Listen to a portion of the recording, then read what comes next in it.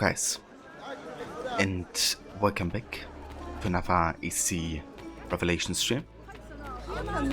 Today we're getting ever closer to the ending of the main story, and yeah, really the ending of our Revelations playthrough. We're gonna be finishing the rest of sequence 6, I think it is, and then we're going to Cappadocia, and then we have the last two, which really I played like back to back. So yeah, I think we have a good chance of finishing the main game today, and maybe even watch AC Embers too. If we look at the DNA tracker, we should see that we have done all of the side stuff and gotten 100% in the main sequences so far.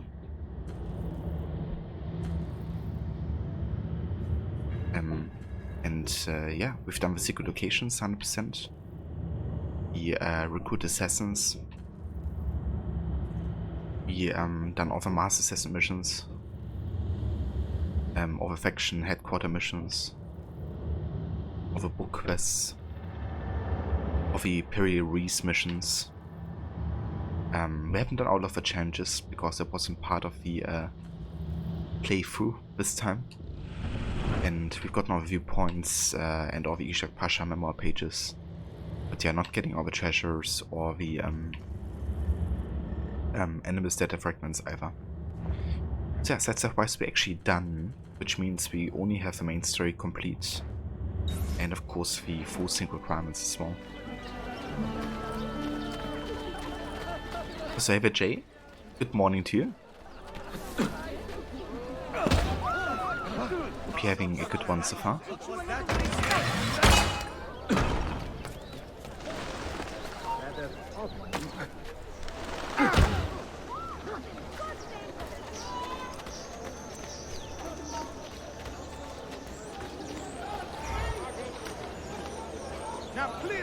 Give it grace.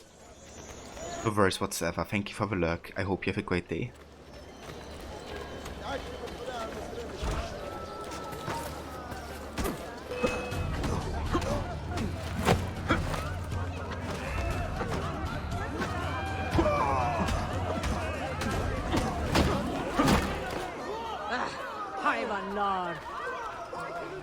Settling into work for the day. Oh, I gotcha.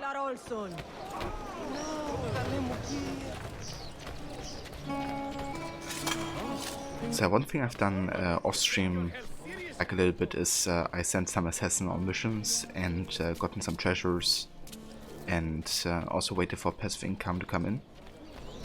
So we got another 80k or so out of that. Also by selling bomb ingredients and looting them. Reason being that we need I think about 270k for buying all of the books in Cappadocia. We should have enough now, which means we can just buy all of them there. Then we also have all the books purchased. Then we can trigger the final cutscene with Sophia as well.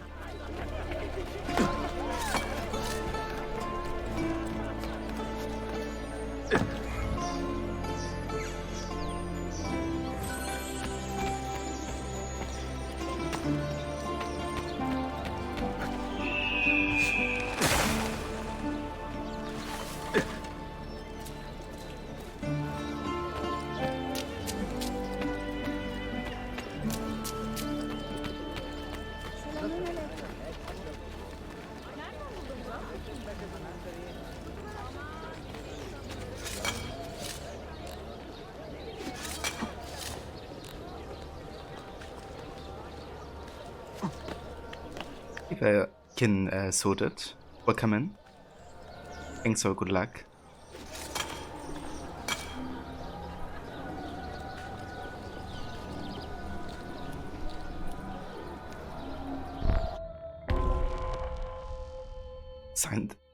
Signs and Symbols Part 3. Niccolo Polo hid a book near Lido Hagia Sophia containing clues to a massive key's location. Use the Polo symbols to reveal it.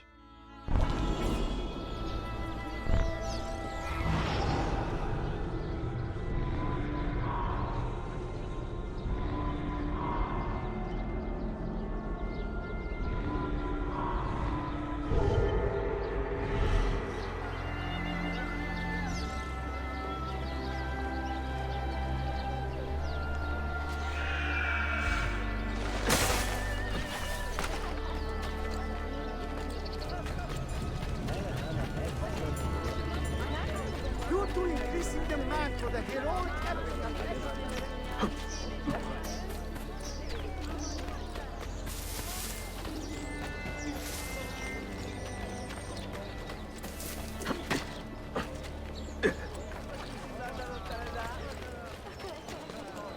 A bit old to be living about, no? Hey Virot, welcome in Sunny. How's it going? How was the rest of your stream today?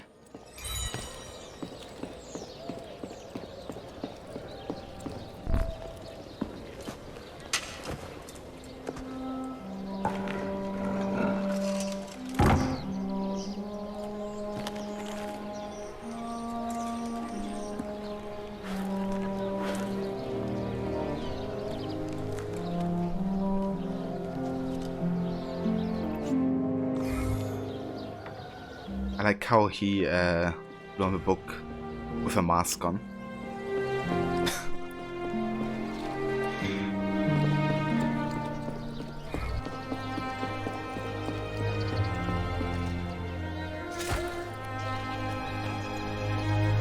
But going great, thanks dude. It was really good. Made a lot of progress with Gwen cards.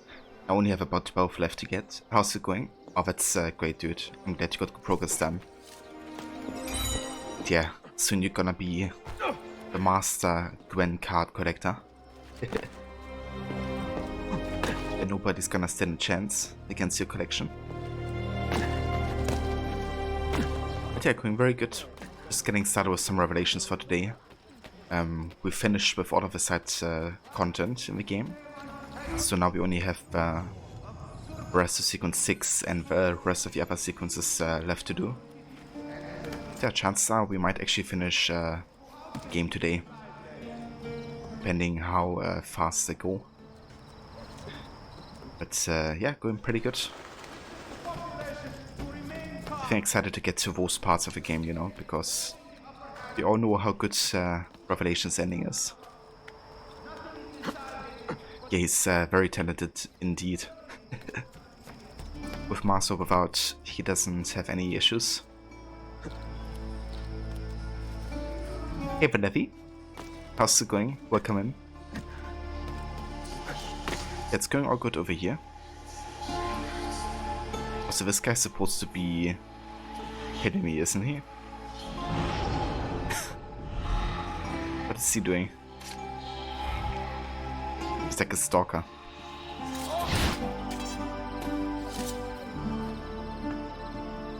Mission failed.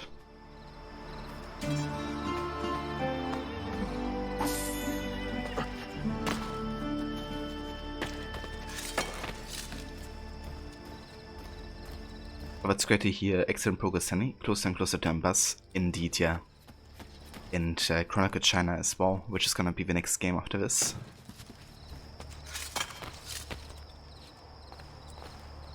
Got really hard earlier because you had to flag a comment for bullying because someone implied that the person in the video looked like Voldemort. That was really mean and they reported it. Ah, okay. I mean, looking like Voldemort means looking like Raphael, so I think that could be a compliment. Technically. You can also look at it from the bright side. In the current situation. Another time.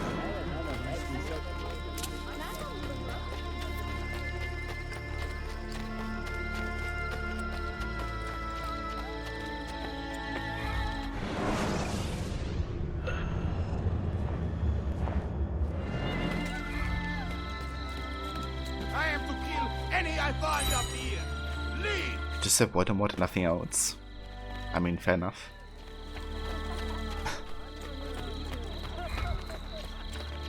Assassin Stalker fails. Yeah, no kidding, Rod. Thanks for clipping that.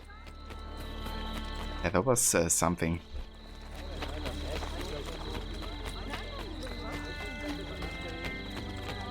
Yeah, I mean, that would be an insult Fresh Dumbledore would use. Definitely creative.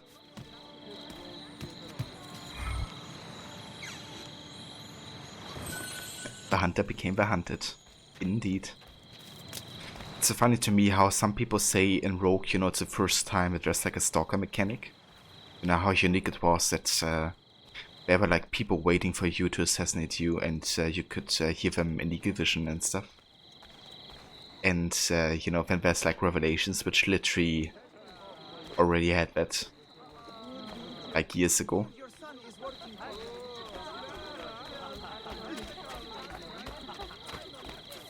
Yeah, no. Rogue ain't that innovative.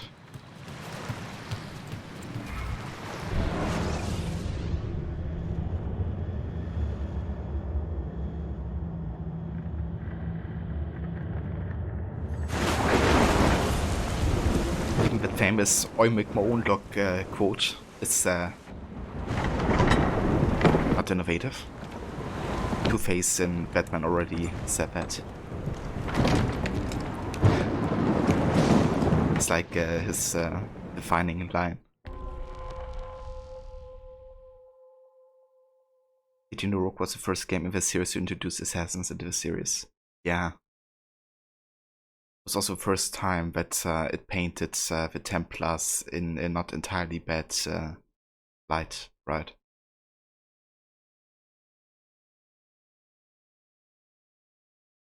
The Maiden's Tower. A clue left behind by the Polos has brought Ezio to the Maiden's Tower.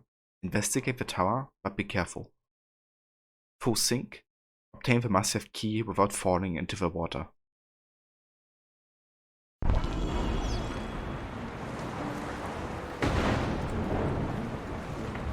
Oh, I like this one.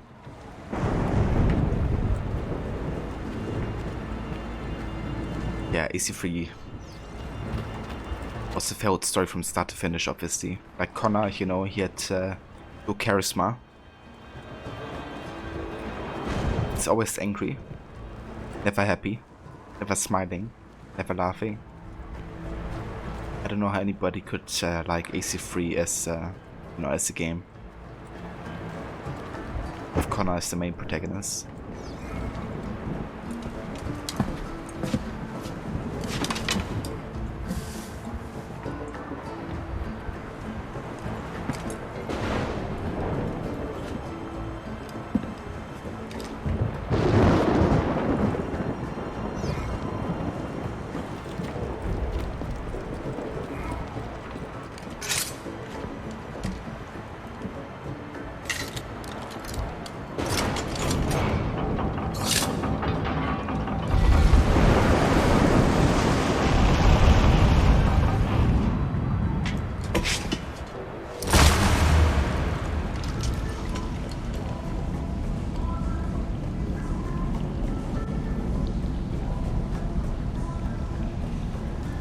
Finished cleaning everything, by the way, ready for tomorrow. Oh yeah. Very nice levy. Yeah, the music is great, Rod. This big kid has done it again.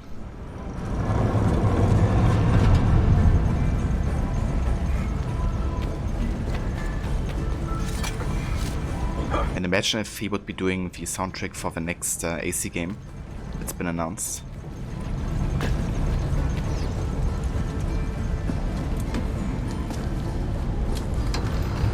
Basim in the as a protagonist. Location-wise, it would be definitely similar as well. So we could take some inspiration from Revelations.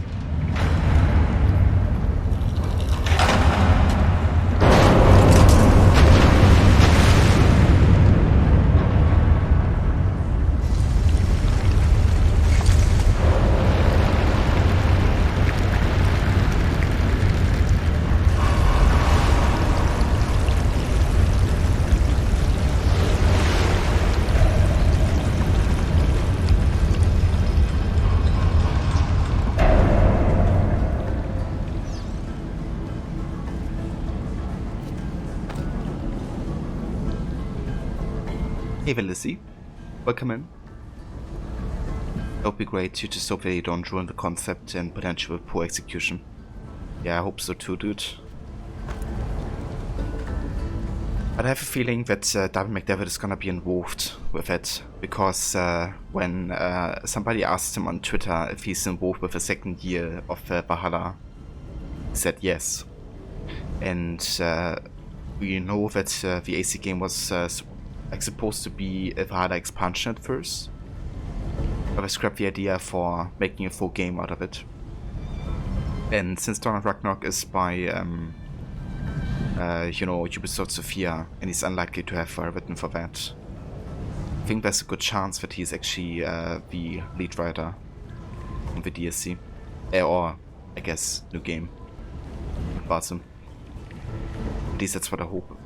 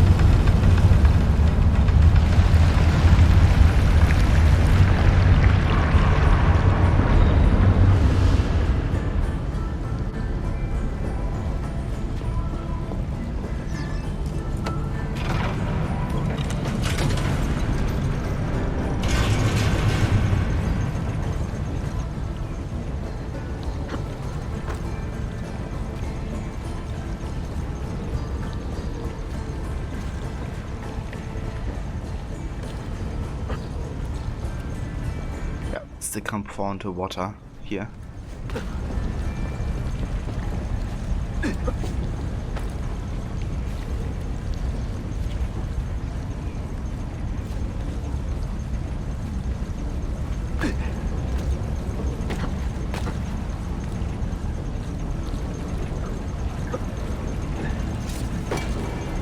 Jesus Christ, every time.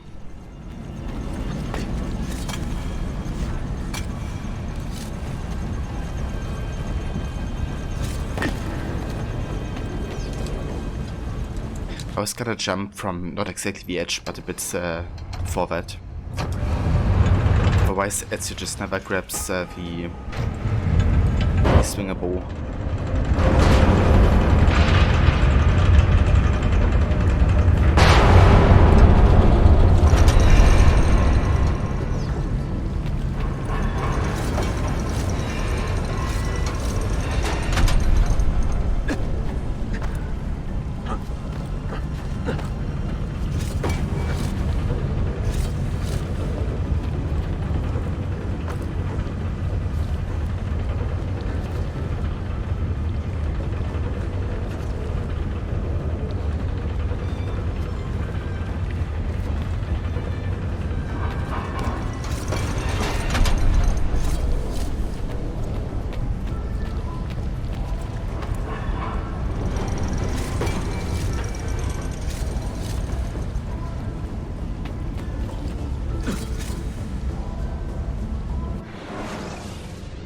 kidding me?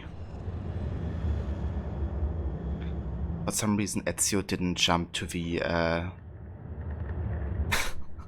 to the climbable. Even though I just did like, you know, parkour and A towards it. That means you fall into water, which means you have to restart the entire memory. Great. Don't know why the game did that to me there, but it did.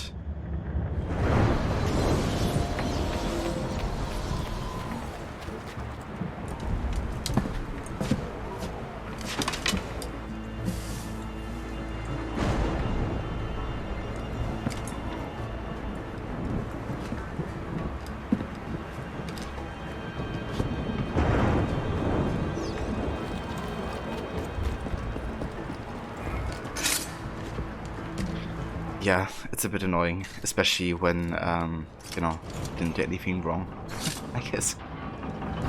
But oh well. Thing is also with my controller, sometimes like double presses A, so I also have to be aware of that, especially in this part where I can't fall into water. But yeah, it's fine. No worries, Sleppy. I'll talk to you later.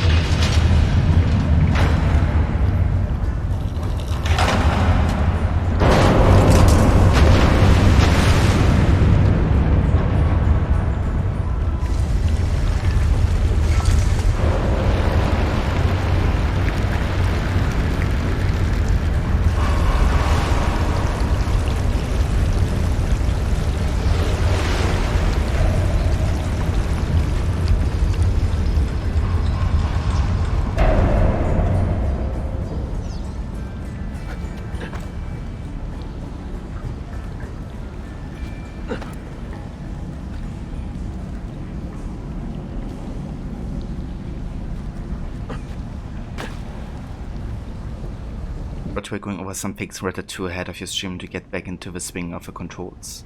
You just had to be an asshole in one horn and snipe people from the lighthouse. I mean, that's definitely fair, dude. But yeah, I'm looking forward to see you play that game again, dude. I'm also really excited to get back into it myself this year, hopefully.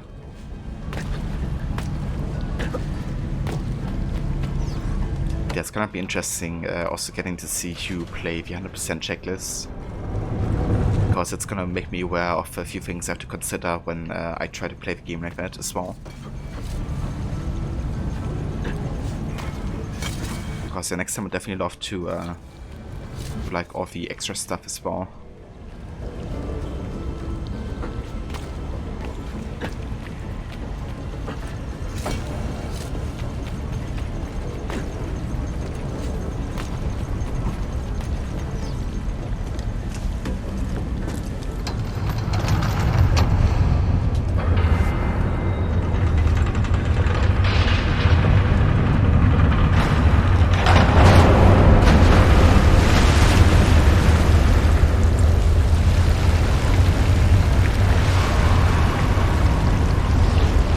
For sure, just a massive open world, but such a greatly designed.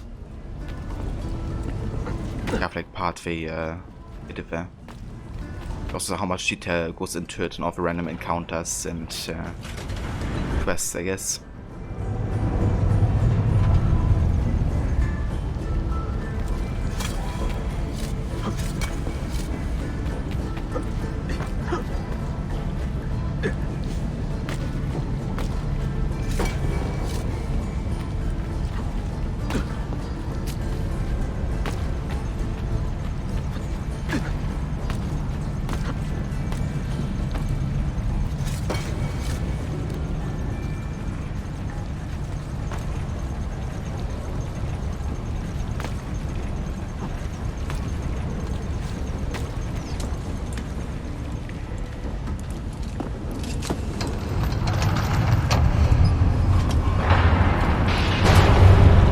it's understandable.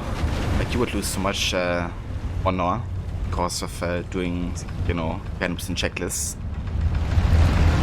And I guess it makes sense to have it done before the final chapter as well, because you have like so many ways of getting or losing honor with the choices you have in that part.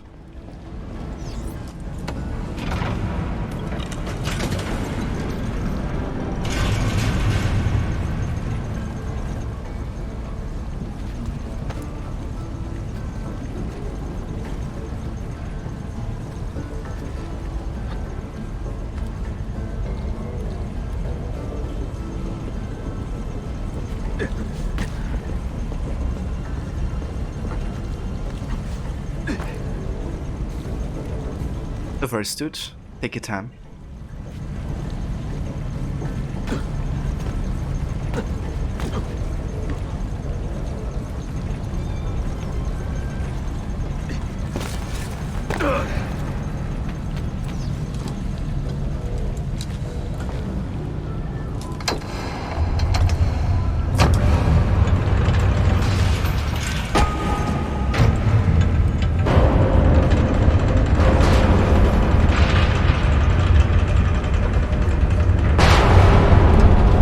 How he just kicks it like his foot is out of steel or something. Like, that must have hurt. Just saying.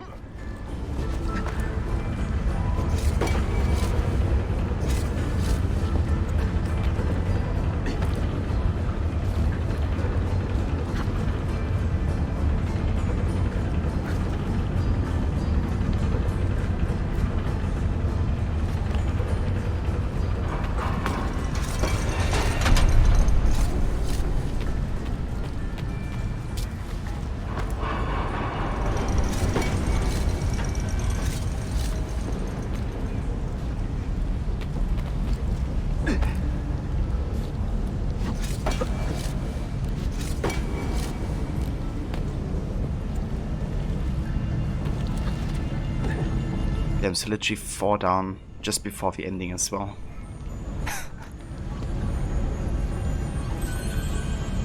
Amazing. I think that even happened before to me. But Ezio didn't grab the ledge at the exact moment. I think you really gotta position yourself right with the camera, like, you know, have like centered on it, otherwise it's not possible.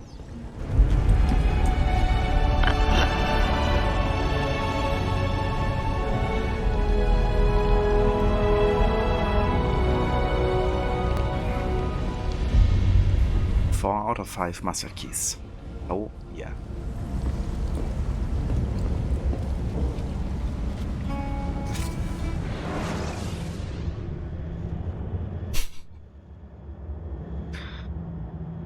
Jumping to my death there.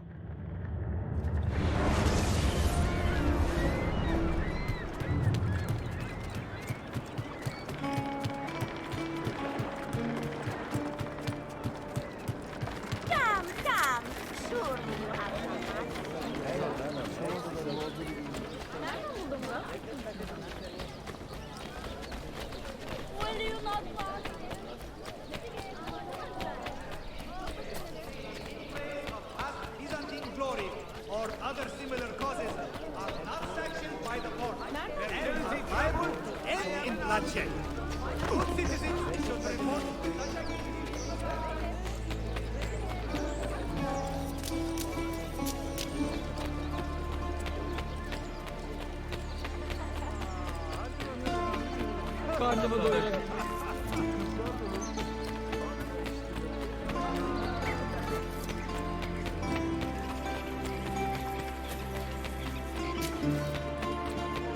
Okay, let's go to the blacksmith here for now.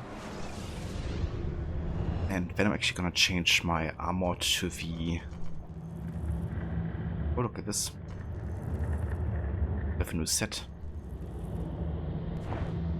I actually want to change to the Master Assassin armor. I guess I have to do that inside the Assassin hideout here.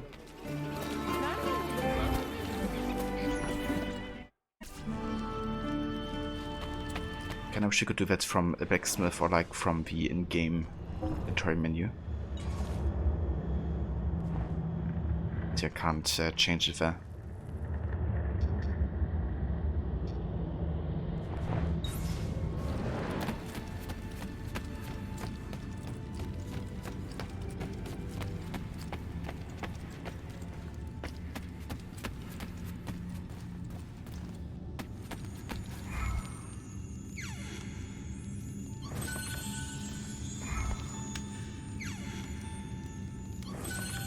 Okay, let's do some bomb crafting here.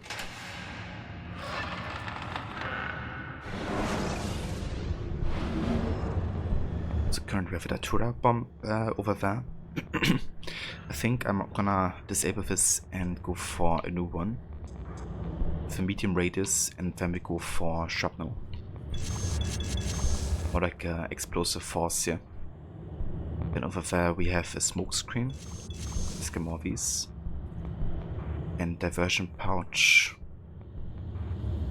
I mean, the cherry bomb is fine.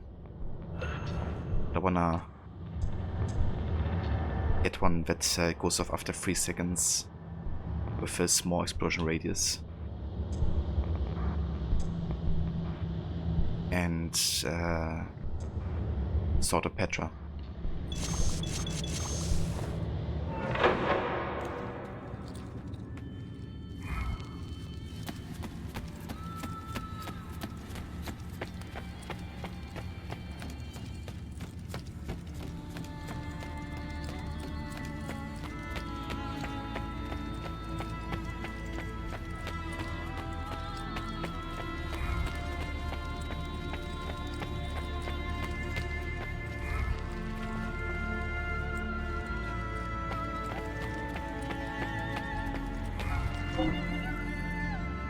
Right, there we go. Master Assassin set. Gonna have that equipped for now. And then it's time to do another LTE mission.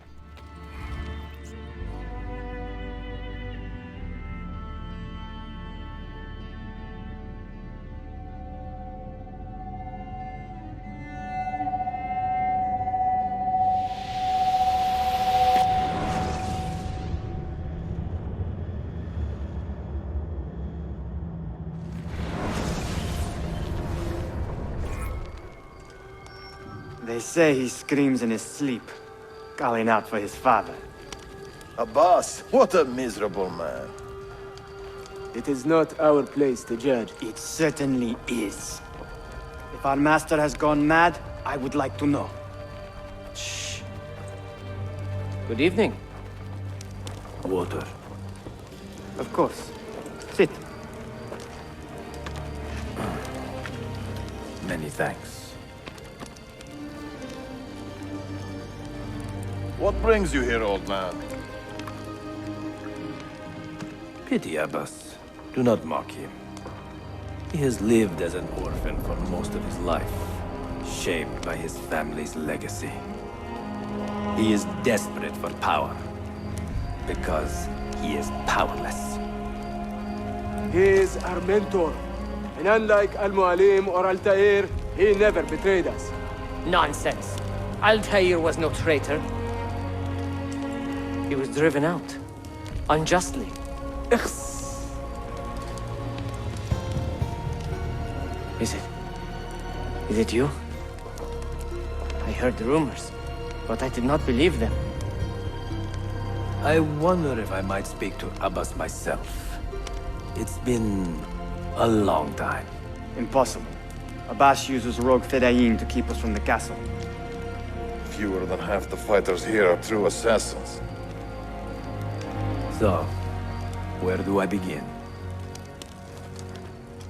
With us.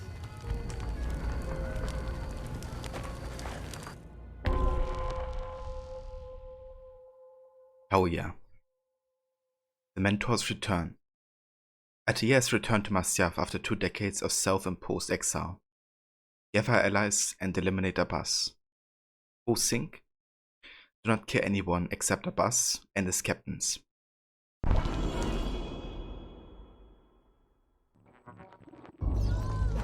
You say these men are cruel. Has anyone raised his blade against an innocent? Alas, yes. Brutality seems to be their sole joy. Then they will die, for they have compromised the Order. But those who still live by the Creed must be spared. You can trust in us. You've heard the stories going around the village? About the boss and his nightmares? No. Altair. What about him? People say an old assassin saved the life of a merchant down in the valley. They say he fought with a hidden blade. Rumors. I don't believe it. True or not, say nothing to Abbas. He is sick with paranoia.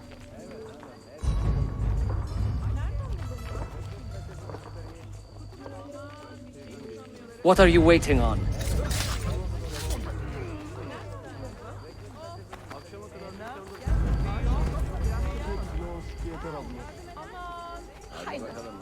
Another one. Dark days.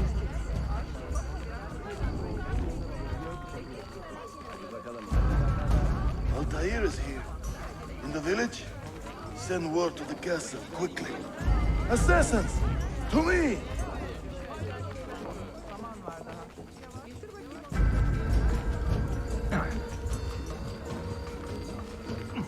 That man seems familiar.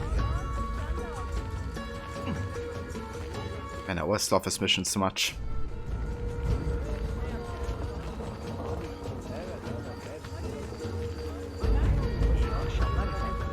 Going in here, you know, it's like, you know, really old guy Altair.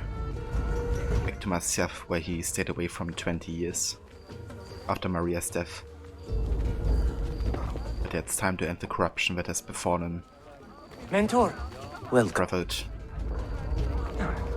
Shh. Do not want to get him killed.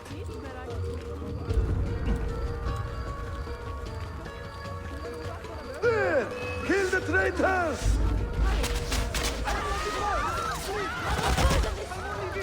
I don't know what's going on. You are nothing without that artifact. Nothing! You pathetic miser. Stand down or die. Follow me to the castle, and spill no blood if you can help it.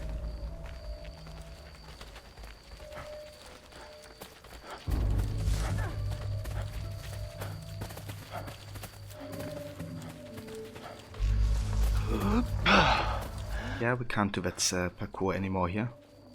Can't even run for a long amount of time.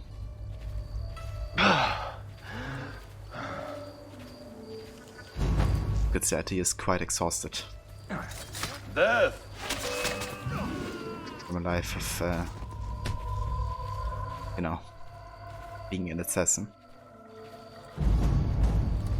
But Ezio's seeing that, of course, is also like a lesson to him in some ways, right? Like, he sees Altair's life and he takes the life lessons that Altair experiences to heart. It's also partially the reason why he, 2 decades have passed since we last saw you within these walls. why he sees assassin life behind after Revelations. We could use your wisdom. Now more than ever.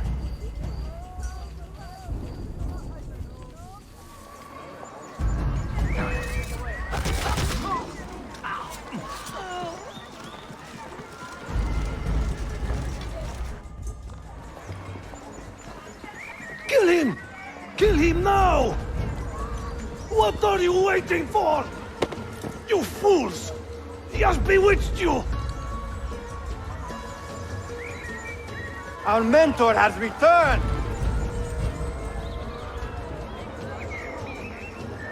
My respect, Mentor. For Abbas! I fight for you. For the Order. Mentor. So we just disarm these guys because we can't actually kill them.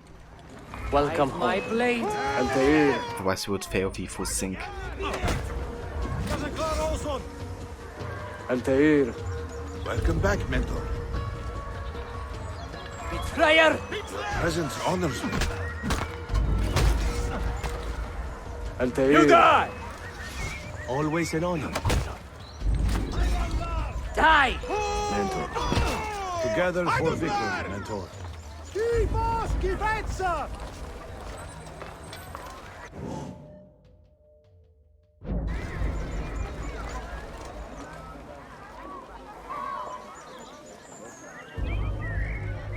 Welcome back, Mentor. Tell your men to stand down! No! I am defending Mashaf! Would you not do the same? You corrupted everything we stand for and lost everything we gained. All of it sacrificed on the altar of your own spite. Take my sugar! Take anything you like! You have wasted your life, staring into that apple, dreaming of your own glory. That is true, Abbas. I learned many things from the apple. Of life and death. Of the past I and need the future. money, sir. I'm poor and Let me sick show and you. hungry.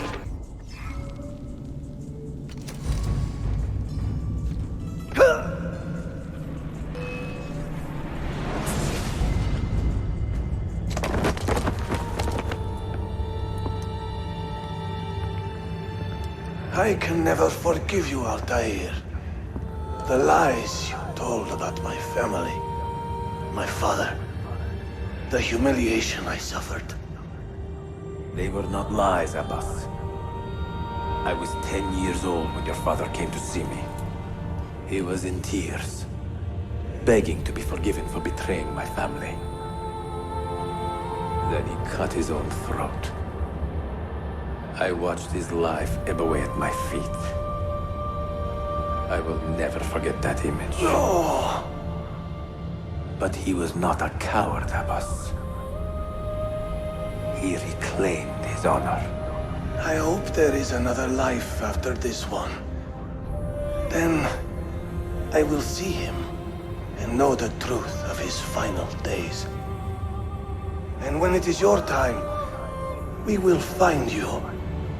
And then there will be no doubts.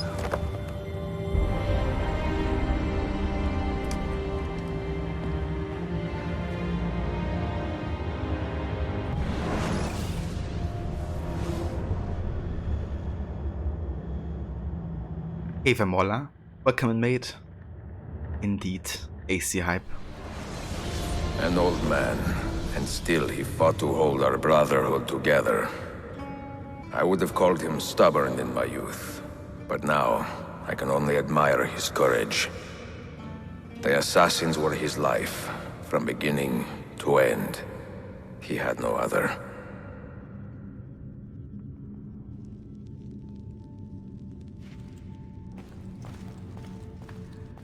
Indeed.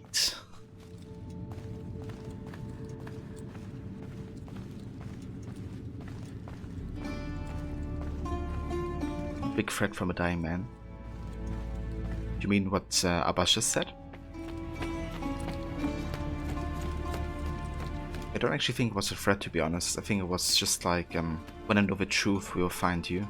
And if what I hear is true, which it is, then, you know, we can fight each other to find peace, I guess. But yeah, that's just my interpretation. Obviously, it would be a threat if Atia would be lying. But yeah, that's not the case.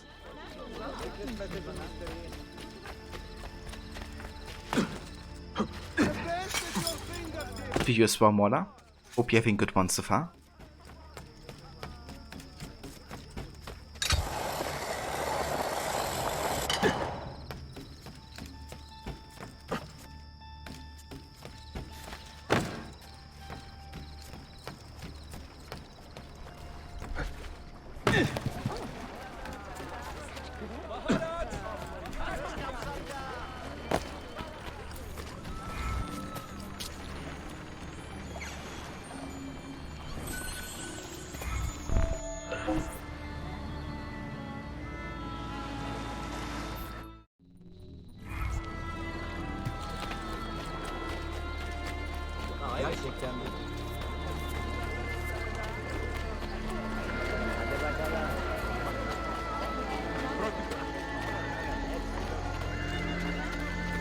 Sayun Auditore! Word around the city is you're leaving us. It's nothing I do a secret. Not to worry, brother.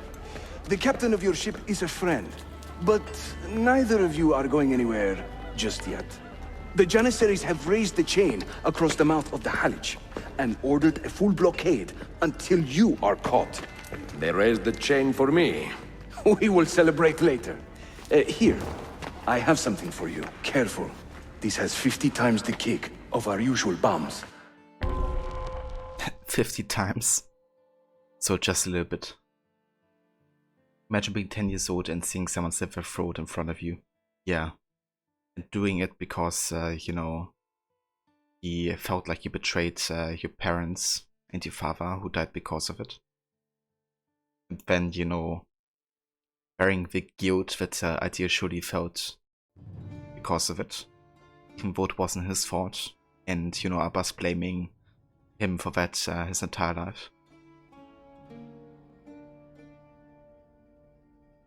Setting sail. Manu has fled the city by sea, and the Janissaries want Ezio dead. Evade the Janissaries and leave the city in pursuit of Manuel. Full sync. Do not kill anyone with blades. Bene, I know what to do. The suspense is palpable. Yusuf, wait. Un favore. Yes? There is a woman running a bookshop at the old Polo trading post. Sofia. Look out for her. She is a remarkable lady. You have my word. Gather your men. This will attract some attention.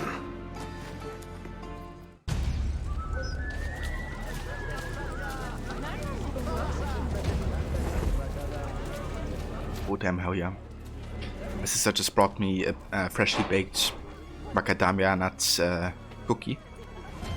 And it's damn delicious. With white chocolate. So very Lizzie. You have a good night. I hope you have a good rest.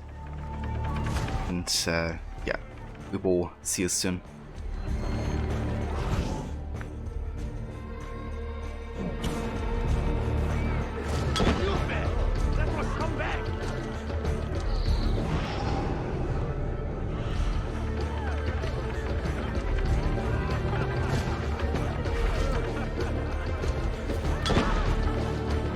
Valiant warriors make legends. You dogs, on the other hand, will soon make kindling. May I finish all of the viewpoints and save citizen missions for the next assassination to try to get the final stream to 5 hours or less. So you may have Mola. But that's good going, dude. Yeah. Stuff like this I also like to do off stream sometimes. You know, if it's not adding too much like story stuff or so to the stream, if it's just like grinding in some ways. But yeah, that's good going. It should make it definitely go a bit faster.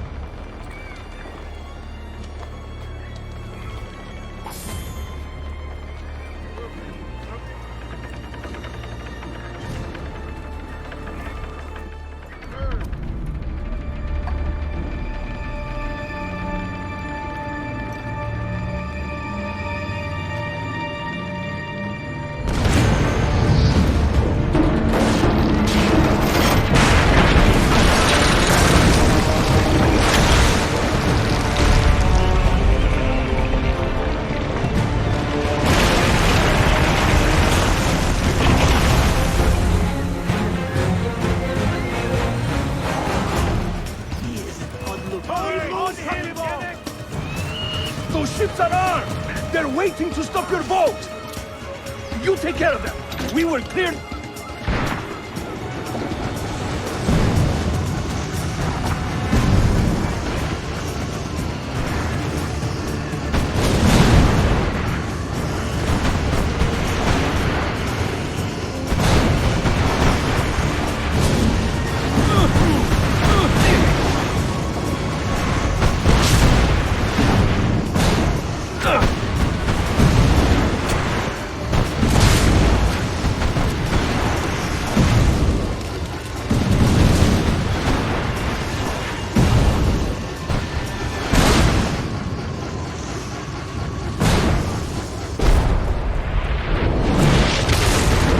fire here.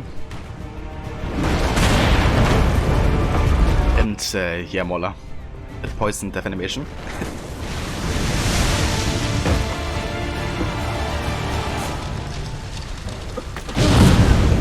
My assassin buddies actually took care of these guys, Mola.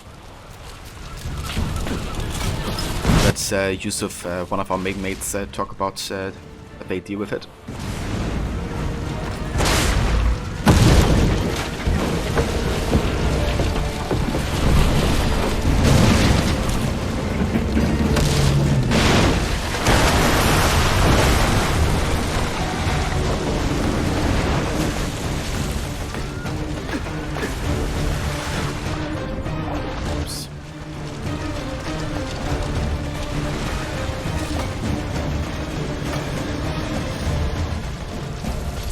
Yanlış yaptın ahmak. Baştan başla.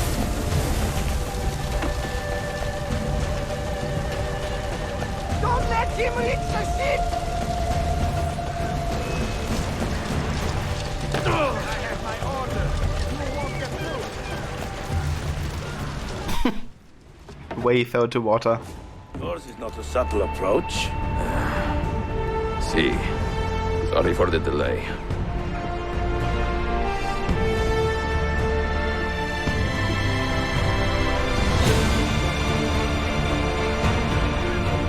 Yeah, had a drop for AC Black Flag coming in, Mola.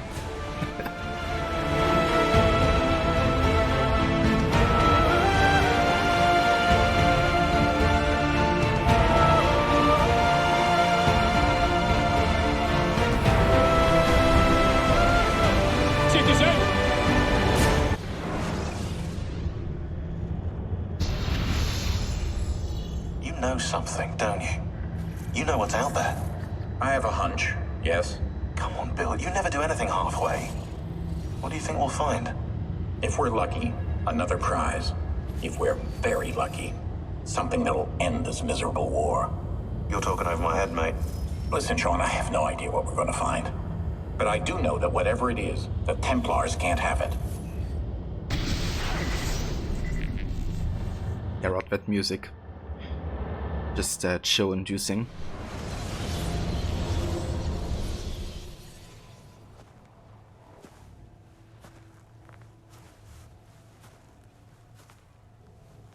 Do you regret anything, Desmond?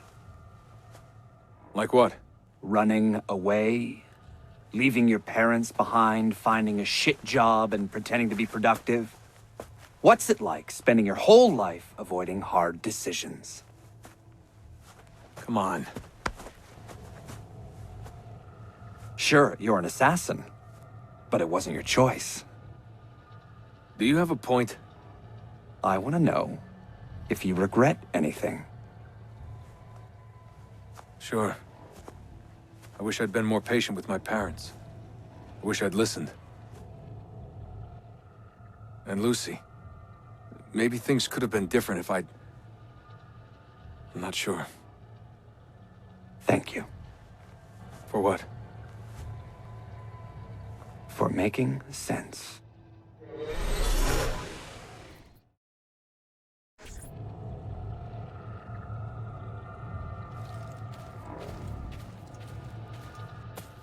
I mean, once in a while even Desmond has to make sense, right?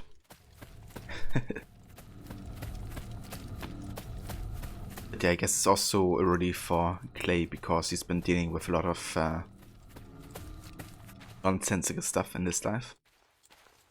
Especially given what, you know, happened to him and his psychology.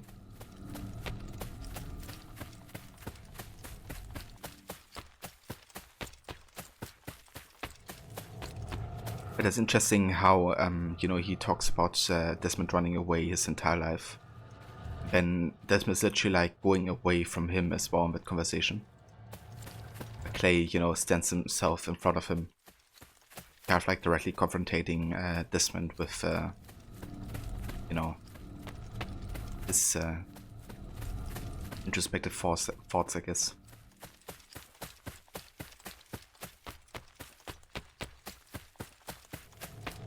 But yeah, let's go ahead into the next sequence. Underworld. Going to Cappadocia.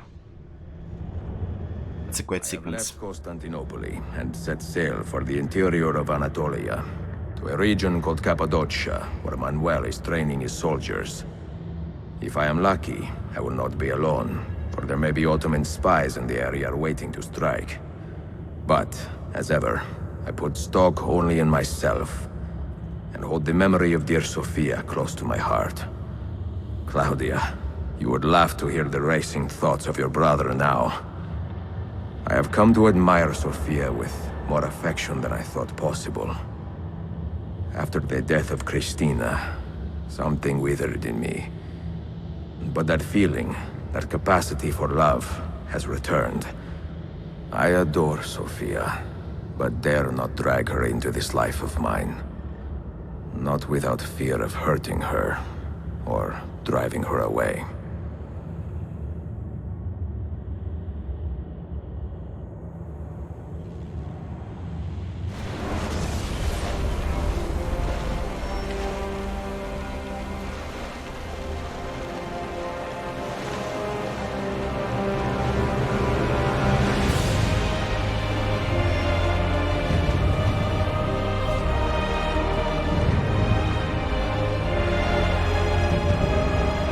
Evidence of an army here, and no signs of Tariq's men.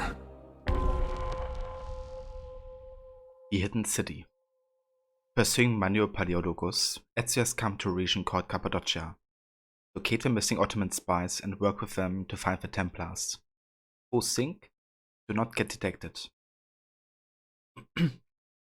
But hearing Desmond tell him something he regrets helps Clay remember what it's like to be alive and the kind of things that people who are alive experience, or in the case of regrets, have. Yeah, that's a good point as well. You know, by being so long in the Animus, you can definitely feel that he's losing touch with reality even more. And by talking to Desmond, he definitely copes with what he has lost in a lot of ways. And yeah, Clay, you know, what a character. And I really love how the Lost Archive DLC also really, you know, puts like more focus on him as a character. Like such a great DLC for the fact that it focuses on Clay completely for once.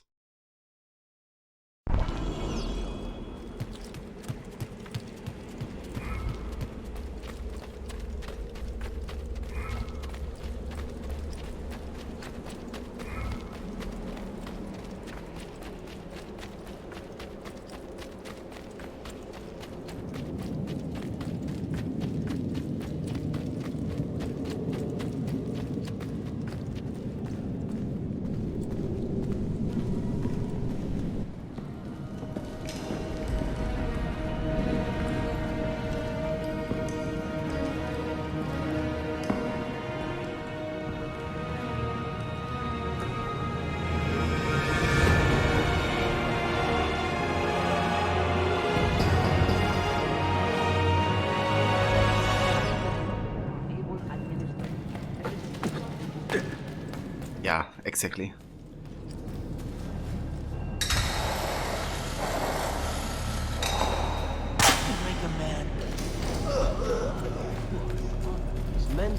Yeah, it was a great send-off for him. Kind of like giving the character closure.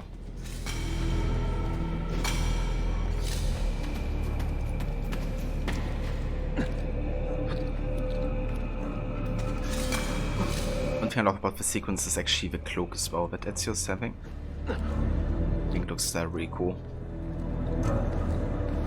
That was reminds you of the old Altair cloak that he's been wearing.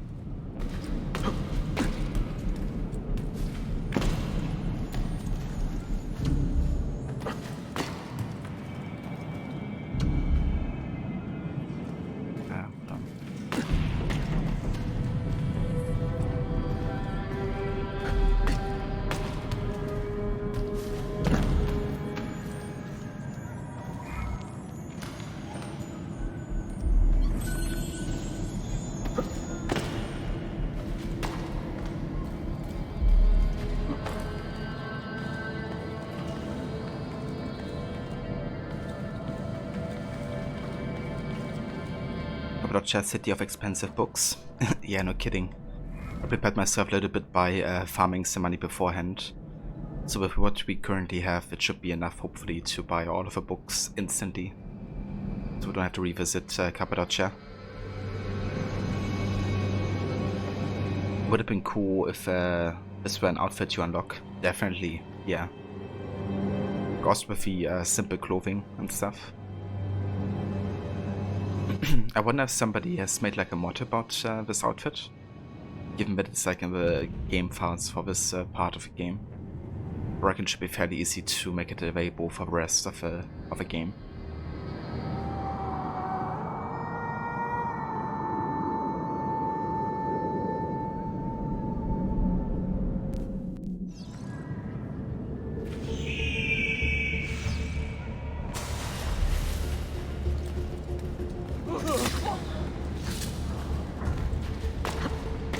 What's his problem?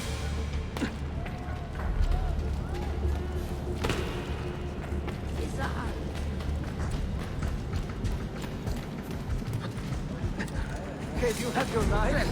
We could use him for target practice.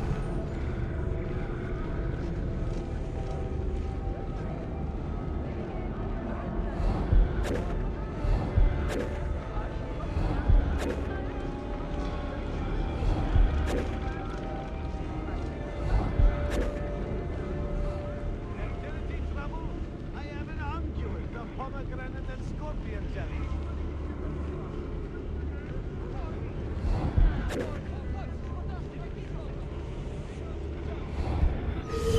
Καληνύχτα. Οι τιμές είναι πολύ ακριβές. Μ' αρέσει, αλλά δεν είναι χωρικά.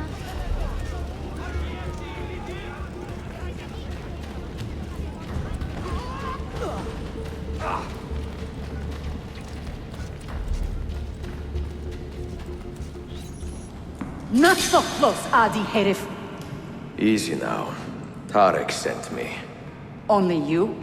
Why not more? I am enough. Where are your men? Captured by Byzantines over a week ago. I was just to look like a slave and managed to escape. But the others? Are you a capable fighter? I like to think so. Well, when you are certain, come find me. I like to think so. Ilara. A Turkish woman born in the Topkapi harem, Ilara was raised from birth to honor the Sultan and his family, and trained to desire nothing more than a fine husband and a lofty station in life. The strict set of boundaries did not please or amuse her, however, and she quickly gained a reputation as an ill-mannered and brazen upstart. This suited her just fine, as it did a janissary named Tariq Baletti, who quite admired her boldness. Taken by her charms, Tariq eventually arranged for her release to work as an envoy for the Janissaries, half out of kindness and half hoping this would win Delara's affections. It did not, and became a source of much grief for Tariq in his later years. Hey Juno, I didn't realize it actually. That Delara is voiced by Juno's voice actress. That's cool.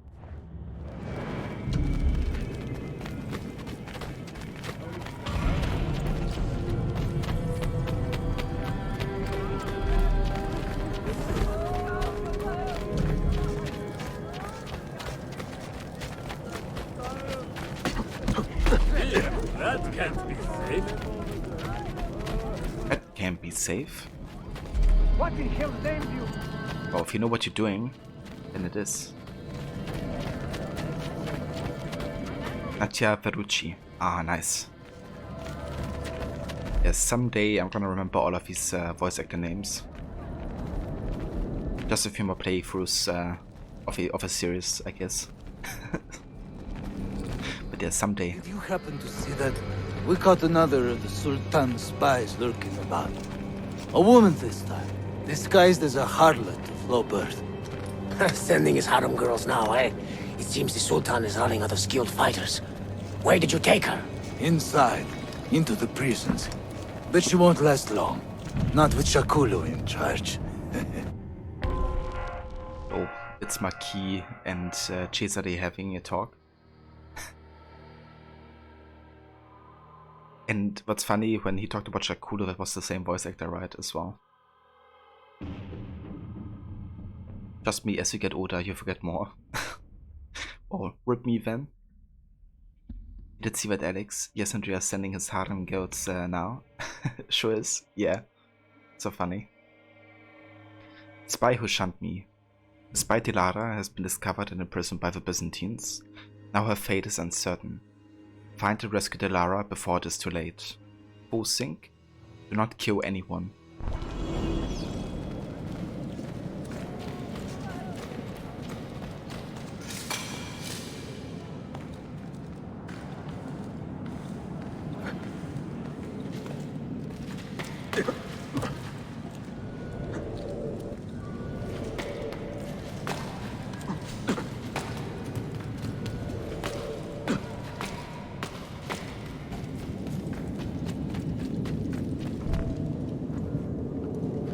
How soon before my soldiers are trained to use those guns? A few weeks at most. Janissaries will know I have betrayed them by now. But do they have the resources for retribution? Doubtful. The Sultan's battle with Selim commands most of their attention. What the hell is that smell? Apologies, Manuel. Some of these Ottoman prisoners are so fragile. Shakuru, try to moderate your anger. I know the Sultan humiliated your people, but there is no need to spit on men who are beneath us. You, take the woman from the prison and bring her to the chapel. Shakulu, I don't have the key. Find it!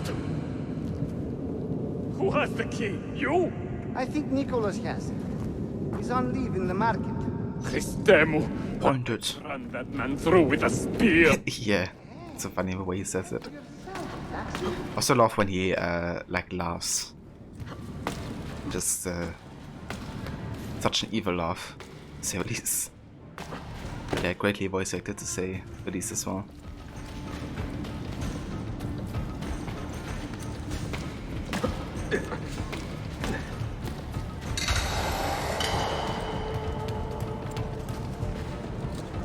Madman, huh? How bizarre. How bizarre.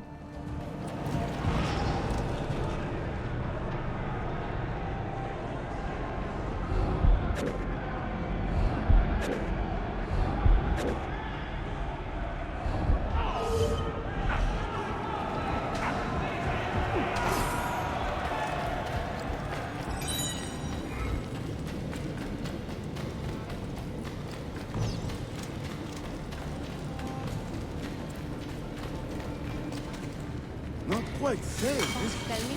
There's one. It's totally safe. Don't worry.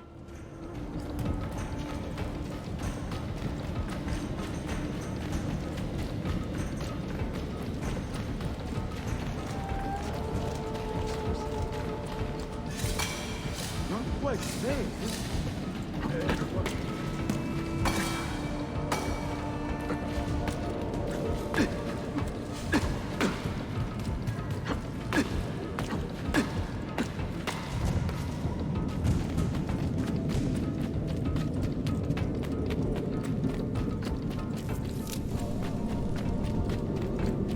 I love that music so much right here.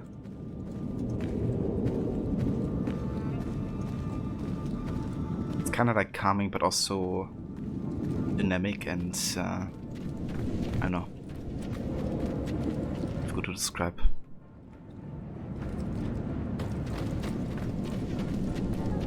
What is he doing? If he falls, I'm not going to help him.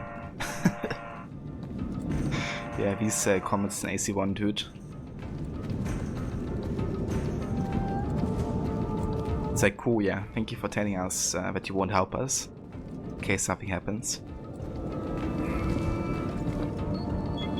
You took your time. You are welcome. Aman Allah. What is that? Not everyone was taken prisoner. Poor men. Allah siti kutsasın. That Turkmen renegade did this. Shakulu. I'll kill him! Wait.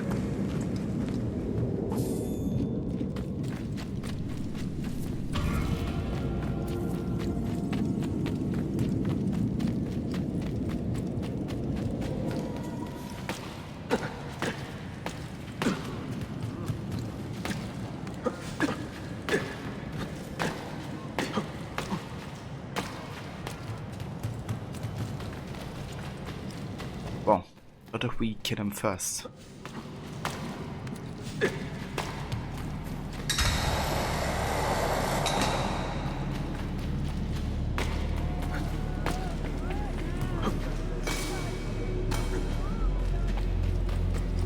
Yeah, so for this mission we actually have to enable V-Sync, otherwise the game will has the option to bug out during the mission. So let me go ahead and turn it off here, on. I provide care. Let me do the mission like that.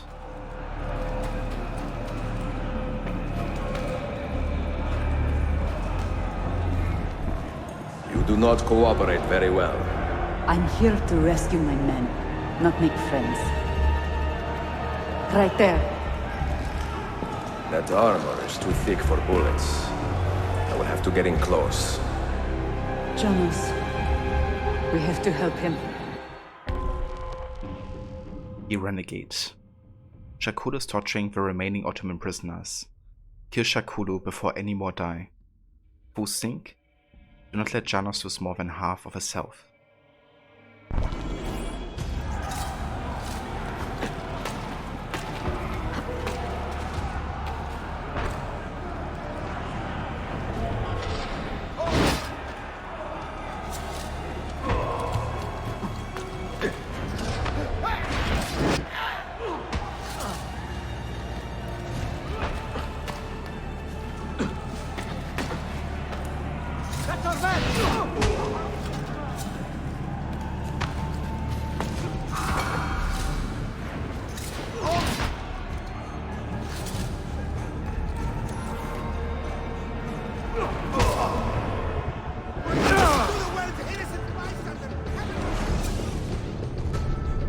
Men who make a fetish out of murder deserve no pity.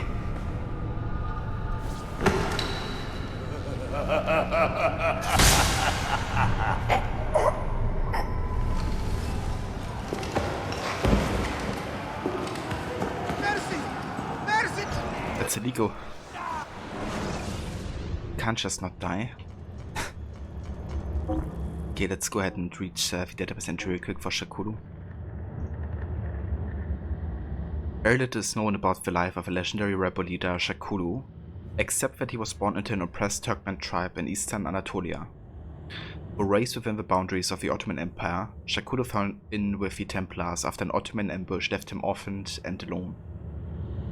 Raised from youth by Safavid sympathizers, and later Templar ideologues, his hatred for the Ottoman Turks was matched only by his furious determination to eliminate all opposition to the Templar ideology. His uncertain partnership with Manu was formed partly out of a shared sense of ideology and partly out of bitter convenience. The Byzantines, after all, hadn't been much kinder than the Ottomans to his people.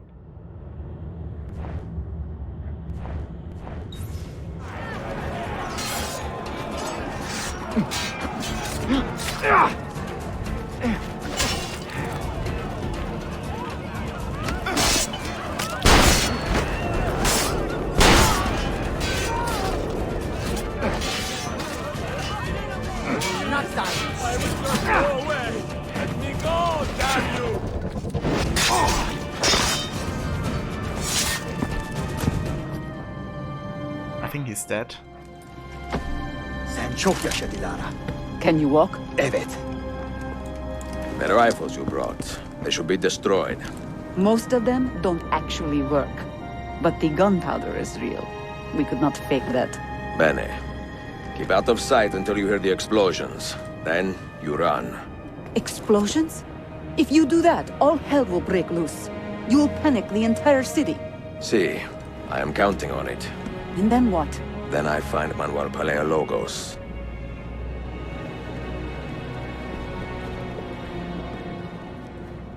Oh, that's the third questionable thing Ezio does in a short amount of time. The first one being killing Tariq, who's innocent, which we can't blame Ezio too much for because he didn't know that he was. They killed an innocent there.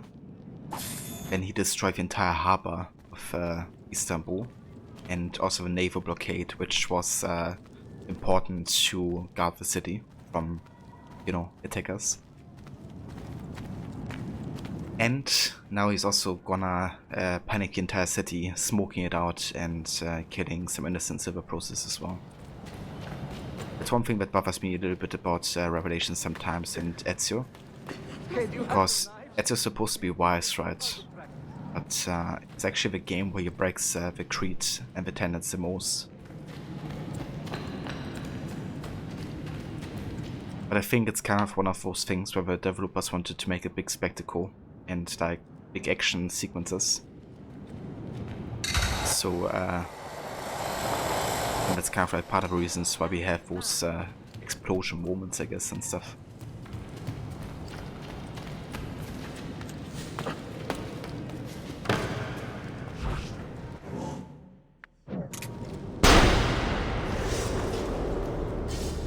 Hey there, Cider.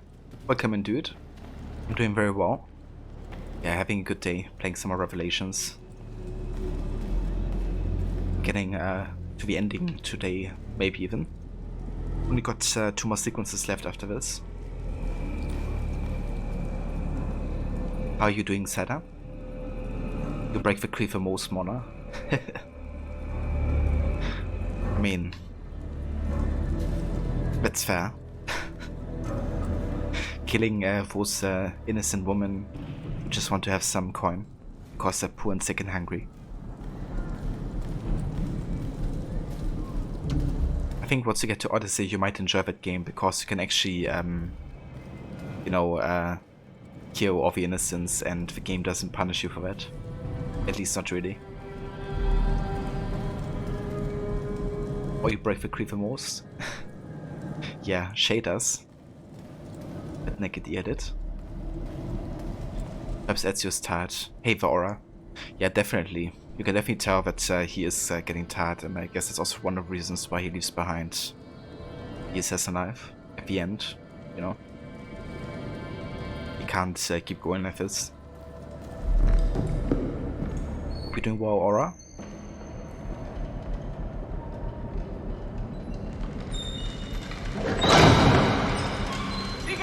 Siga! This is gunpowder, not millet! I got it!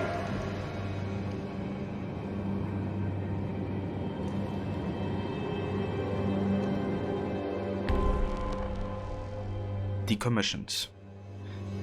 The weapons taken from the Ottomans have been locked away. Infiltrate the weapons depot and destroy the gunpowder. Who sink? Do not take any damage. Yeah, let's craft some bombs here. Ah, never mind, I don't have enough of this. Oh, do I have to do then? Could try to craft some Datura bombs, so I think I might do that real quick. Just to ensure we can use the bombs a bit more actively, because they're essential for the don't take any damage part. I want to avoid combat as much as possible. Let's go ahead and some bombs here. We go for impact, medium range, and then we go for Datura powder. Some poison.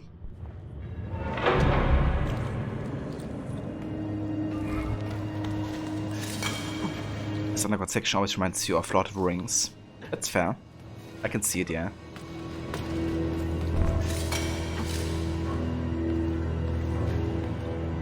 Maybe a bit like no, the Mordor parts. Or even a bit like, you know, the Shadow of Mordor games.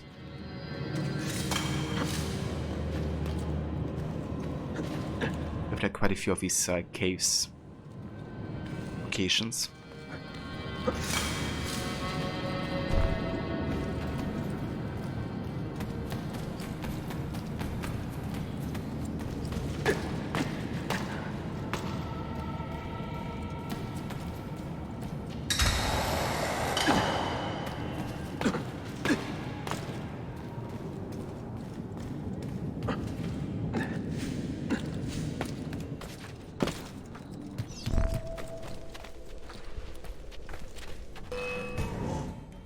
So much that.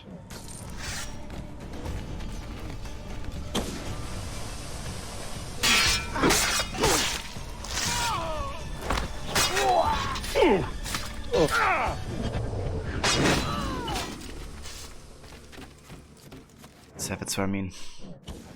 Like lots of these groups on our way. Give your ears as a trophy.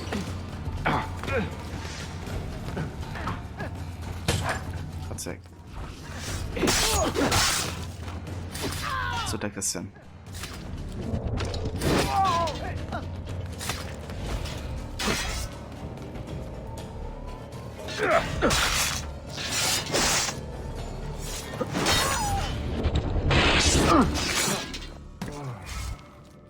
Or would like autofocus the guy. But yeah, that's fine. Let's go ahead and get the nice out here, bow.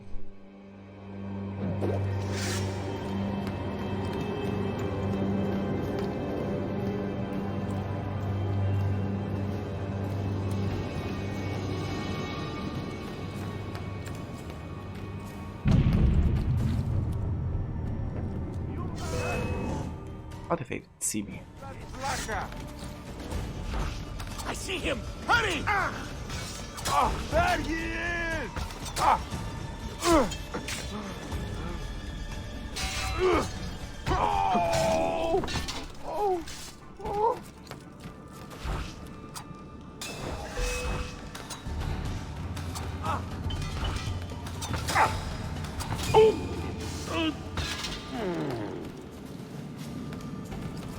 Hold up, there's something down here that I miss.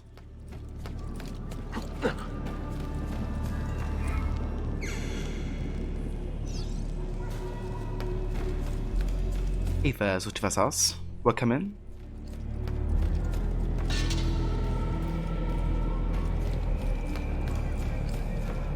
Foreign muscle for Cryer.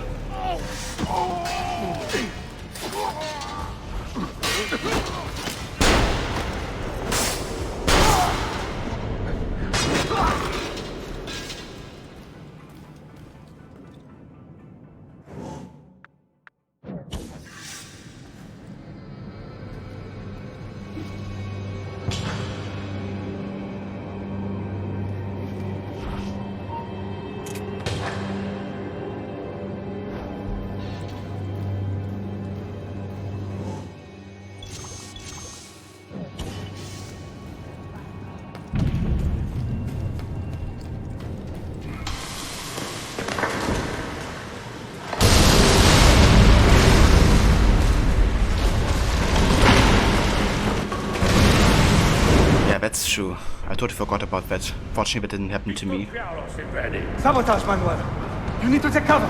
Get out of my way! Citizens! Soldiers! Citizen! Compose yourselves! Do not give in to fear. We are the true shepherds of Constantinopolis. We are the lords of this land. We are Byzantines. Horaio, stand fast. Do not let anyone break it. Oh, stop that man! Coming down! Yeah, that part can be very annoying. For sure. Like, the first time I tried it, I had to replay it, I think, at least 3 times or so to get it right. Because they also kept, like, throwing, I think, bombs at me and stuff. Really annoying. Last of the Paleologi. Manio Paleologos is trying to calm his people amid the chaos of the explosions. A perfect opportunity to cure him and recover the final massive key. Full sync. Do not take any damage. Again. Yeah, exactly. It's also a bit of RNG, isn't it? Like, how they take you and if they do range attacks or not, because in my run just now they didn't do any of that. I definitely had it happen before.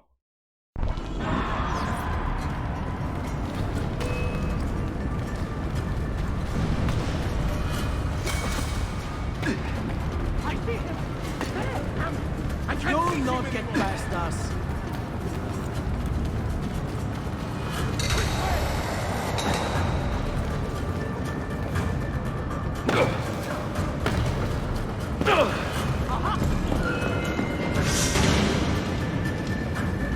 Stop and think for a moment.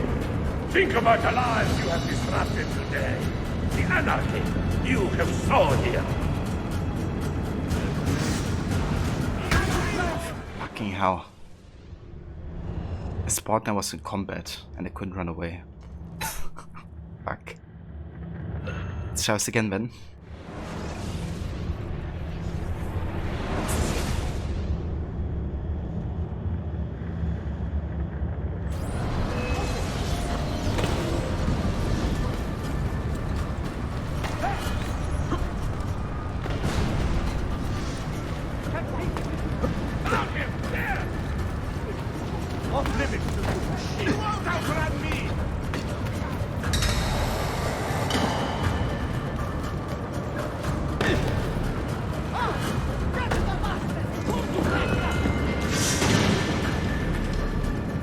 Stop and think for a moment.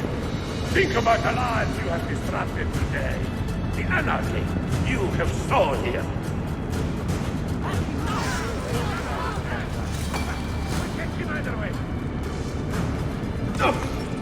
What the fuck?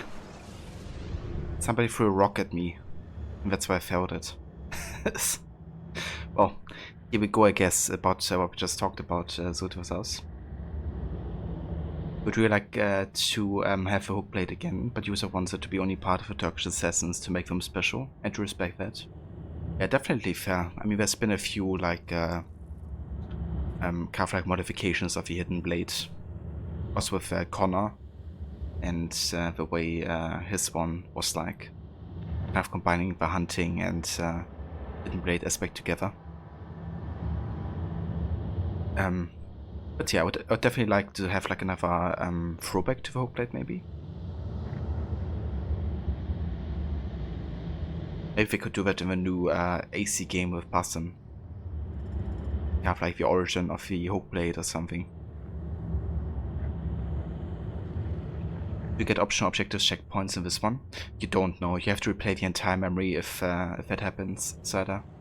It doesn't happen until AC3 actually, but you get like checkpoints or optional objectives.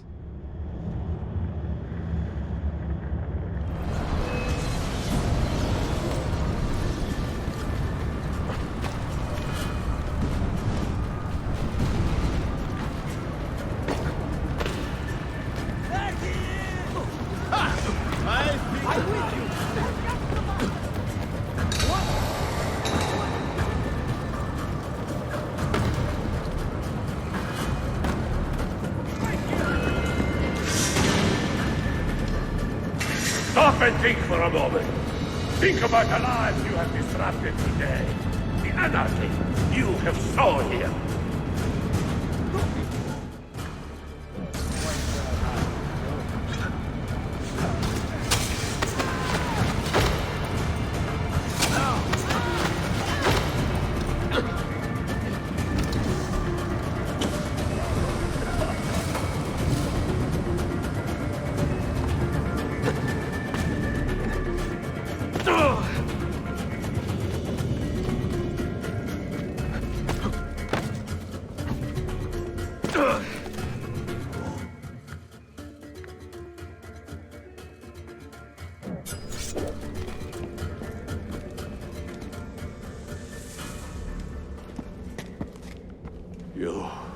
You take advantage of our poor and displaced people, using us to further your own vain quest.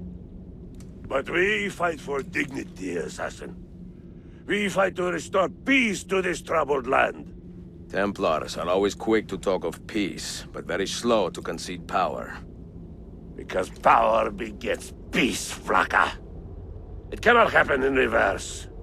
These people would drown without a fair hand to lift them up and keep them in line. There he is. The monster I came to kill. Come! I've just a reward. Oops. Perfect time to pause here because he's about to attack us. So he gotta prepare us immediately for a counterattack once he gets out of the database here.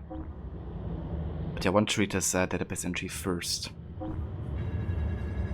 Eva Miratausek. Eva first, welcome in guys. can mostly just throw smoke bombs to stun them, or the French assassins with a crossbow. Yeah, with the Phantom Blade, right? It was really cool as well.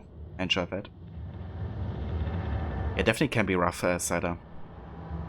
Especially the missions that are like super long and you have like the optional objective at the end. Like the tank mission in Brotherhood, you know, if you fail at the end, then you gotta replay the entire thing again.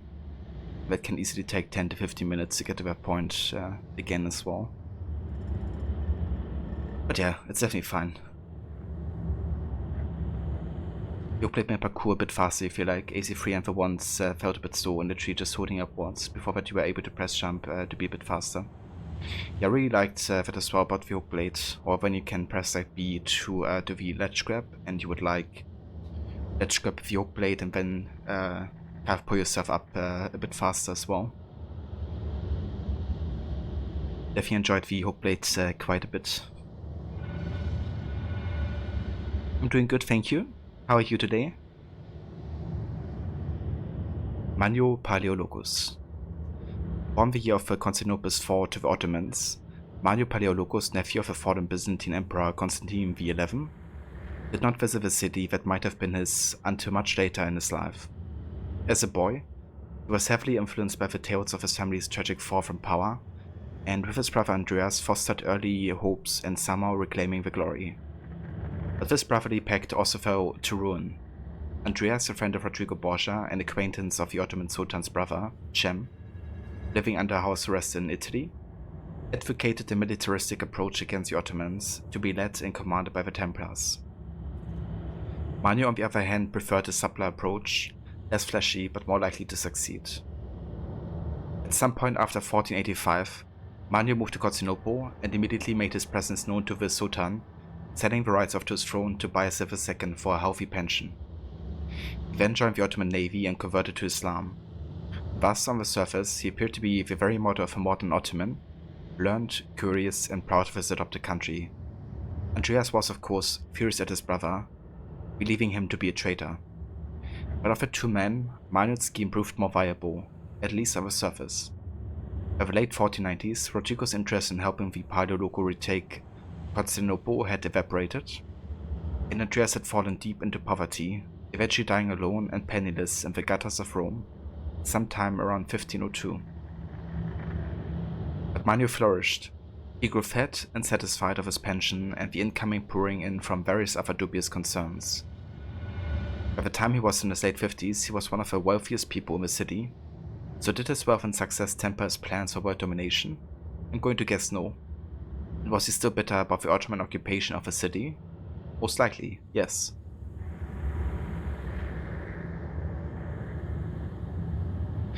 But then there's the missions related to when trying to get all the requirements to go to one attempt, otherwise have to go through unskippable dialogue that could go on for 10 minutes before you even get back to where the requirements matter. Dude, that's insane. I'm not looking forward to that. When I go for the 100% checklist. Well, the checklist doesn't include the optional objectives, does it?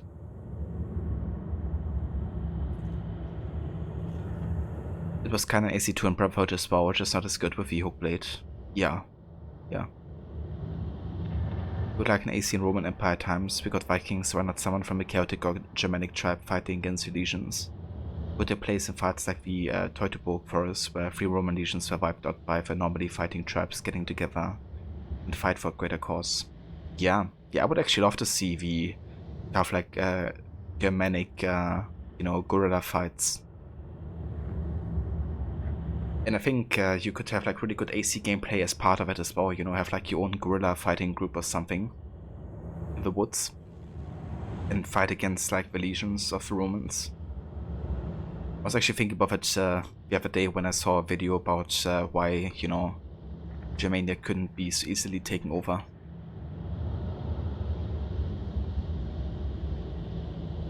Thankfully getting good isn't part of 100% checklist. Ah, that's good.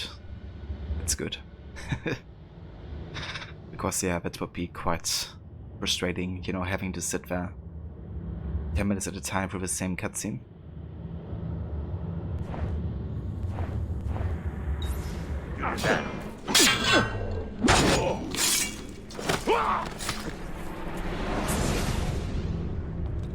I should have been Constantine's successor. He had so many plans. Your dream dies with you, Manuel. Your empire is gone. Ah. But I am not the only one with this vision, assassin. The dream of our order is universal. Ottoman, Byzantine. These are only labels. Costumes and facades. Beneath these trappings, all Templars are part of the same family. Enough prattling. I am here for the Masyav key. Then take it. Take it. Seek your fortune. See if you get within 100 leagues of that library before one of us finishes you off.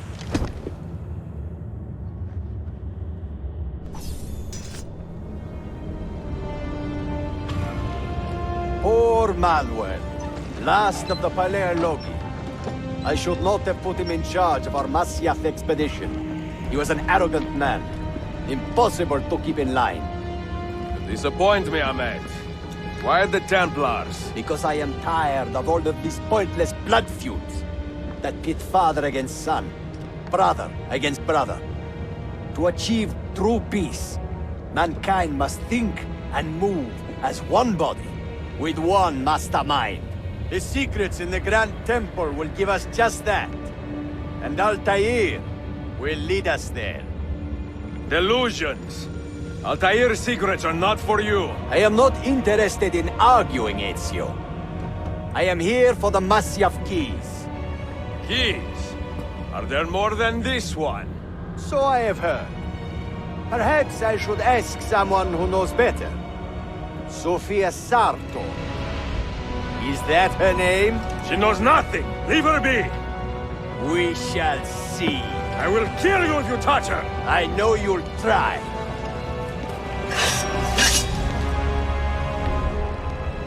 I'm gonna put some dirt in your eye.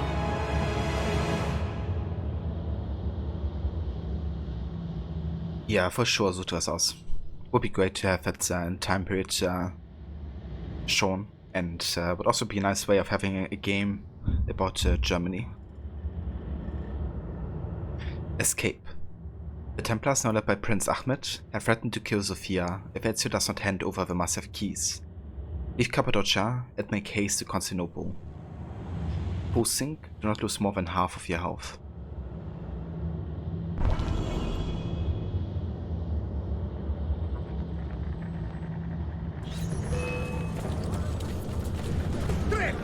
You think you can outrun us?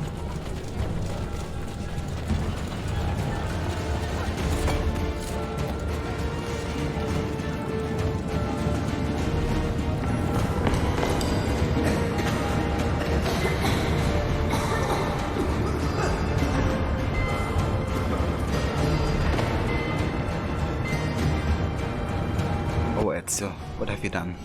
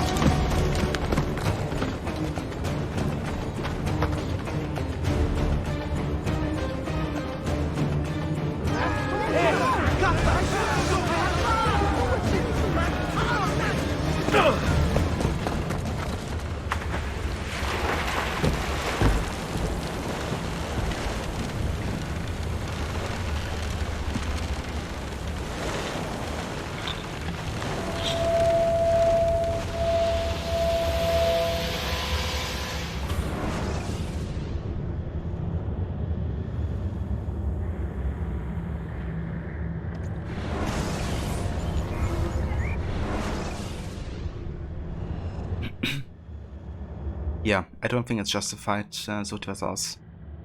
I think he could have found another way of luring out, Paleologos, instead of putting the entire city into danger. But there's one of the many things that are questionable that Ezio does in Revelations. Niccolo and Maffeo Polo, brothers born in Venice around 1230 CE or so. These two seem to bred from birth to be explorers. In the early 1250s, they left their native country for Constantinople, both barely 20 years old, with dreams of cashing in on the ongoing Latin occupation of the ancient city. That same year, they opened a trading post and quickly established themselves as men of vision and talent. Over the next few years, the brothers traveled between their new home and Florence, staying long enough to keep ties strong, and in Niccolo's case, father had a child named Marco. But even this sacred domestic duty could not tame the fire in Niccolo's belly, and the brothers returned to Constantinople shortly after Marco's birth. In 1256, the brothers sailed south to Acre, and from there traveled to Masyaf at the invitation of a man named Darim, whom they had befriended the previous year. Once they arrived, Niccolo and Maffeo Polo found themselves in the company of a legendary assassin mentor, Atir ibn Lahat. It was a meeting that proved as life-altering as it was mysterious. After spending barely a month in Atir's company, Niccolo and Maffeo were changed men. Now devoted assassins, they left Masyaf on the eve of a Mongol attack, carrying Atir's codex and 5 strange artifacts, their value immeasurable and their purpose unclear. After many weeks of hardship and tragic losses, most notably of the codex, which unceremoniously fell into the hands of a raiding Mongol party, the Polo brothers returned to their trading post in Constantinople and began the long process of establishing a functional assassin guild. Drawing on locals from all corners of the region, Greeks and Turks, Albanians and Jews, Genoese and Arabs.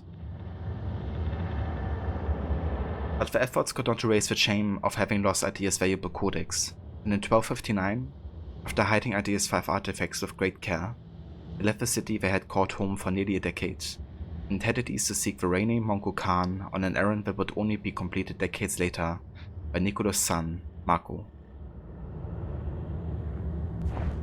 Niccolo Polo, our time together was brief, I know. But I have faith this codex will answer the many questions you have yet to ask. Altair, this gift is invaluable. Grazie. So, where will you go next? Back to Constantinople for a time. We will establish a guild there before returning to Venezia. Your son Marco will be eager to hear his father's wild stories. He is a little young for such tales, but one day soon, see? Father, a vanguard of Mongols has broken through.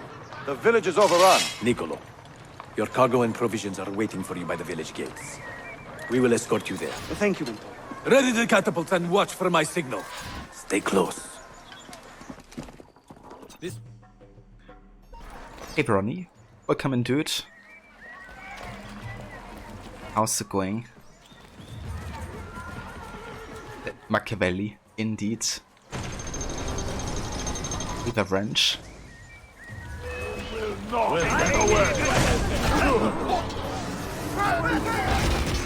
Let's move.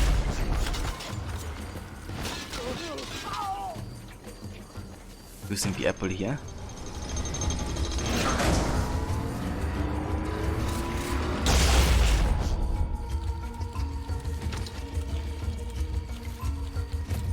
They even found a way of using the apple without losing any health. Alright, this way.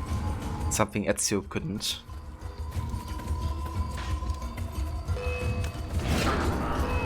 I need your help! Stay close.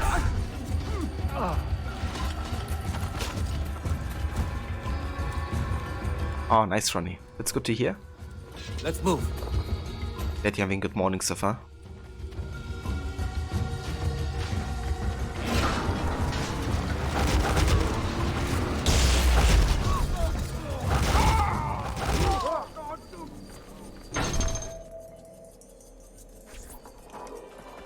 Father, are you hurt? Give me a moment.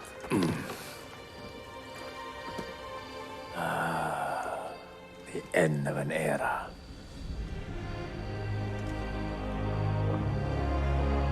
When I was very young, I was foolish enough to believe that our creed would bring an end to all these conflicts.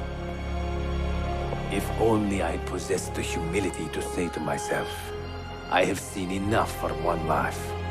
I have done my part. Then again, there is no greater glory than fighting to find the truth. We are ready.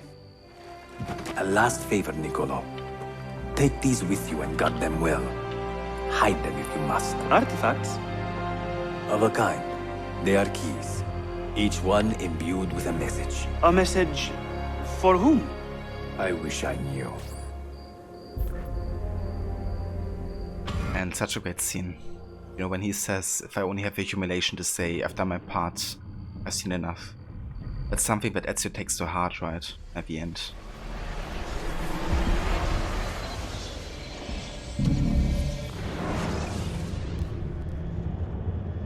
Forgive the haste of my handwriting, Claudia. Much has transpired, and little of it good. I am on a ship bound for Constantinople, in pursuit of a man whose treachery has eluded me until now.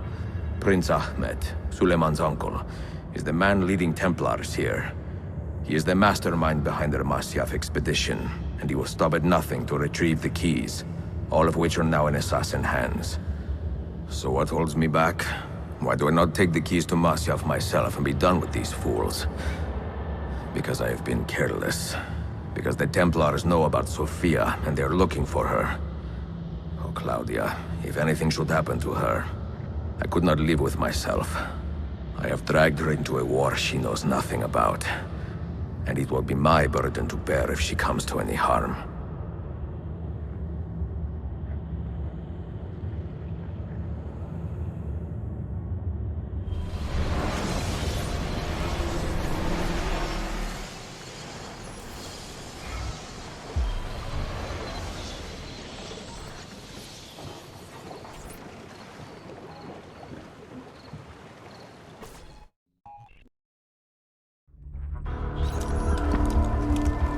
Citizens of the Empire and travelers from foreign lands take heed. By order of the Janissaries, new restrictions apply to all who travel to and from the city. Note that a reward of 10,000 akçe will be given without question to anyone who brings in information that leads to the immediate arrest of the suikastçı, Ezio Auditore.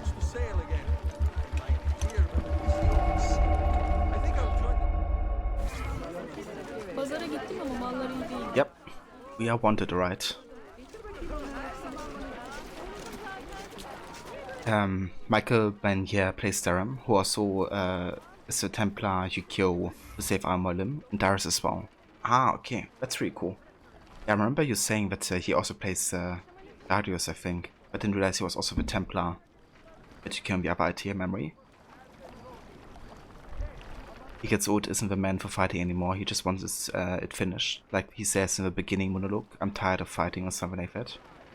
Yeah, definitely. It really is the end for him of like the assassin days. And he can't really keep on going, but it helps that he sees Altair's memories. And Altair kind of like, you know, saying that he wished he would have done what Ezio is about to do. Is it a message for us? Definitely as well, Ronnie. But I guess first it's a message for Ezio, and then for Desmond. I personally like how Ezio grows from getting revenge to searching for answers for questions he sometimes doesn't even understand himself, only for a greater cause. Yeah, it's definitely gotten a lot bigger than, you know, avenging your family. But it already got bigger in AC2 when he discovered that the revenge wasn't like, you know, personal or something. It was already for a greater cause at that point. But now even more so.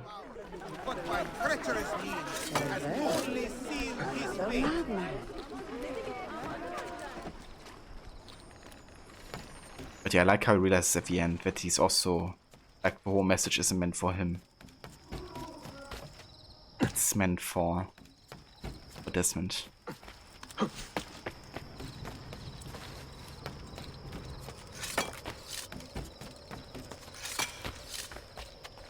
Okay, so there's one thing I actually forgot doing in Cappadocia, ironically, and that is buying the books.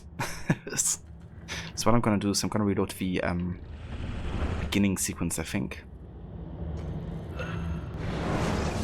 And just quickly get the books bought from the shops there, and then we can exit out of the memory.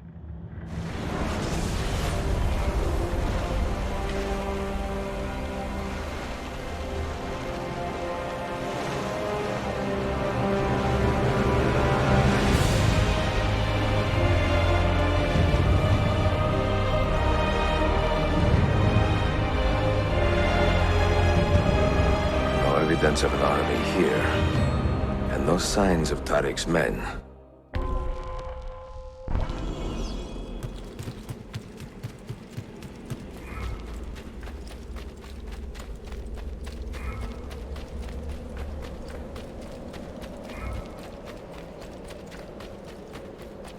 Yeah, definitely understandable. He also leaves the apple behind. I mean, that's the whole point about him saying, I've seen enough for one life.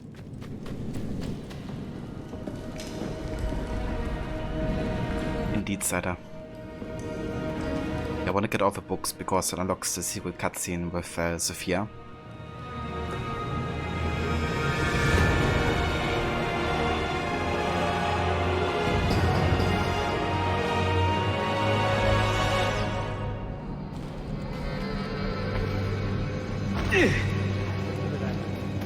Yeah, I mean it works like a fast travel ride, so might as well do it like a mission replay. Okay, let's go ahead and find a bookshop here.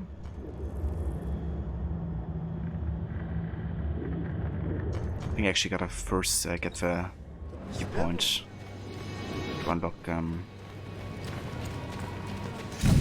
map fast here. How incredibly old.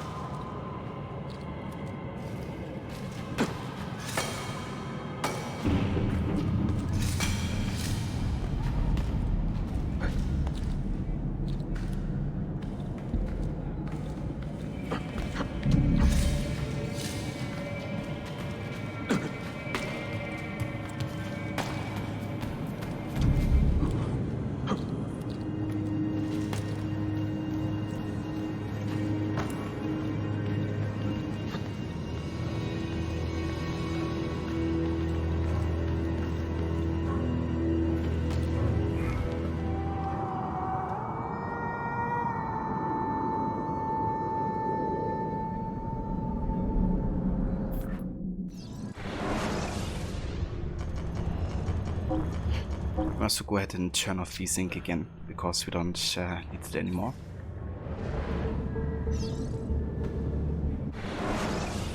Okay, now the bookshops should be displayed, hopefully. Yeah, there's only one down here.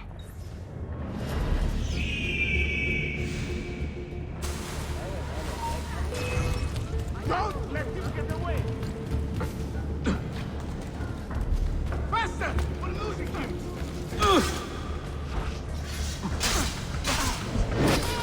Run!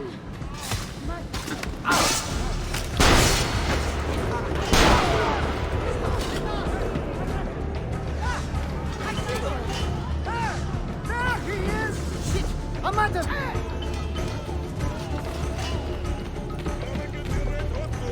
Restaurant distributor. The latest fashionable poetry and prose, and I'm letting it all go for next to nothing.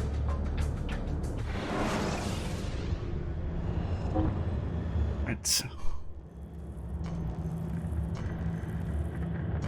So we have the Bibliotheca, the Chronica,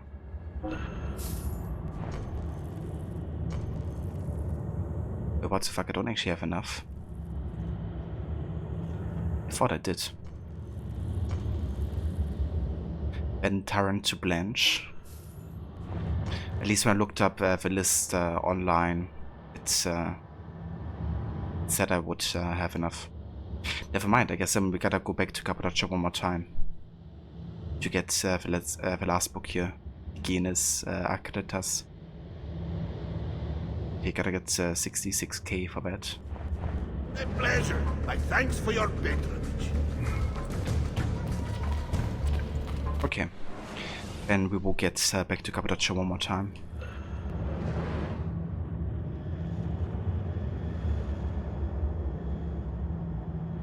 Hey, the Dr. Arctic. Where did they get so much money from? Yeah, multiple ways, since the passive income is actually bugged in this game at times. What I like to do is get a lot of bomb ingredients and then go to Piri-Reis and sell the bomb ingredients there. That's actually a really good way to get more money in addition to the passive income.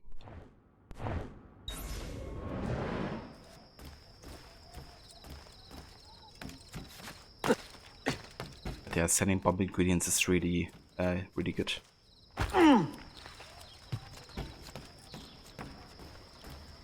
So the timer in Revelations actually resets if you do certain types of missions, like sometimes main stories and stuff. It doesn't always happen, but it does happen quite a lot. Like I had instances where I played for 2 hours and I didn't get one single income. I think one way of ensuring it happens more likely is also sending out your assassins on missions, especially on the 20-minute missions. But yeah, there's like lots of ways for it to fail and to not consistently get into your bank every 20 minutes. Bravo doesn't have the issue, but Revelations does. So it can be very tricky getting enough money only from the bank, especially for the biggest renovations and you know, getting all the books as well.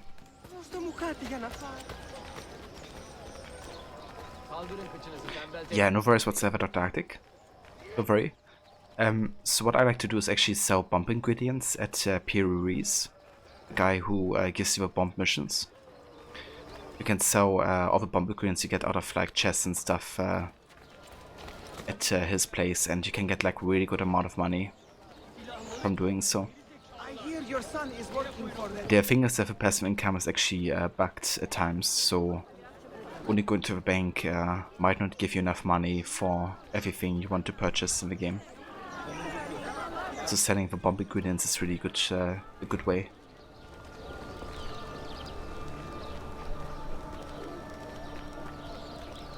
Yeah, you can do that as well, I guess. You know, just like wait and leave the game open. That works as well. Discovery. Prince Ahmed has threatened to harm Sophia. Find and protect her. Both sink. If attacked, kill 5 guards in close combat without getting hit.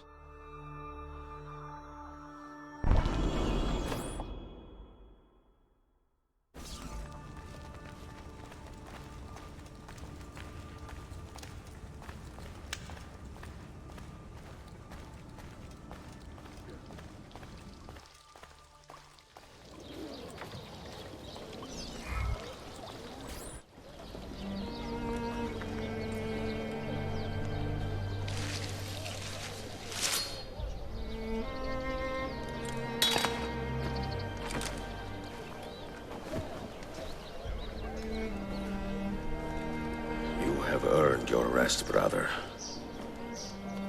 Requiescat in pace.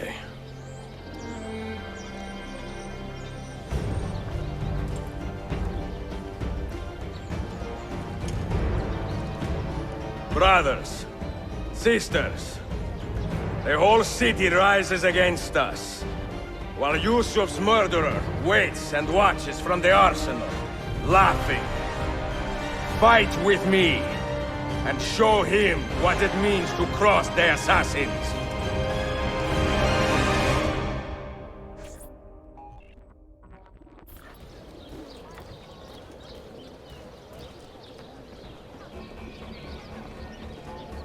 Indeed, Rod. Indeed.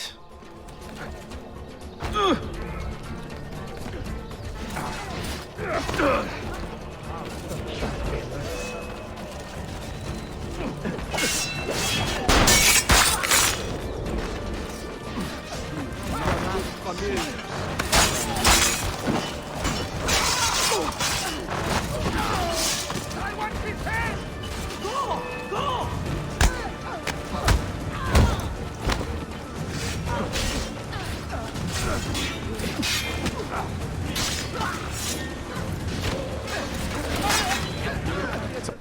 stealing my kids.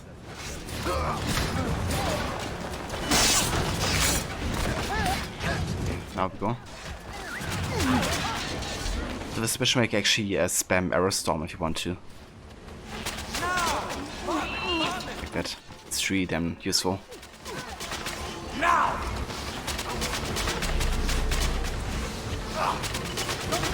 You just kill everyone like that with Aerostorm.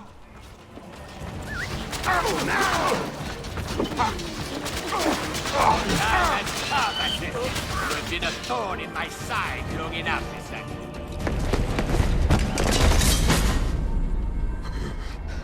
Where is she? Such fury. Where is she? If you think you are in a position to negotiate, kill me and be done with it. I am sorry it had to come to this. Two men who should be friends, quarreling over the keys to a library. We both strive for the same end, Ezio. Only our methods differ. Do you not see that? Peace, stability, a world where men live without fear. People desire the truth, yes. But even when they have it, they refuse to look. How do we fight this kind of ignorance? Liberty can be messy, Ahmed, but it is priceless. Of course. And when things fall apart, and the lights of civilization dim, Ezio Auditore can stand above the darkness and say proudly, I stayed true to my creed. I will open that library, and I will find the Grand Temple. And with the power that is hidden there, I will destroy the superstitions that keep men divided. Not in this life, Ahmed. Bring the seals to Galata Tower when you are ready. Do this, and Sophia will be spared. My brother's army will be here soon, Ezio. After that, everything changes.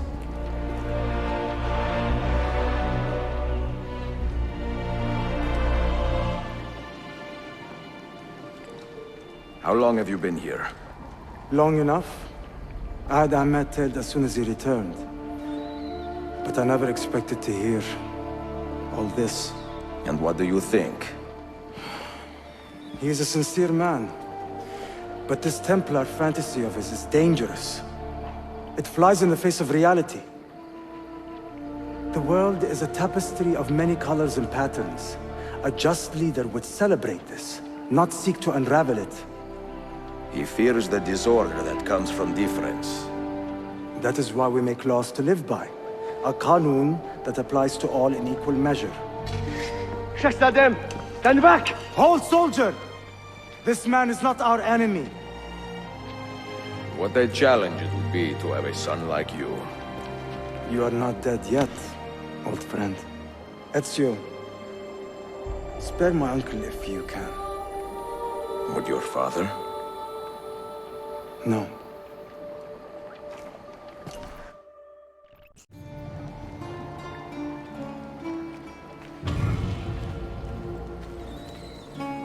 Great dialogue there.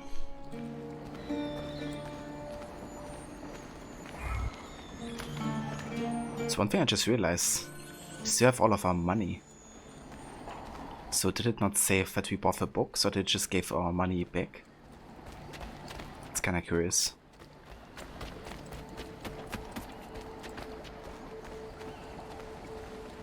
Oh.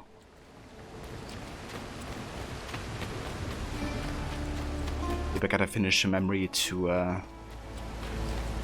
make it safe or something.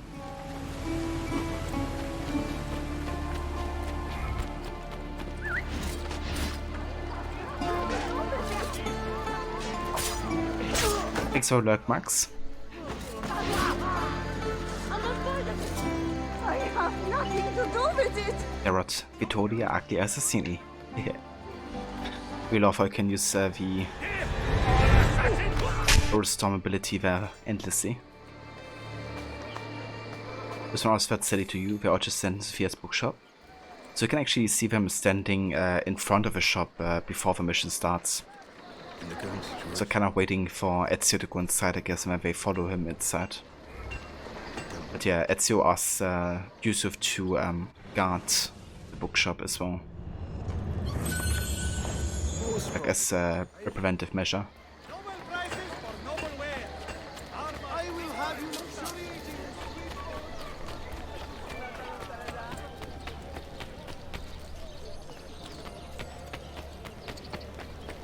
But it is a great moment right there, between Suleiman and Ezio. In some ways, Ezio's kind of like a bit like a father figure to him, I guess. It's also great when he says, like Suleiman to Ezio, "You're not dead yet." Kind of like implying that, you know, he can still start a new life and he can still start a family if he wants to.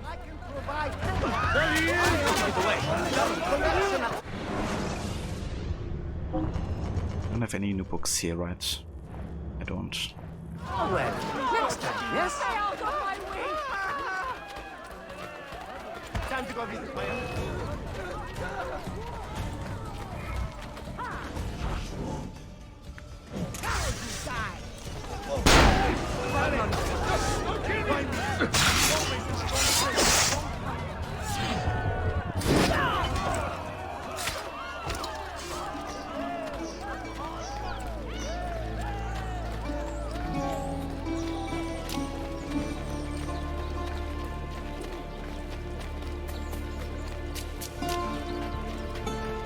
Carlos, I am convinced. Time to leave. Madams, tutti pazzi.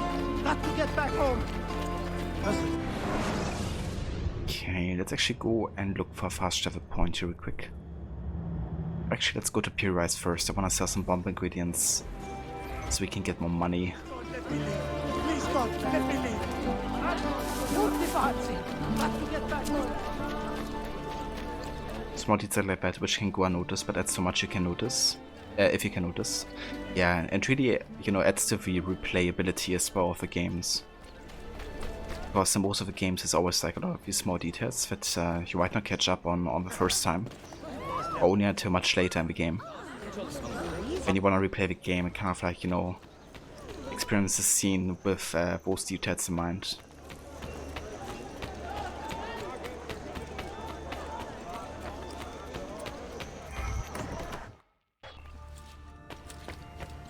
Okay, let's access the up here.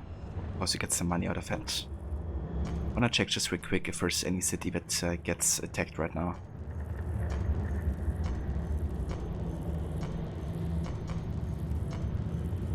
Okay, we're good. However, Alexandria definitely needs some more assassin control. So let's go ahead and take care of that.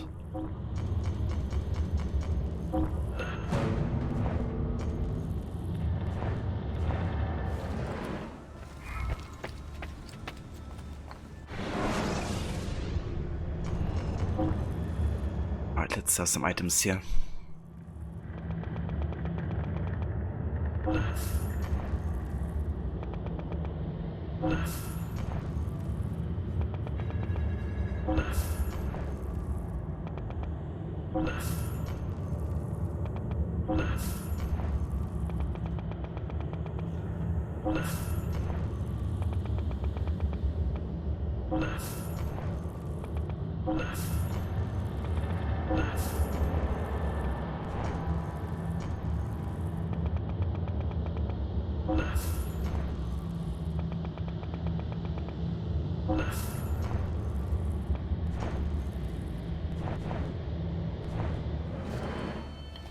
Yeah, I think this might almost be enough for the books.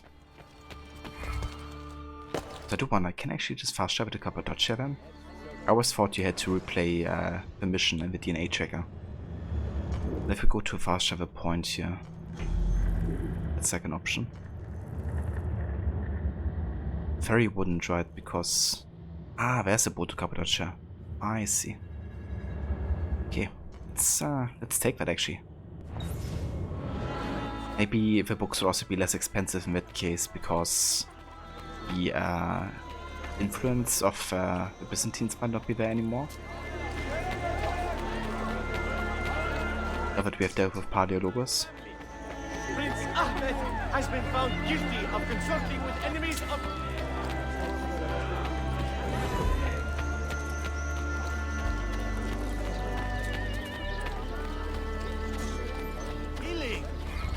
Patience!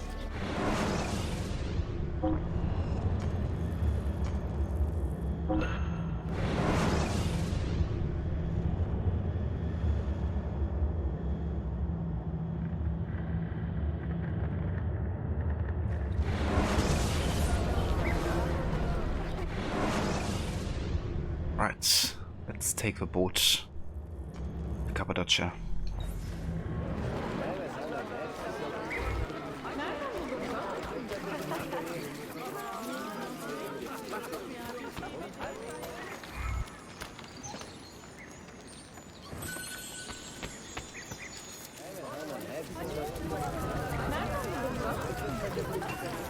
Maybe a bit disorganized, but I do know my...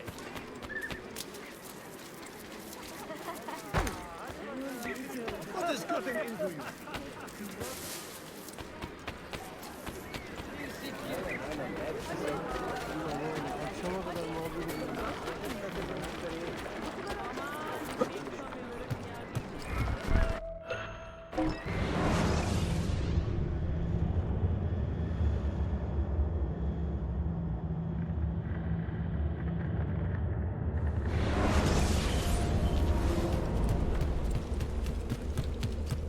Right, it works.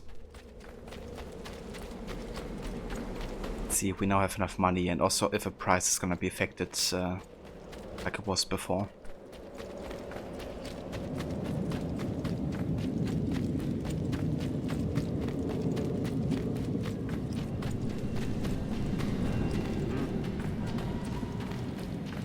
You know,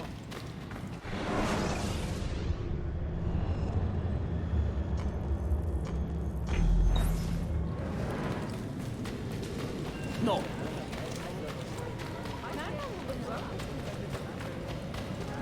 So I mean the Byzantines are still strong here.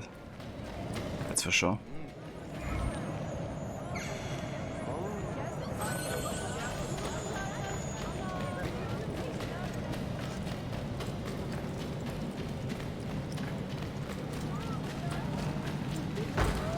Wait. But I'm away, peasant.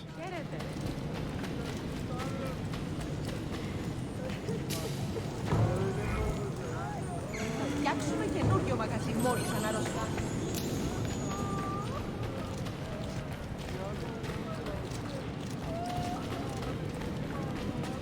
Madman.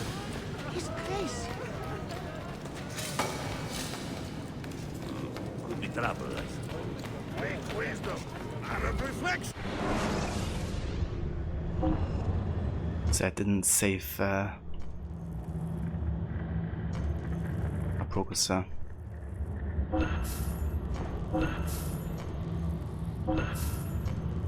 But this time we actually have enough. Nice. Okay, so the last book is the Digenis Akritas. There we go. All the books bought in Cappadocia. Was only a little bit expensive, like 350k or so, which is actually insane. A pleasure. My thanks for your pick. Like for books. But it's worth it for the final scene with Sophia.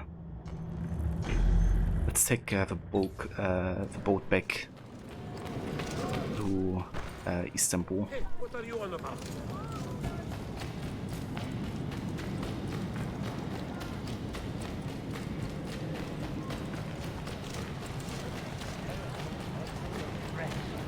Hiding behind the hood, huh? Hiding behind the hood, eh? I know I've seen...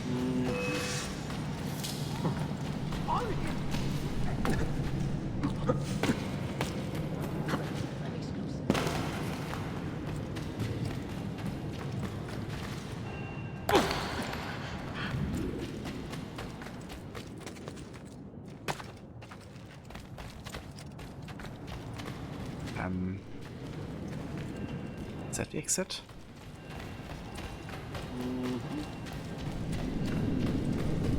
I think it is.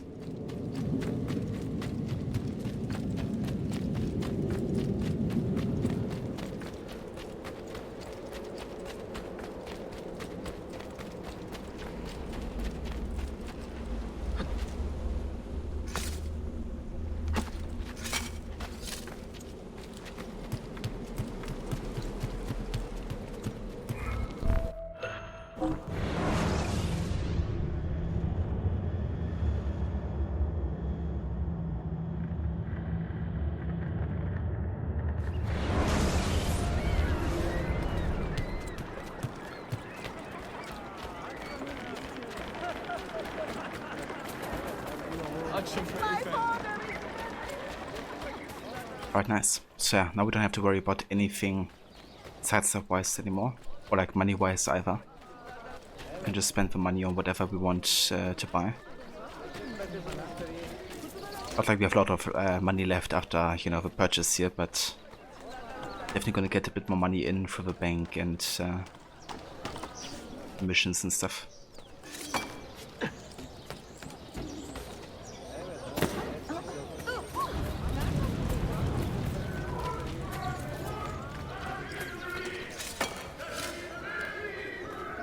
Madness lurks everywhere, I suppose.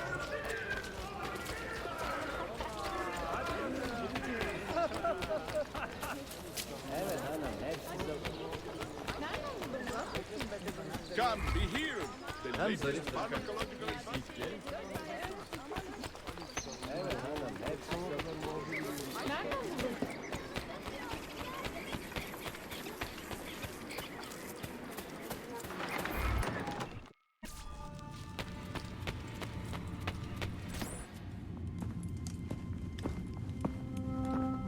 Hello? Ezio, you old snake. You walked right past me. Forgive me, Sophia, I did not notice. What are you doing in Galata? Making some deliveries. Is this where you stay? See, it is a kind of school. What is taught here? Come this way. I want to show you something. I have been stocking the library here with rare books. A good start, no? Ah, these are all so beautiful. And such diversity. So are these men and women your students? In a way, yes. Well, if they ever need a literature scholar, give them my name. In a pinch, I am a pretty good teacher. If they find the time to read, I certainly will. Oh, Chaucer. Bellissimo.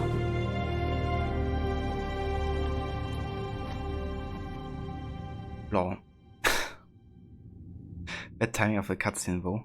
So that's actually the cutscene I talked about. If you buy all the books, you unlock this cutscene where Sophia meets you in the hideout. And you show her your library. Bit of unfortunate timing because Sophia is supposed to be kidnapped right now by, you know, Prince Ahmed. It's like, oh, there you are, Sophia. Everything alright? So that was a bit of an unfortunate timing of of that cutscene. But a teacher on how to make sure evildoers stop doing what they're doing. Exactly. A teacher of a sort. But yeah, I think this would be a good time to actually have a look at our books here in the library. Because I wanted to do it once we trigger this this cutscene here. Paradise. Plutarch's famous examination of human character and virtue is a collection of biographies of famous men, only men, sadly. Arranged in parallel groups, each Greek biography is paired with a more contemporary Roman equivalent. As the historical treatment of its subjects, Paradise is an investigation of the influence of character on human destiny. Treat it like a memory? Yeah. I think that's a good way of going about it. The Odyssey. A 9th century BCE poem, passed on initially through an oral tradition, that recounts the adventure of King Odysseus as he attempts to return home from a decade of war. Sadly, things do not pan out well for the king, and he spends another decade battling gods, giants, sirens, and cyclopses, all the while wondering if his wife hasn't sold the house and moved back in with her parents. Yeah, sounds like AC Odyssey. Fighting gods, giants, sirens, and cyclopses. The Mu a la carte, or Suspended Odes, is a revered collection of pre-Islamic Arabic poems written sometime in the middle of the first millennium of the Common Era. Comprised of a work of 7 exemplary poets, the scholar Hamad Raviya compiled the Mu a la carte many centuries after the poems were composed. Aeneid. Virgil's epic Latin tale tells the story of the wanderer Aeneas, whose travels take him from the shores of war-torn Troy to the troubled coast of Italy, where the spurned goddess Juno bedevils him every step of the way. Written at a time of great turmoil amid the Roman Empire, the Aeneid served to strengthen the hearts and harden the resolve of a nation in transition. Interesting with Juno bedeviling him every step of the way, because that's what she does to Desmond as well. Geography. As the first systemic treatment of the principles of mapmaking, Ptolemy's Geography was one of the most influential books in the West. For more than a millennium after its composition in the 2nd century CE, cartographers throughout Europe and Western Asia consulted Ptolemy's book for guidance, data, and inspiration. And the Book of Prophecies. Written near the end of the famous Genoese admiral's life, the Book of Prophecies is a curious blend of self-aggrandizement, eschatology, and apocalyptic fear-mongering. The sad, strange legacy of a chronically frustrated explorer who just wanted to hang out with Jesus before the end of his life. Okay, let's all the books over here. The History of the Kings of Britain. A lively piece of pseudo-historical claptrap, the History of the Kings of Britain was credited as a true history by far too many scholars until well into the 60th century CE. Written 400 years earlier, Geoffrey of Monmouth claims to have copied most of his data from an earlier source, but most modern scholars believe this to be a streaming pile of nonsense. Anabastus Alexandri. One of the only complete accounts of the military campaigns of Alexander the Great, the Campaigns of Alexander is actually a compilation made up of earlier sources, all of them now lost to the dustbin of history. The Opus Maius. An exemplary specimen of overachievement, this massive book contains treatises on natural science, mathematics, grammar, physics, optics, and philosophy, to name a few. Written for Pope Clement IV as a summary of Bacon's achievements, the Opus Maius was evidently not terse enough for His Holiness. It was followed by Bacon's shorter Opus Minus just a year later. Whether or not this was later followed by the Opus pamphlet has not been confirmed. The Heimskringla. 30th century Old Norse saga composed by Icelandic scholar Snorri Sturluson, foretold with a richness and energy that gives his tales a level of realism unusual for the time. Most scholars believe that most of the Heimskringla is built on a foundation of well-intended but ultimately invented speculation.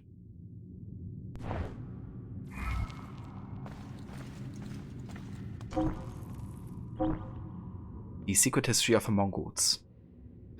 Written by an unknown author or authors, The Secret History of the Mongols is the oldest recorded example of the Mongolian language. Though largely about the reign of Genghis Khan, the book was written sometime after the famous conqueror's death. Record of a Grand Historian. A sweeping work of incredible scope, Sima Qian's book covers more than 2,500 years of ancient Chinese history, beginning with the reign of the Yellow Emperor in 2696 BCE, and concluding in the author's own time in 87 BCE. Praised for his more objective approach to historiography, in which winners and losers were appraised with equal care, Sima Qian's aim was to rise above man biography and look for patterns and trends in the development of human culture.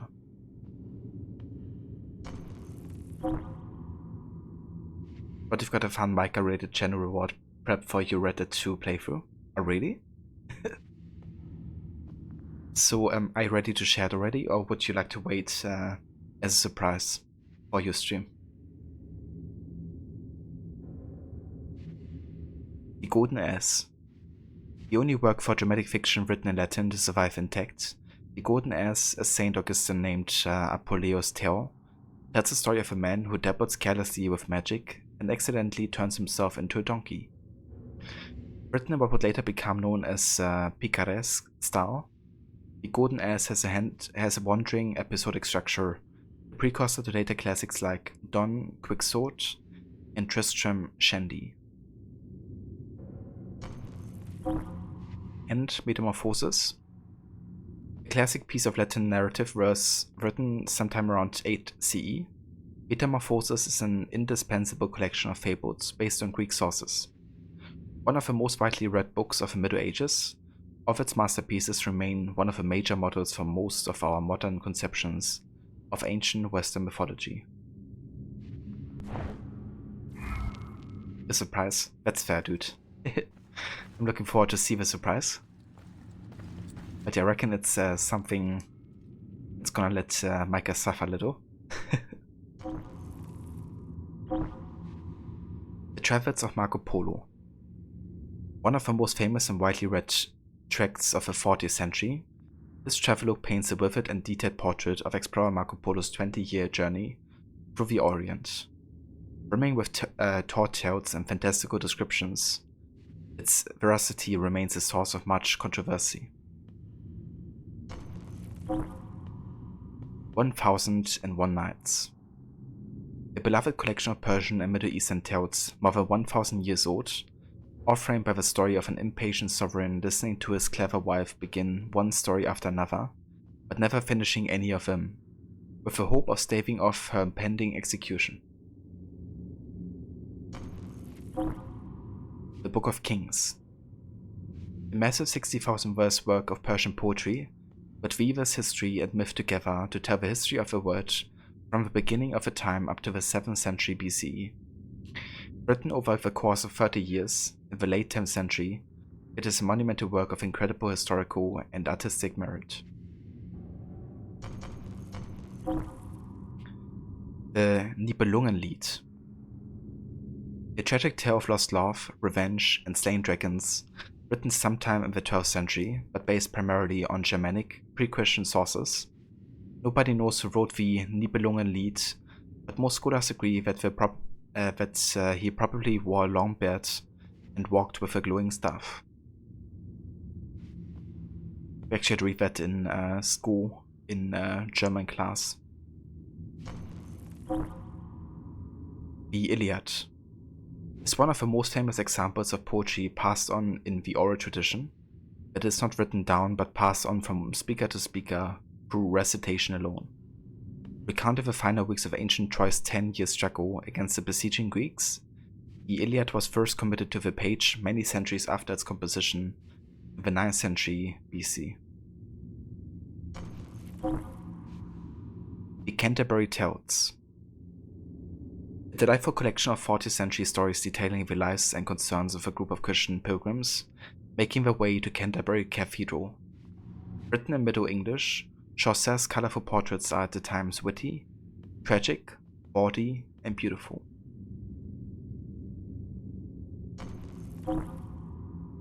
The Flute Girl. This obscure Greek drama from the 4th century BCE, thought lost for over a millennium, contains one of the earliest descriptions of ancient Byzantium, referring to the city as a rowdy port full of drunks and crooks. Whether this was surprising to audiences at the time is unknown, but that this was worth mentioning seems significant of something. Jealousy, perhaps.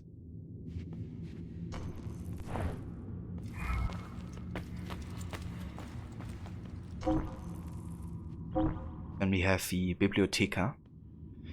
A precursor to modern blog, the Bibliotheca by Photios was a collection of almost 300 books, reviews, written for no other purpose than the author's personal amusement.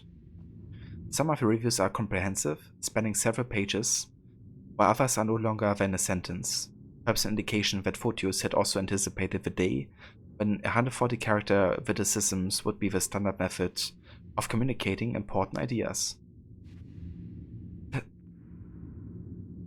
Looking at you, Twitter, I guess. The Chronica. A soldier for much of his life, Catalan mercenary Ramon Montana wrote his Chronica to memorialize his time as a soldier, fighting alongside Byzantine Greeks while protecting Constantinople against besieging Turkish armies. An honor to serve. Tarrant Low Blanche. or Tyrant the White is a Valencian romance novel full of senseless vitality, chivalrous starring, and good humor. It is best known as having been a major influence on Miguel de Cervantes during his writing of Don Quixote.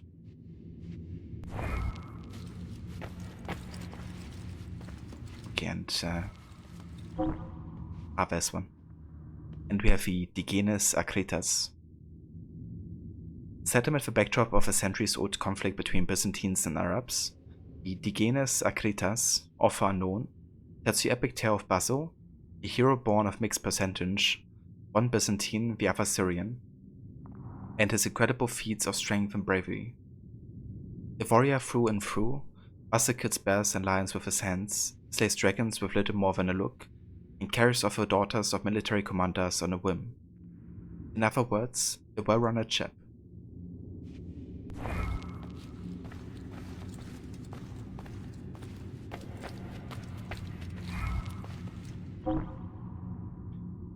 On nature. A major poetic work by the pre-Socratic Greek philosopher Empedocles, previously thought lost, Empedocles was one of the first to articulate a vague, a somewhat bizarre version of a theory of evolution, which described a prehistoric world filled with autonomous body parts, free-roaming eyes, hands, feet, organs, etc. Over time, he argued these parts gradually joined together in symbiotic union to create all of the natural diversity we observe today.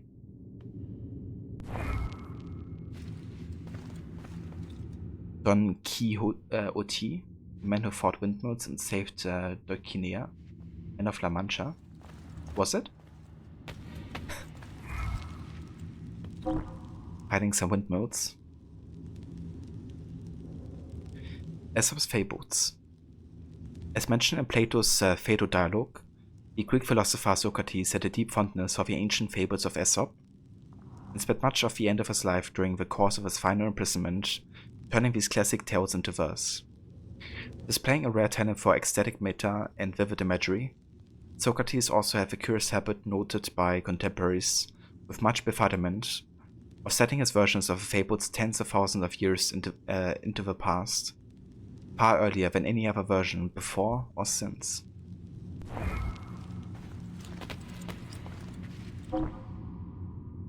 Mission to Constantinople. A peculiar work of reportage dating from the 10th century CE, Mission to Constantinople is a memoir of a Latin emissary's reluctant visit to the heart of the Byzantine Empire. An impatient and irascible man, Dupron spends most of his time recounting the injustices and insults he suffers in the court of the Byzantine Emperor. Not surprisingly, he also hated Byzantine cuisine and found his pillows to be of an insufficient thread count.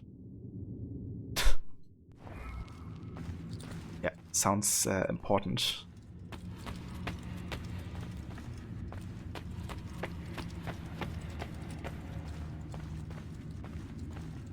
But yeah, I think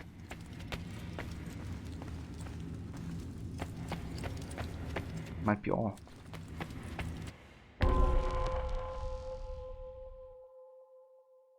Collect the must-have keys and deliver them to Ahmed to save Sophia. Full sync. Rescue Sophia before she loses 50% health.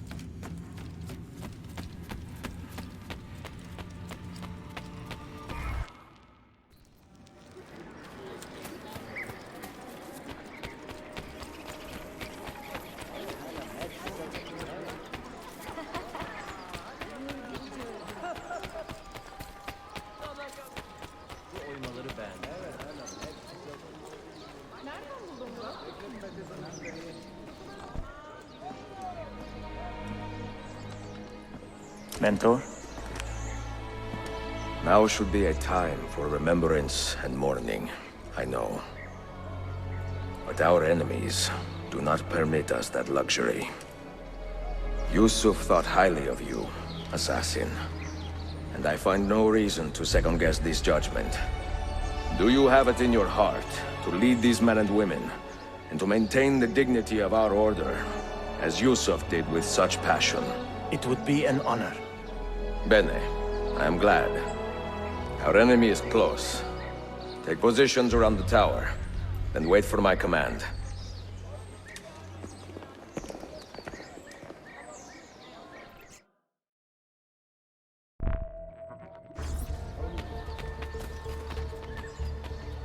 Yeah, just realized we actually don't have any parachutes. And we do need some for this mission. So I'm gonna go ahead and visit the tailor real quick first. I have saltpeter and sulfur dust. Making sure we have stocked up on all of those. Otherwise it might be a bit tricky to getting the full sync requirement done. There we go. Or we could even buy the large parachute bag. I think I'm gonna get that actually.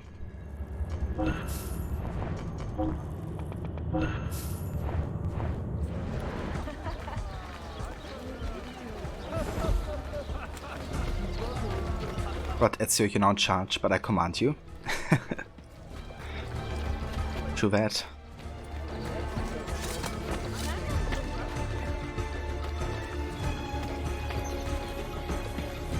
Oh, I guess he's in charge when Ezio leaves for Italy again. Where is she? I admire you, Ezio. But your bloodlust makes it hard to call you a friend. Bloodlust? A strange insult from the man who ordered an attack on his own nephew. He was to be kidnapped, Ezio, not killed. I see. Kidnapped by the Byzantines, so that his uncle could rescue him and be heralded a hero. More or less. Now, the keys. First, the girl. She's all yours.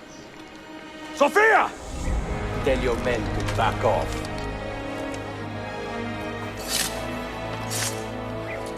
She's all yours.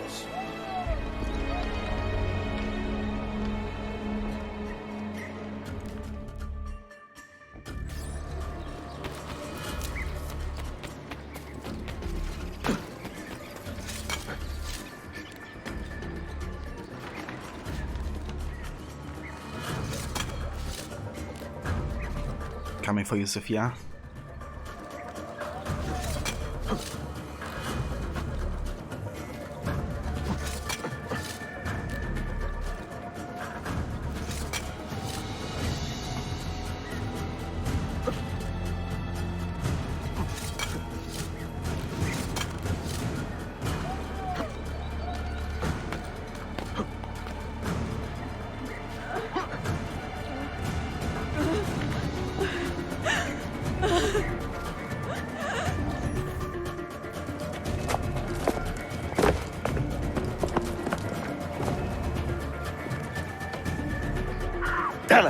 تشكر efendim.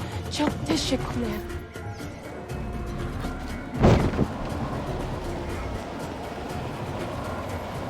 Oh, watch the city coil. These bastards.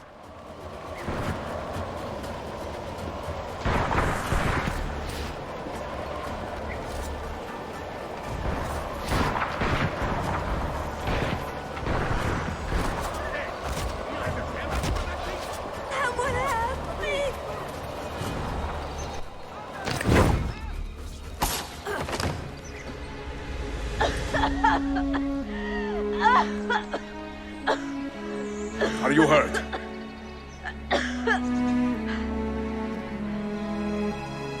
Not hurt, but very confused. I did not mean to drag you into this. I'm sorry. You're not responsible for the actions of other men. All this will be over soon, but I need to recover what they have taken. I do not understand what is happening. Ezio, who are these men? Run!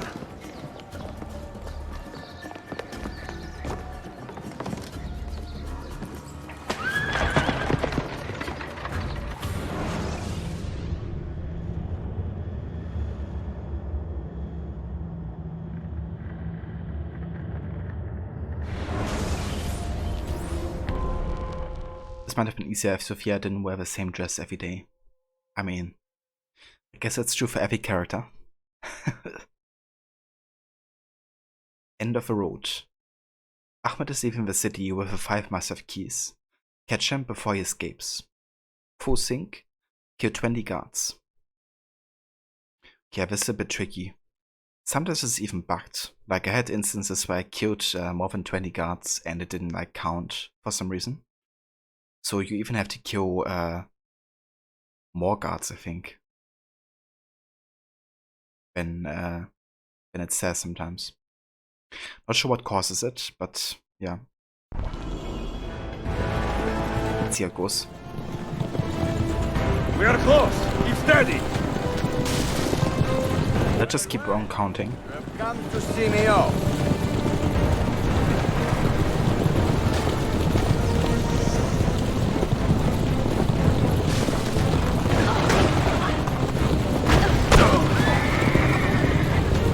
It should be 2, right?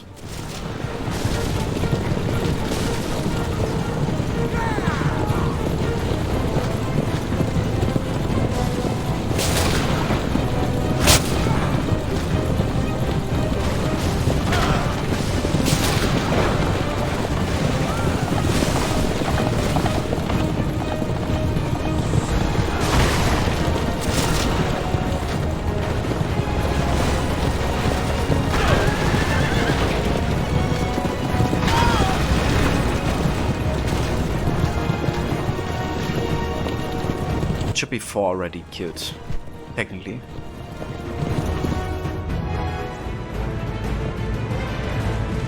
Hold on! Hang on, Sophia! Look out! Ezio! Yeah, only 20 guards, Mola. It's nothing. Help! Are you hurt, Sophia? I don't think so! Hold on! Ah, interesting, Rod. So some people of the old Witcher and Cyberpunk team made their own Carflag studio. Wonder why they left CD Projekt Red. I can imagine why. Va bene! I am alright! Soldiers, up ahead! I see them!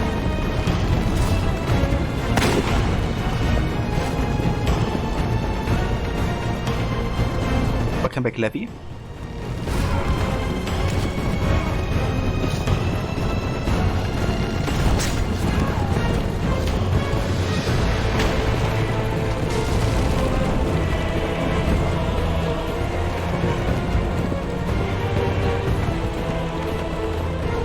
April 14, welcome into it.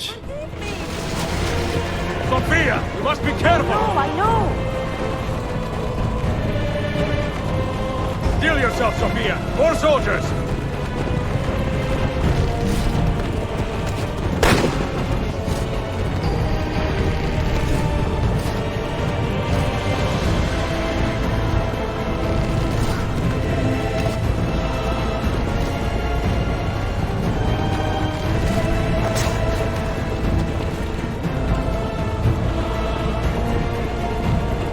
Oh yeah, this without taking any damage is insane.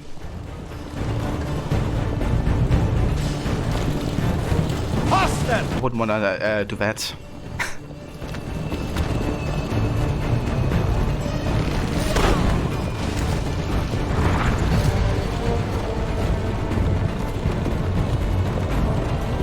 I can like fly against these buildings so easily. Or do that, you know. Accidentally like go into a tree.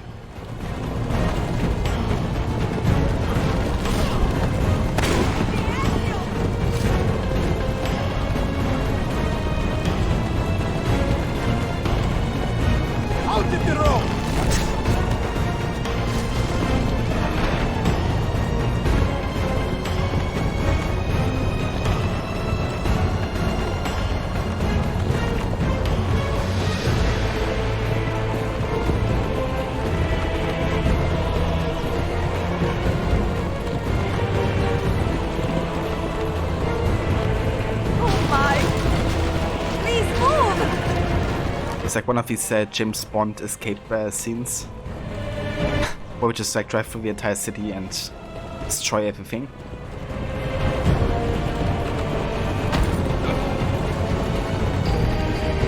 Your determination to be charming was not so infuriating.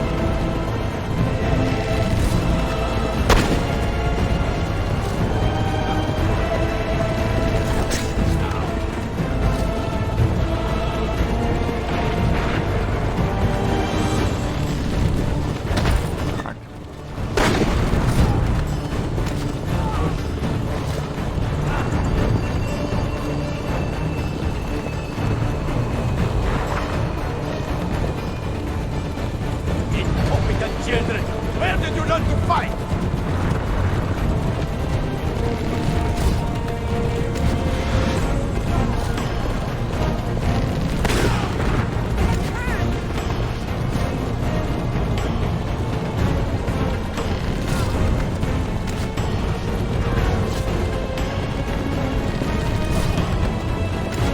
When did I get the freaking objective done? See, that's what I mean. Like, I killed so many people already and I still haven't gotten the full sync requirement. I definitely killed 20 at this point, like I counted. It's really weird. I noticed that the last 2 times already I played the mission. I wonder if I throw the bodies right onto the other riders, if the throw process doesn't count as like another kill but just like knocking them out. That's maybe the issue. I definitely have taken down more than 20 people at this point.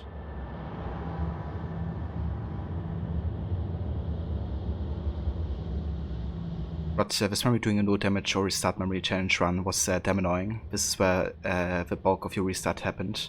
That's understandable, dude. Like, you know, not running into these buildings and stuff. Can be quite tricky. Thank you for 18. I hope you have a good day. Welcome in again. Thanks for lurking. But yeah, I think we might have failed the mission here. Or at least do your full sync.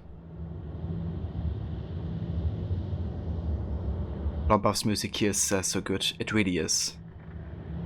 Yeah, it is good for these like more intense moments. Like both in this and AC3 as well. Yeah, I think I remember that as well, Levi. Watching him do the low damage run. These are people involved in the new studio. Design director Daniel Sadowski, Witcher 1. Narrative director, main writer Jakub Samalek, Witcher 3, Cyberpunk 2077, Thronebreaker. Animation director Tamara Zavada, Witcher 3, Shadow Warrior 2. Art director Bartolomé Gavel, Witcher 1, 2, 3. Chief Financial Officer Michael Borica and studio head Robert Osinovsky with Tamas Kiewicz serving as a founder. Damn. That's quite the team. It's interesting also that they have people who, you know, have been working on Witcher since the first game as well. But yeah, I wonder if they, you know, gonna kind of like come back to the old philosophy of CD Projekt Red, you know. I would imagine they left for a reason.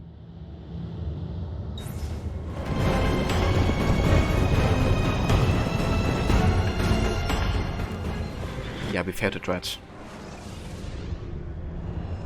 Yeah, we failed it somehow. Okay, gotta reset the memory. So maybe I try just killing these guys instead of throwing them. We are close. Let's see if that works. Well, here comes the stereo. Yeah, no worries, Levi.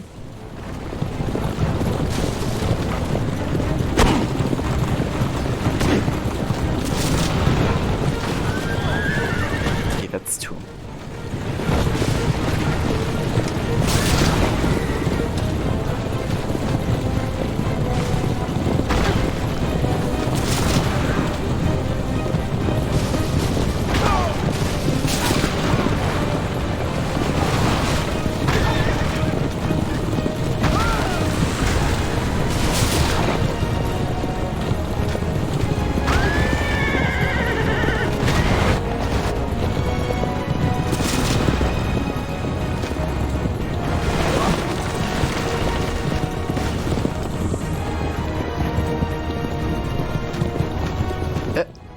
Those horses standing there.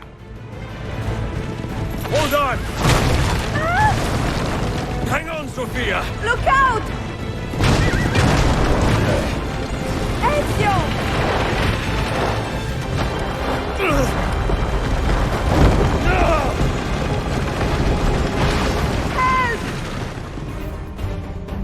Are you Right, here we go again. Think so. This time I'm just gonna press the X button. Obviously. Gonna do the throwing. Let's see if that works better. Oh no!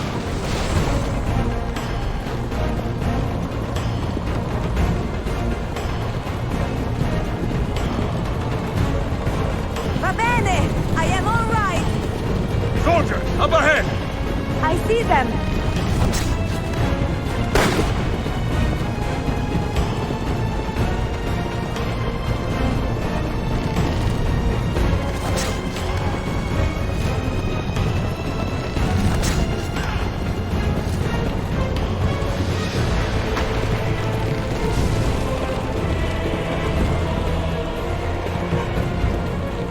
Okay, we should have 5 killed right now. Forgive me! Sophia, you must be careful! I know! Heal yourself, Sophia! More soldiers!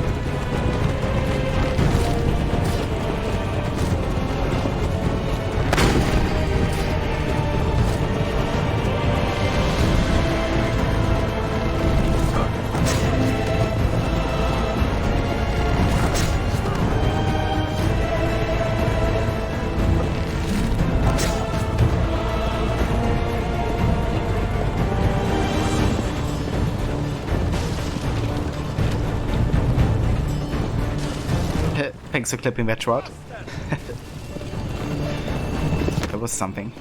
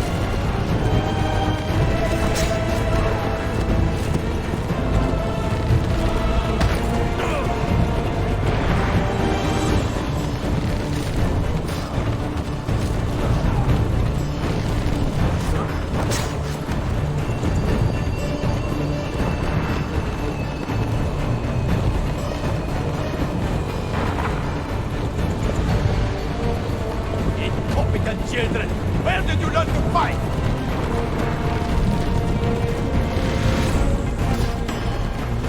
There we go. Have we done it?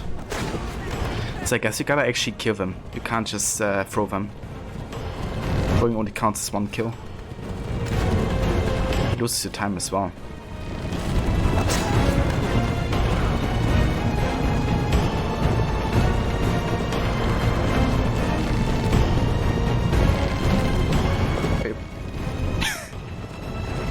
Ezio.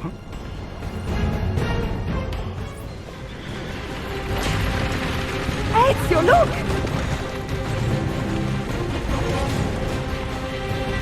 You have been a thorn in my side. Wow! Go, Ezio, I'm fine!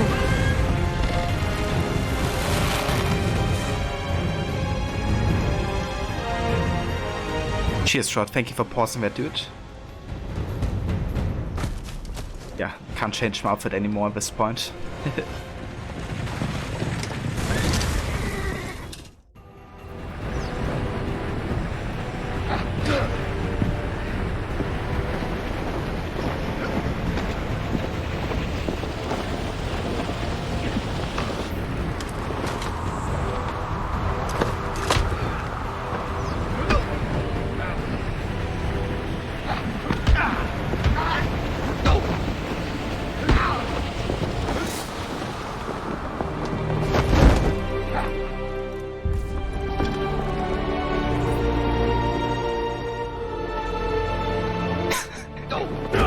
It always looks so damn funny the way he holds onto Ezio. Amazing.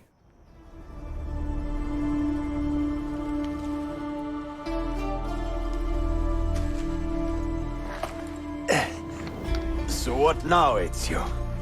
How does this end? I am wondering that myself.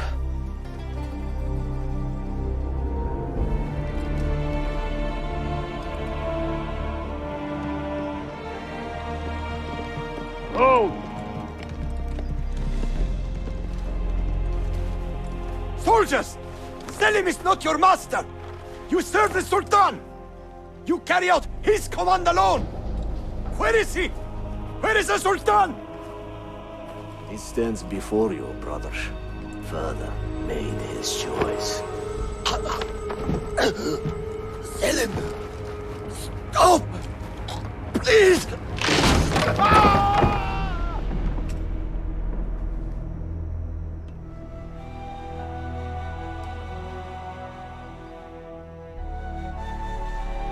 So, you are the assassin. Ezio Auditore. I am Selim, Suleiman's father. He speaks quite highly of you. He is a remarkable boy with a magnificent mind. Were it not for his endorsement, I would have you killed where you stand. Leave this place. Do not return.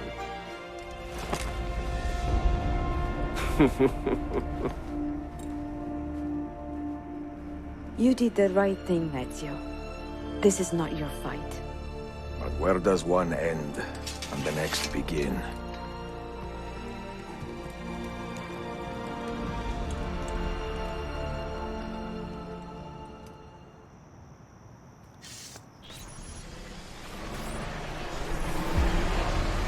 Oh, I guess Ahmed also had a date with gravity, similar to Cesare.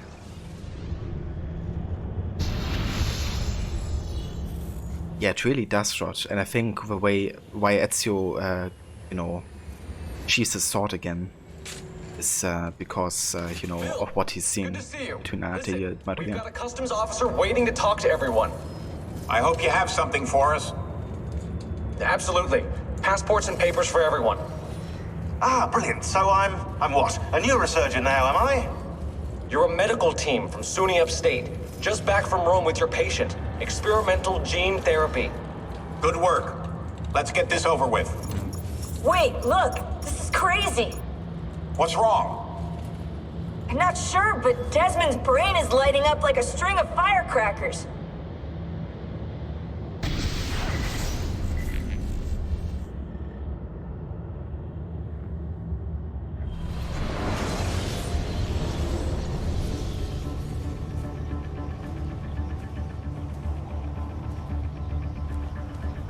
Here it comes! What is that? What's going on? This is the end, Desmond. Scheduled for deletion. What are you doing? What is a man but the sum of his memories? We are the stories we live, the tales we tell ourselves. Don't do this! I'm saving you, idiot! Go! Go!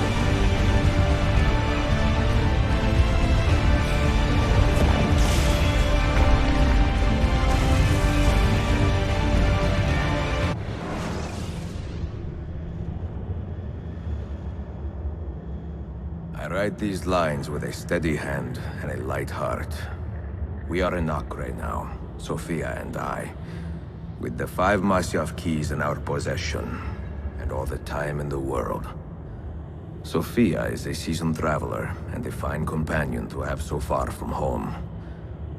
Tomorrow we will make our way to Masyaf, and once there, into Altair's library, to fulfill our father's forgotten dream. Forgive the shortness of this letter, dear sister, for it is late, and we are tired. Perhaps, with luck, the next words you hear from me will be in person. Con affetto, Ezio. Did somebody say luck? In such a I make my own luck.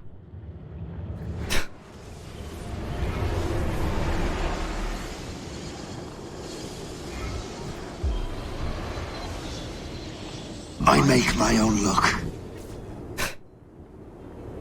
Exactly.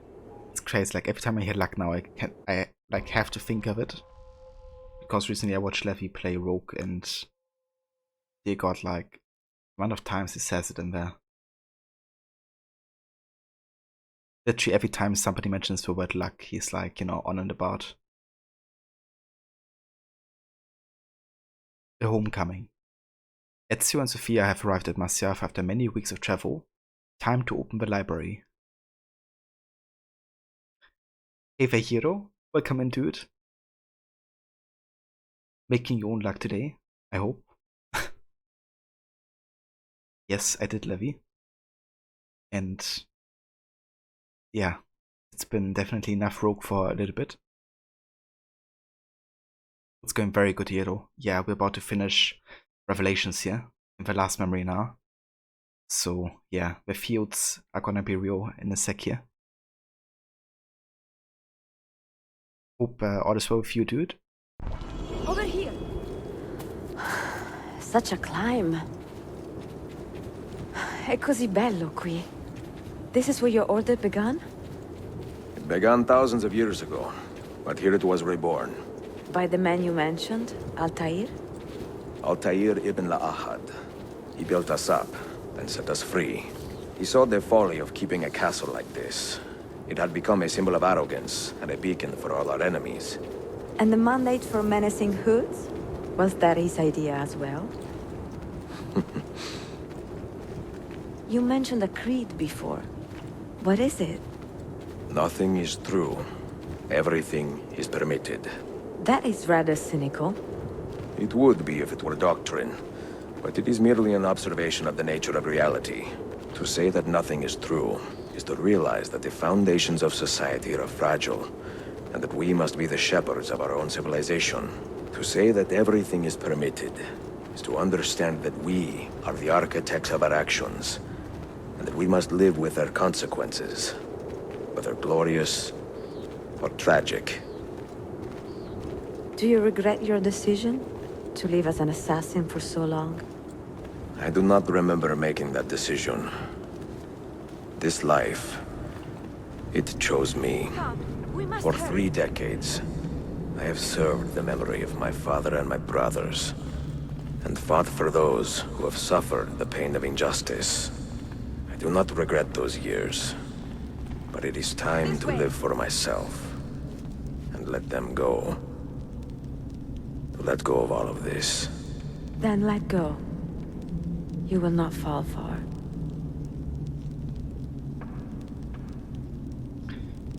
Oh man, this whole ending.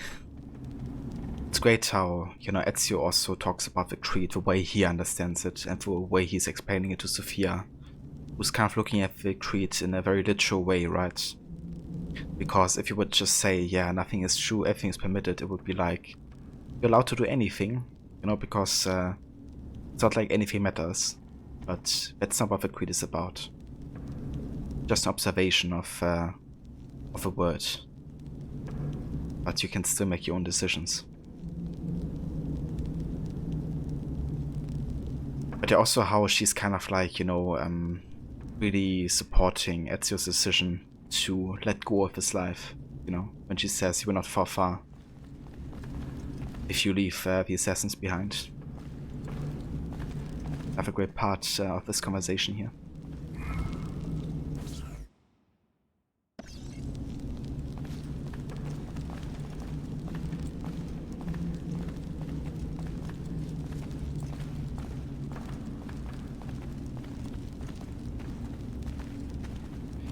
Everything's permitted allows you to do whatever you want. You like it.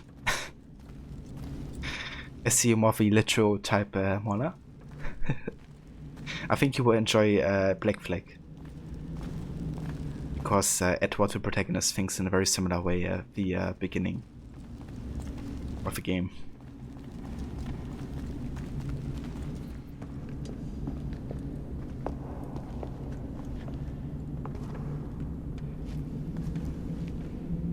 The end of the road.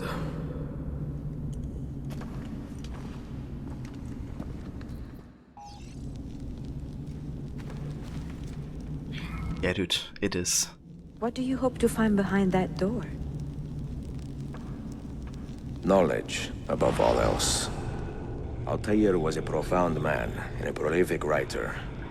He built this place as a repository for all his wisdom. He saw many things in his life, and learned many secrets, both troubling and strange. Knowledge that would drive lesser men to despair. Does that worry you? Sophia, you should know by now that I am not a lesser man. Ezio.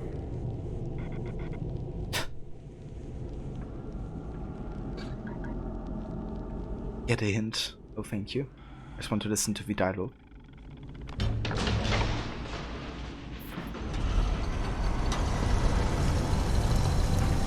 You had better come out of there alive. I plan to.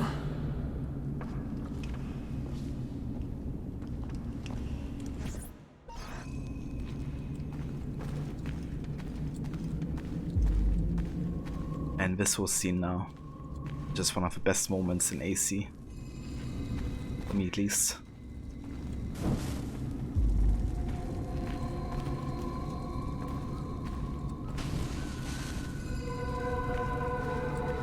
Someone say they had a plan. The boy. What thing I look forward to when playing Red Dead 2, you know, counting the amount of times that Dutch says I have a plan. But yeah, that is a library, but as you can see, it's completely empty. So what knowledge is hidden here if, you know, there are no books?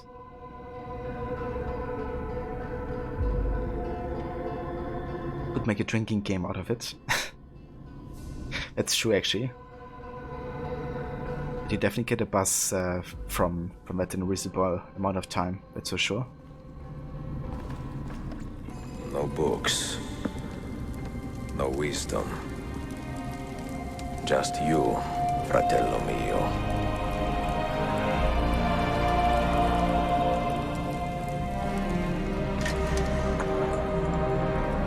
Requiescat in pace, Altair.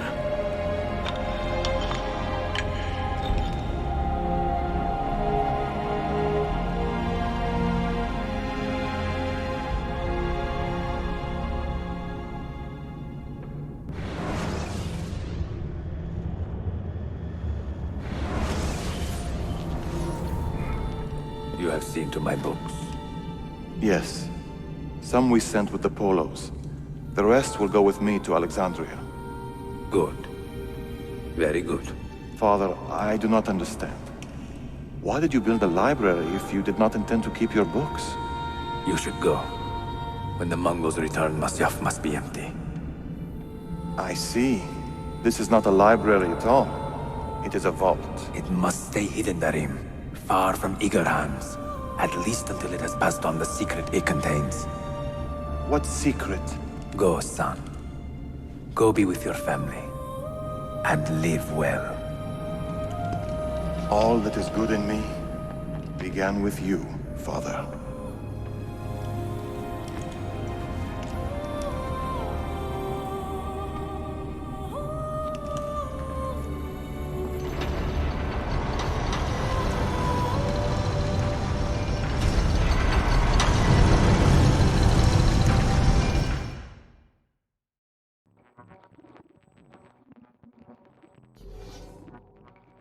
In much wisdom is much grief, and he that increaseth knowledge increaseth sorrow. What does it tell you? What do you see? Strange visions and messages of ones who came before, of their rise and their fall. But what happens to us, Altair? To our family? What does the apple say? Who were the ones who came before? What brought them here? How long ago? It's a quote from the Codex. Get rid of that thing! So welcome back, Ronnie. It's my duty, Maria.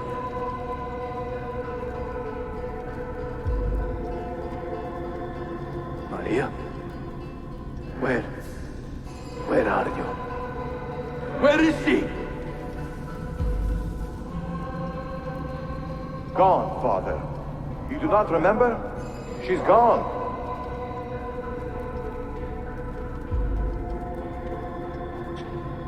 I'm glad you had a good time walking with Doggo. Hope you enjoyed the lovely morning. Yarod, like this whole scene. Oh man. If you are asked, say I sent the apple away. Tell them I sent it to Cyprus or Cipango, or that I dropped it into the sea. Tell them anything to keep men away from this place. This apple must not be found. Not until the time is right.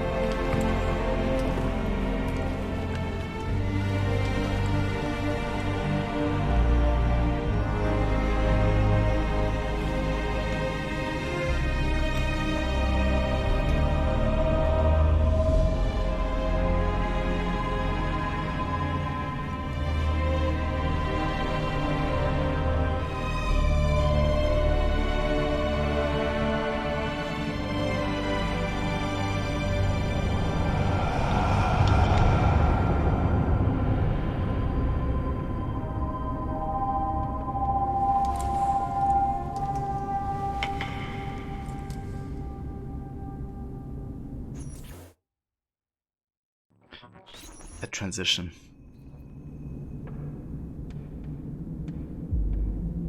You know, from Altair's time to Ezio's.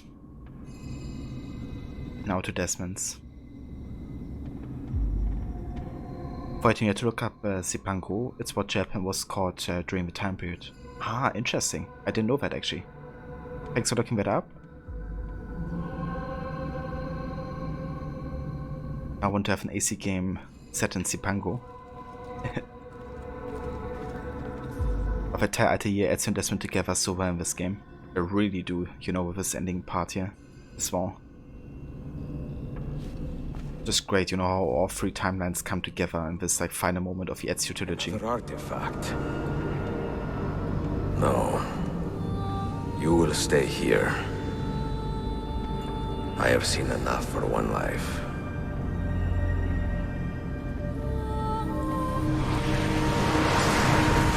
Desmond? He's talking to me? I heard your name once before, Desmond. A long time ago. And now it lingers in my mind, like an image from an old dream. I do not know where you are, or by what means you can hear me. But I know you are listening.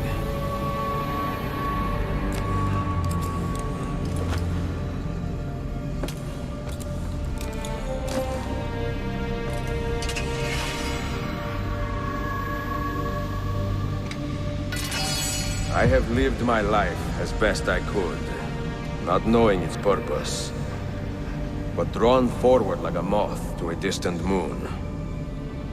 And here at last, I discover a strange truth. and I am only a conduit for a message that eludes my understanding. Who are we, who have been so blessed to share our stories like this? To speak across centuries? Maybe you will answer all the questions I have asked. Maybe you will be the one to make all this suffering worth something in the end. Now, listen.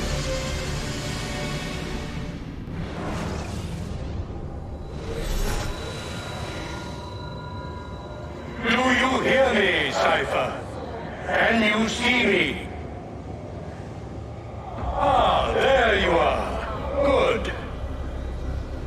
A strange place, this nexus of time. I am not used to the calculations. That has always been Minerva's domain. I see you still have many questions. Who were we? What became of us? What do we desire of you? You will have your answers. Only listen, and I will tell you how. Both before the end and after, we sought to save the world.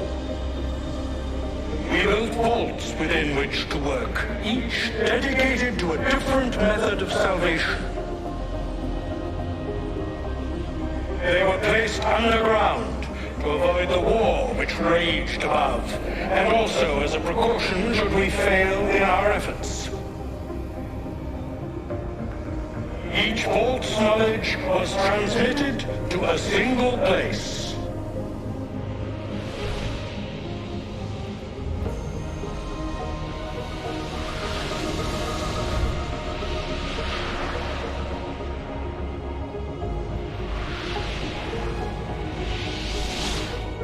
It was our duty, mine, Minerva's, and Juno's, to sort and sample all that was collected. We chose those solutions which held the most promise, and devoted ourselves to testing their merits.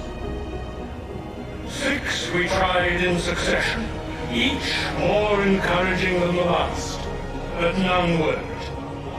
And then the world ended.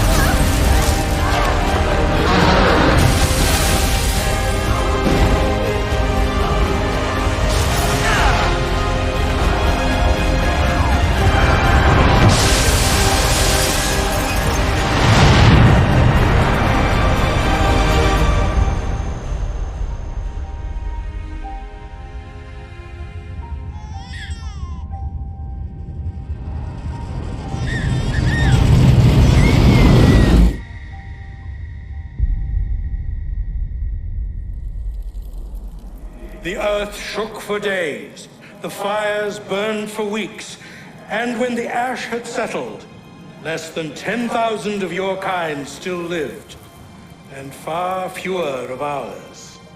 But we carried on, together, to rebuild, to renew. Listen, you must go there, to the place where we labored. labored and lost. Take my words, pass them from your head into your hands. That is how you will open the way. But be warned, much still remains in flux, and I do not know how things will end, either in my time or yours.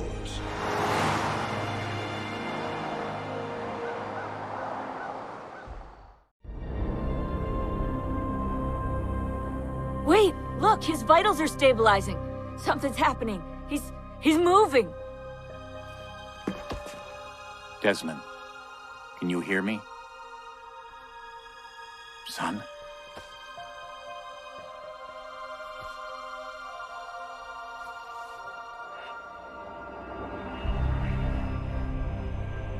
I know what we need to do.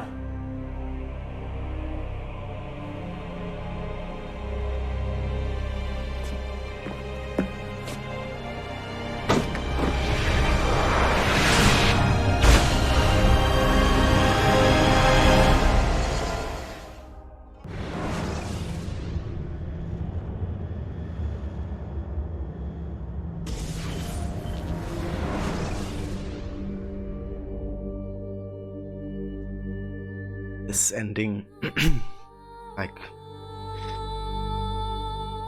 I'm still like almost speechless, you know, like every time I play this, doesn't matter how often I've played the game. Just so good. That's the part where that's my problem.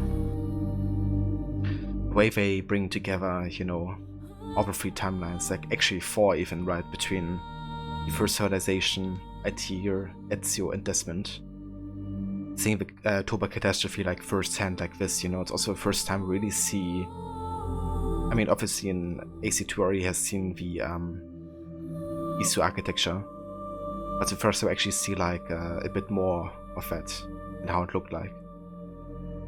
And yeah, just so greatly done. Also, you know, that's like passage of time, and you can even see the wood and how it like over time gets overgrown really and harder to find. Then in the end, when, you know, William is opening the truck, that's the last thing you see, the wood. Because yeah, that's where the modern day set it next, at least in chronology. The wood in North America. But yeah, so good. I'd like chills you the whole time through. Fighting with like a proper setting in India, China or Russia, that's a full game, not a side-scroller. Yeah, me too actually. I would love one on Chao Jun, you know, and following her in like a 3D, proper realized setting game. But just remember the first time playing this and how impactful the ending was. Same here, dude. Like, and I just kept on rewatching it on YouTube because a lot of things I just didn't understand at first. You know, hearing it for the first time. But yeah, I was just like absolutely taken away. That like the same kind of effect that AC2 had on me. With the ending. Jennifer is Levy. I'll talk to you later. So the next game after this would be AC3, at least in theory.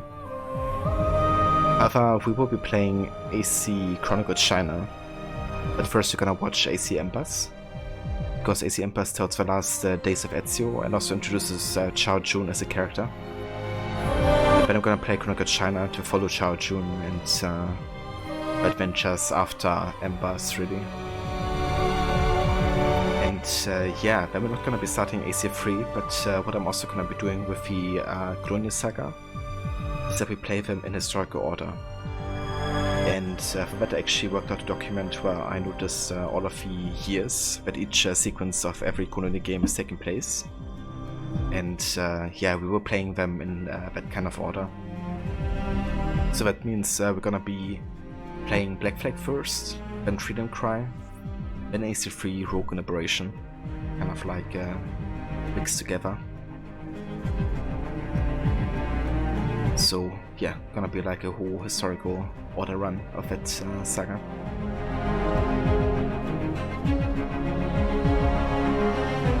But I know what to do. Yeah, It's so good. But that's the first thing Desmond says as well. Because it's also kind of like the time constraint they have, right? Like, only like 1 to 2 months away from the 21st of December. You can tell how determined he is, you know, getting out of the state he was in. Yeah, what an ending, Ronnie. Like, it's still one of the best I've seen in AC yet. Indeed, Yellow, yeah. So if you would go by main games, AC3 would be the next one after Revelations. It's gonna be such a unique playthrough, not seen on Twitch before. Yeah, like it's gonna be very unique. Like I've done the Historical Order playthrough before on like the entire series, but I didn't actually play the Historical Saga in a way that was like really following exactly the dates of the years. And yeah, it's gonna be like a first time for me at least, playing that exactly in the order everything is taking place in. Including Liberation as well. But yeah, for now we're gonna play Chronicle China and then AC Black Flag and Freedom Cry.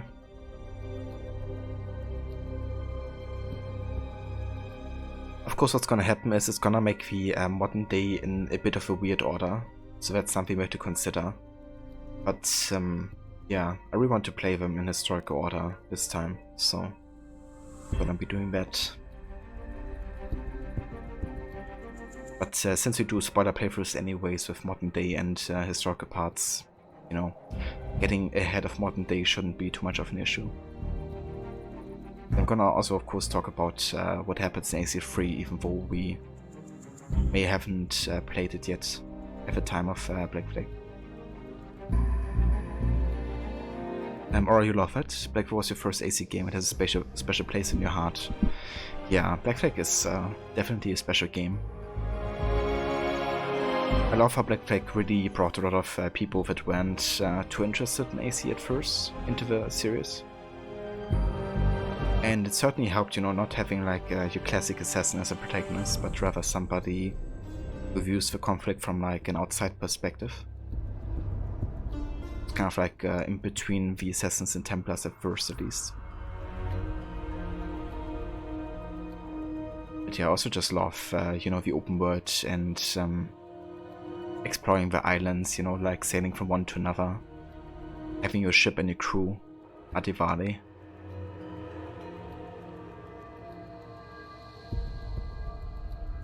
Every time I play Black Flag, I want to watch Pirates of the Caribbean and vice versa.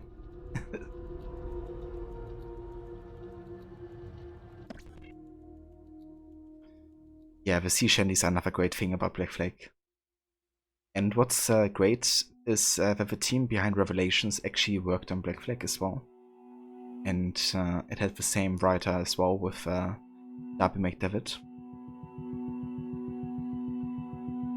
So Revelations and Black Flag definitely share some stuff.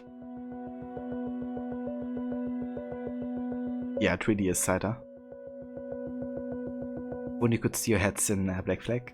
Yeah, Rod. Fortunately, you have like one outfit that has a head, right, at least? Or I think even a few. Like Edward the Legend, I think, has a head, right? And I think the Captain Morgan one as well, if I remember correctly. But yeah, imagining being able to steal like any heads from any NPC though, that would be great.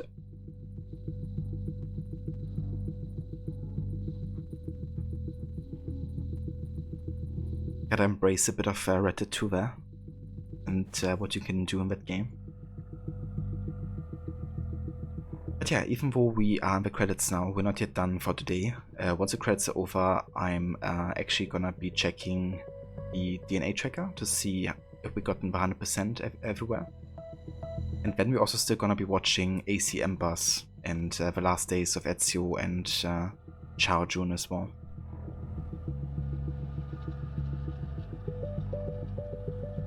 So we're starting China right now. Not yet Mola, we're still gonna be watching AC Embers and then I gotta watch On the Clock. I probably won't be starting Chronicle China in this stream anymore. but probably in the next AC one. But yeah, still gonna be watching kind of like a short animated movie. But thanks for a great stream, Stanley. Going to head off for now. Have a great one. No worries whatsoever, Rod. You have a good one as well. Thank you so much for coming by and for joining as well, dude.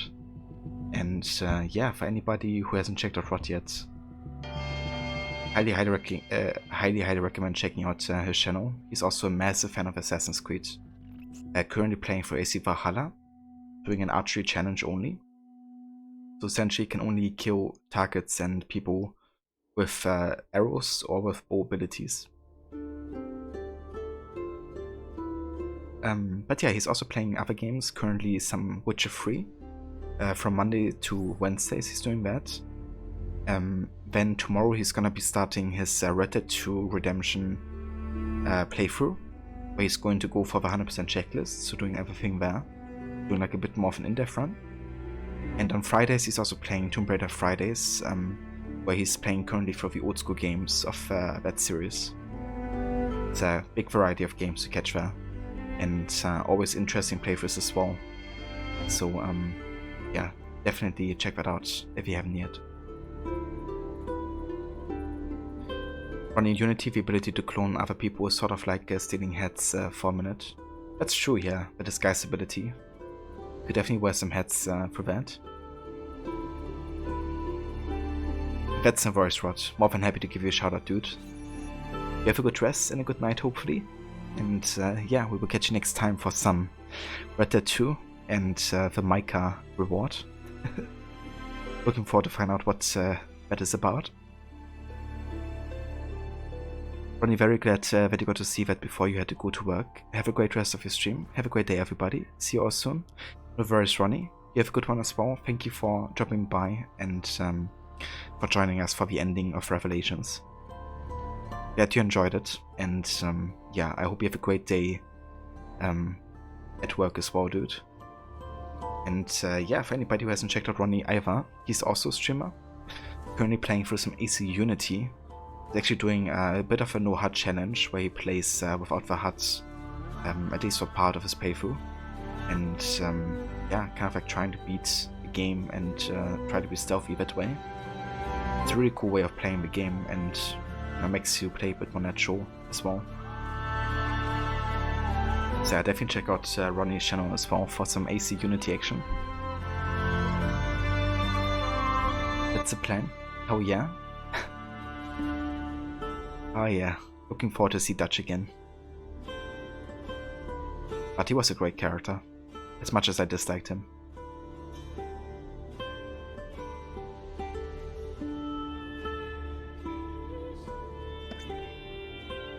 Yeah, since we have a minute here, I think I'm gonna give some other shoutouts actually to our good friend Morla. Morla's currently also playing through some AC with AC1. He's actually trying to play through the entire Desmond Saga. On Mondays you can catch him playing those games. Then he's also doing his community days on the weekend, usually with Couscous Duck and some other stuff like charity streams. And he's also big into Sims and games like that, so definitely catch that as well. He's actually doing a challenge where he's playing the games in kind of like a time challenge. I think currently you're in the 1930s or something, right? Where he can only play the game with limited technology, I guess, of the time and stuff. You like Dutch more than Micah? Yeah, me too, Ronnie. Micah's just really an asshole, and Dutch is just really disturbed, I guess. I mean, Dutch is still, you know, I don't like him that much, but I can understand him better than Micah's motives.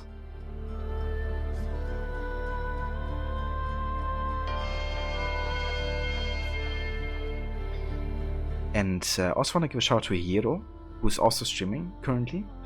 He's also a massive fan of games like Spider-Man, Assassin's Creed and stuff.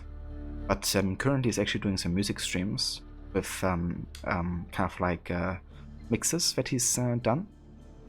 You can catch like a lot of old school hip-hop tracks and also contemporary stuff as well. And yeah, so if you're a fan of like, you know, really chill music and hip-hop in particular, then definitely check out Hero's channel as well. Not sure actually, have you done also like electronic streams so far, Hero? I didn't get to catch too many of them yet, but yeah, I've only seen you do some hip-hop so far. But I know you're also a big fan of like dubstep and stuff, right?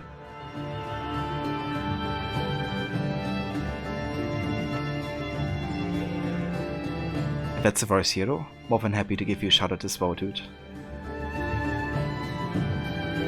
Or at least that's just a plan. It may be a bad plan, but it is a plan. Yeah, he has like all the plans. From A to Z. And even for plan Z, he has, you know, a backup plan. Electronic music and hip-hop. Ah, nice. Excellent. So yeah, definitely catch his channel also for some electronic music as well.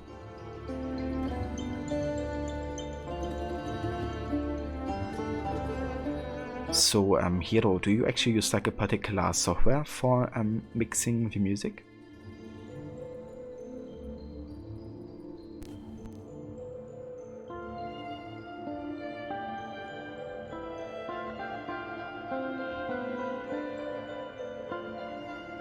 I always forget how long the credits are in Brotherhood and Revelations and AC games in general. It definitely showcases you how, you know, huge of a team they had to create these games. Especially starting with Brotherhood. But also AC2, I guess. Like, AC1 was still kinda small in comparison. But yeah, for AC2 and especially Brotherhood, they really stepped up the team size. Like, also with like how many teams got involved to help and assist.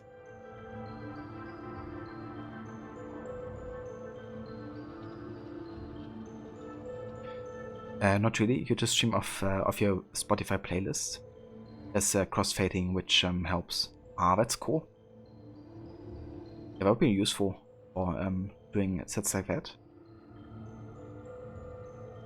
I've only ever used this really basic software. Actually not sure how it's called right just now. That's kind of like the most basic of DJing softwares. But it did a job, I guess. Like, I was asked to actually do the DJ for my brother's wedding. And kind of like prepared myself for like 2 weeks or so. Kind of like trying to, you know, find transitions that kind of work and kind of like the track of orders and the order of tracks and stuff. But if I would have to go and do a mix now, I would probably fail miserably. At least with like smooth transitions and stuff. But I actually don't remember the name right now for that software. I think it had DJ in it.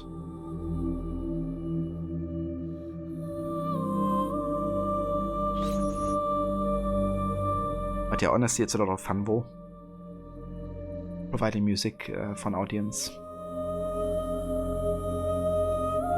And there's some great streamers on YouTube, on Twitch as well, doing that. Recently I had to look again in the music category, and there's like so many DJs. It's not easy. You think having the same BPM helps a bit, but yeah, you have a long way to go. Yeah, definitely. Yeah, the same BPM helps a lot.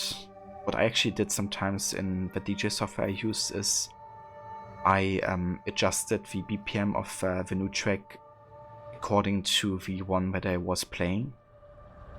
While I was kind of doing the transition and the new track was like fading more in, I would kind of like turn up the tempo or turn it down to its original tempo. But it of course only works if it's not like too big of a difference, otherwise it sounds really weird. Yeah, it's great that you can do that with kind of like these basic of softwares.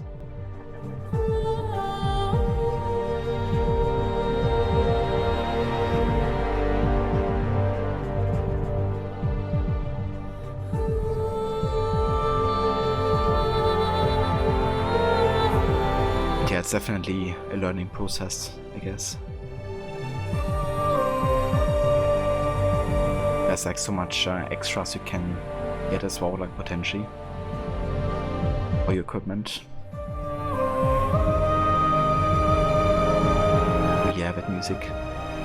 Somebody should make a DJ stream about AC music, mixing it together.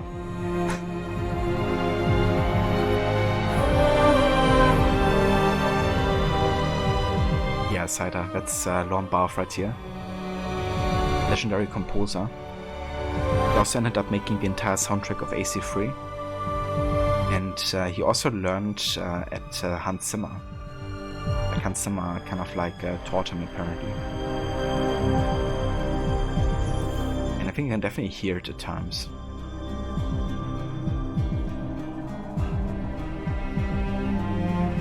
Like in this part you can really hear it as well.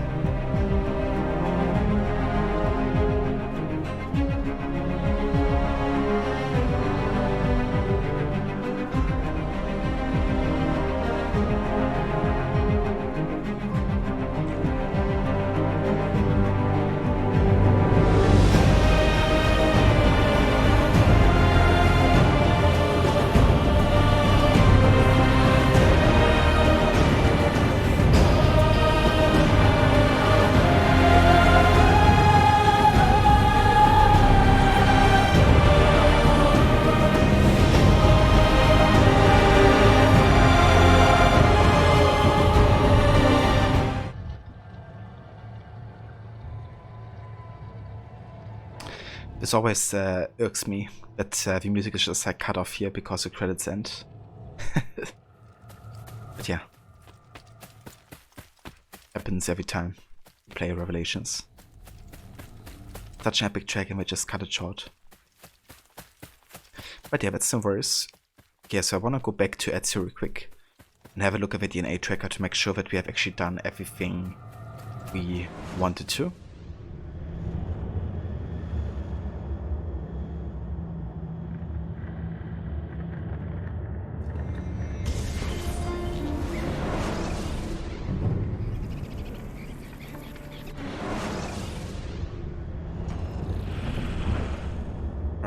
So 100% in all of the sequences, I hope.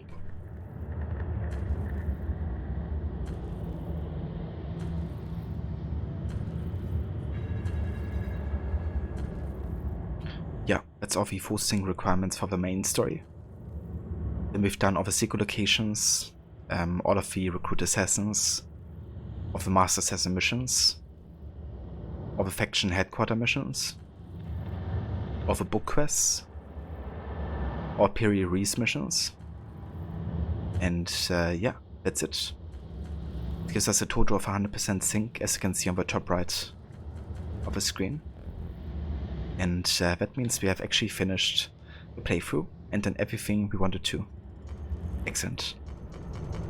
Alright, so I'm gonna go ahead and exit the windows, and then I'm gonna prepare AC Embers, which we're gonna be watching next.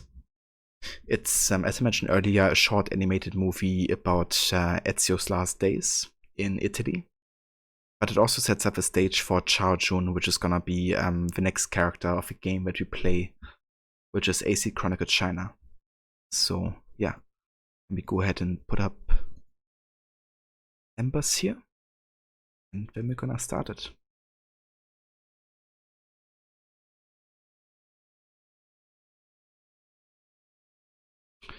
I'm gonna be muting myself during the watch, so I don't interrupt the movie. But I'm gonna be in chat, of course. So yeah, gonna be there. It's only 20 minutes long, so not too long of a watch. But yeah, I don't wanna be interrupting, any story parts or stuff. So yeah, I'm gonna catch you guys in chat.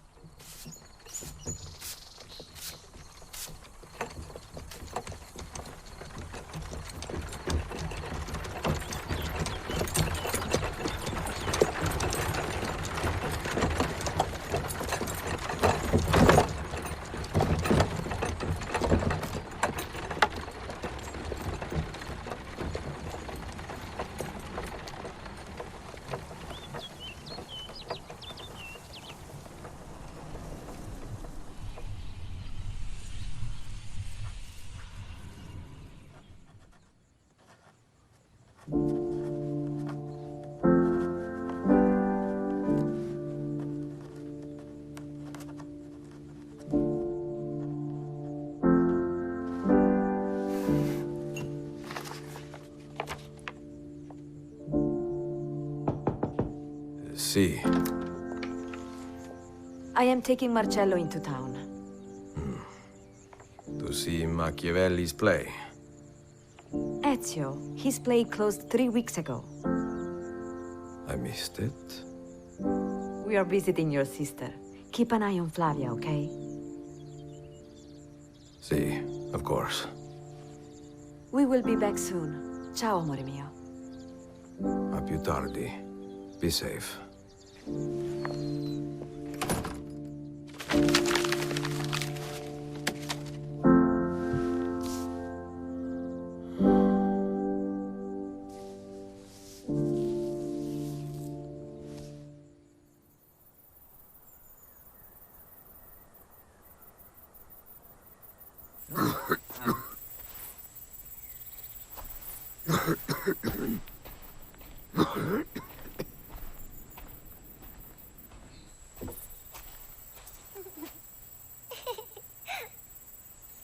Flavia, tesoro. Stay where I can see you.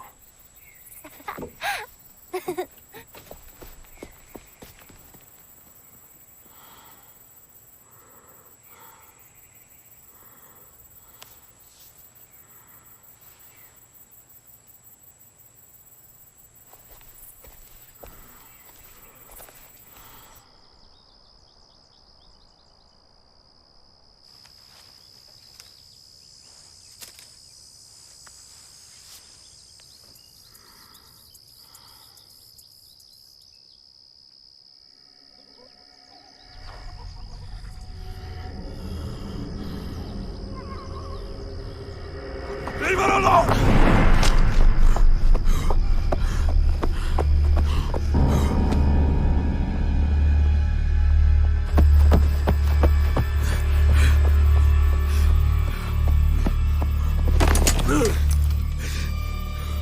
Lei gentile, papà.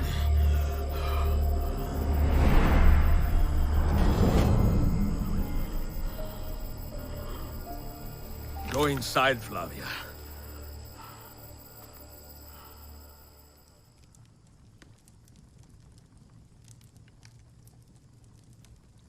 I do not know what else to say. I'm sorry. I do not want any part of this. I want to understand. Understand what? How to lead, to rebuild my order.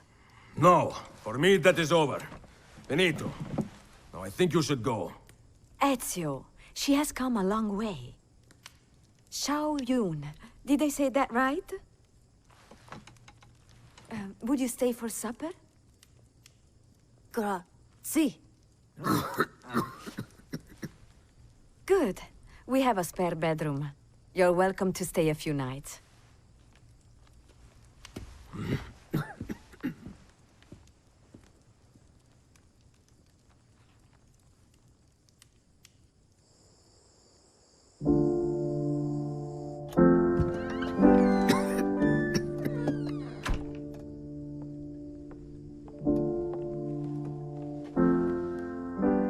Are you okay? I cannot seem to leave my past behind me. I started this act of my life so late, Sophia. I knew I would not have enough time to do everything. Now I worry I do not have enough time to do anything.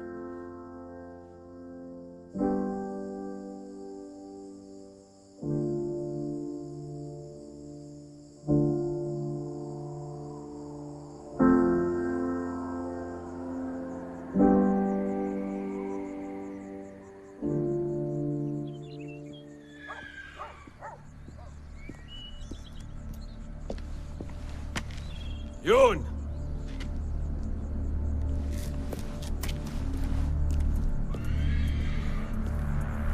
Xiao Yun!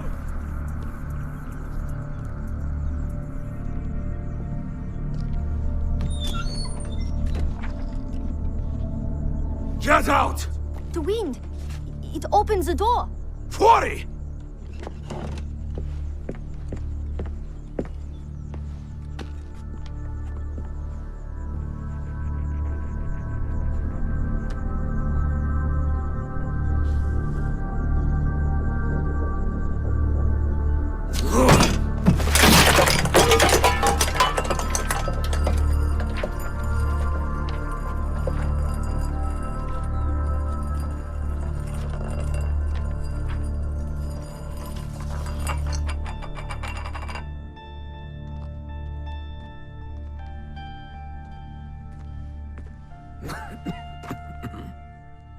对不起.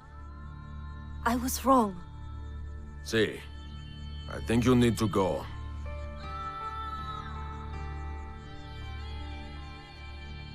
My name is Ezio Auditore.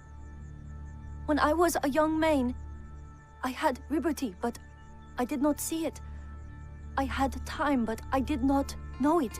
And I had love, but I did not feel it. It would be 30 long years before I understood the meaning of all three. I want to understand, like you do, to help my people. I was an assassin for a long time, Yoon.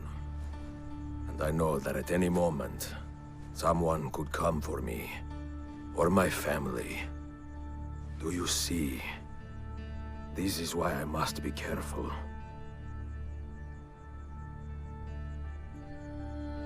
I usually hire people to help me with vendange, the grape harvest. But...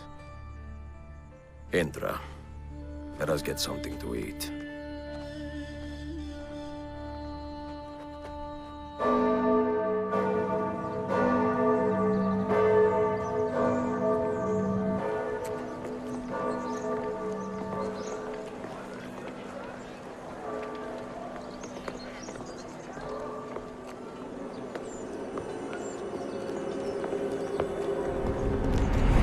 I will be lucky if these last 3 seasons. This way. I want to show you something.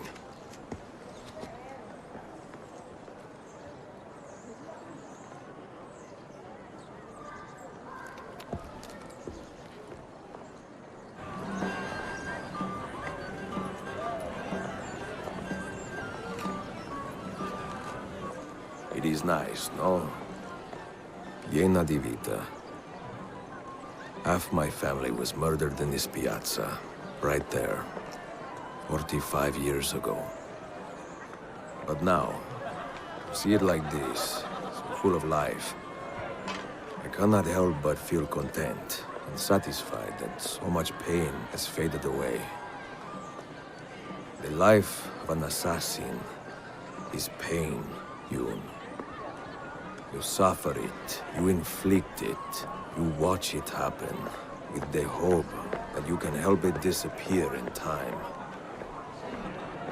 A terrible irony. Yeah.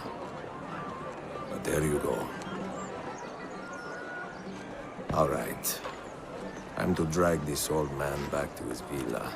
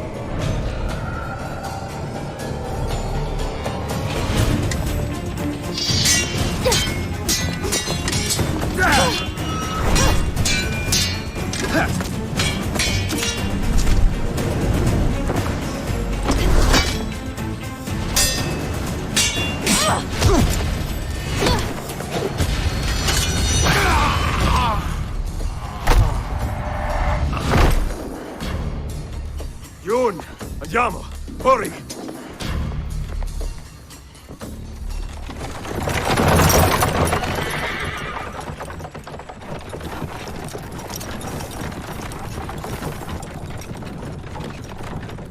It was my mentor's wish to meet you. We left China together, in secret, but these men... They caught him in Venezia. Who are they? Servants of the Emperor Jia Jing. I was born a concubine, but my mentor freed me when I was young.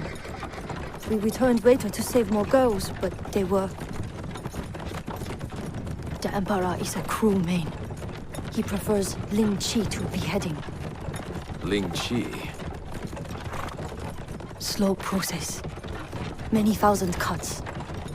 Then dead.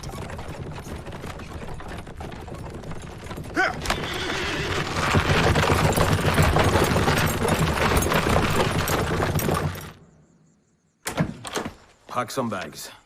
You must stay at Machiavelli's tonight. What happened? A misunderstanding. Give me just a moment.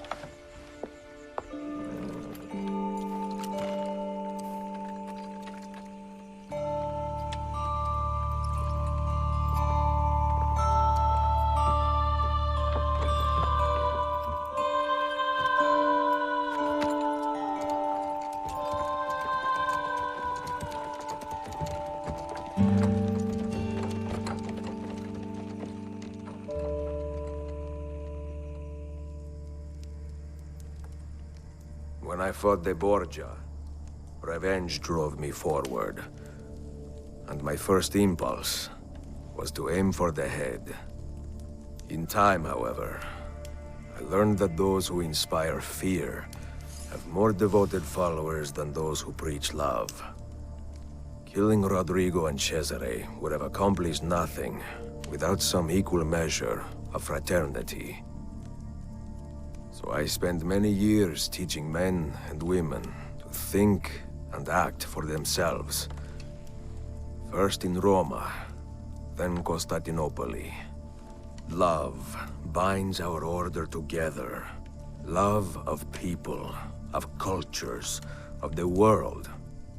Fight to preserve that which inspires hope, and you will win back your people.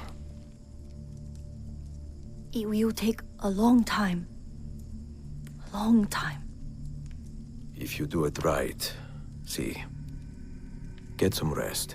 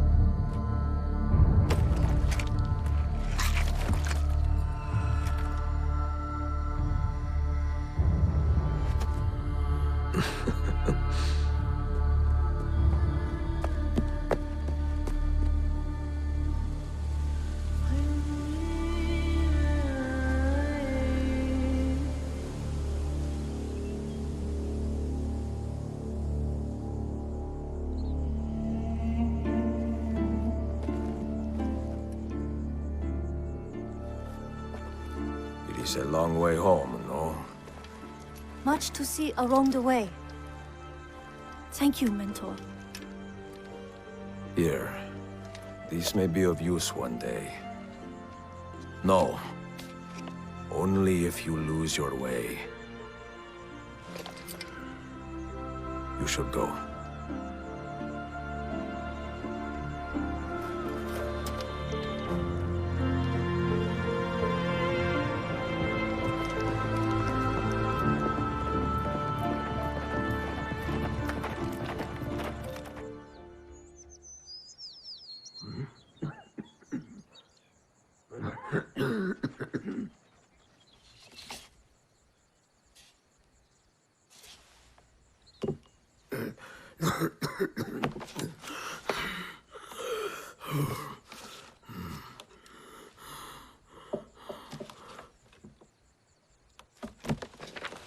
We will be back just after dark.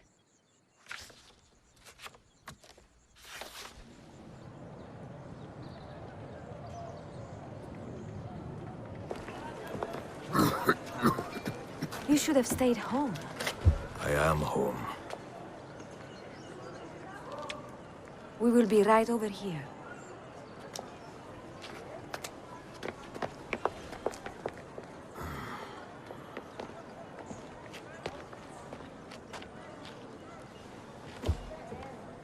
Al diavolo! I hate this damn city. I wish I was in Rome. I hear the women there are, like ripe Sangiovese on the vine, you know? Not like here, Firenze. I don't think Firenze is your problem. Prego? Coraggio, vecchio.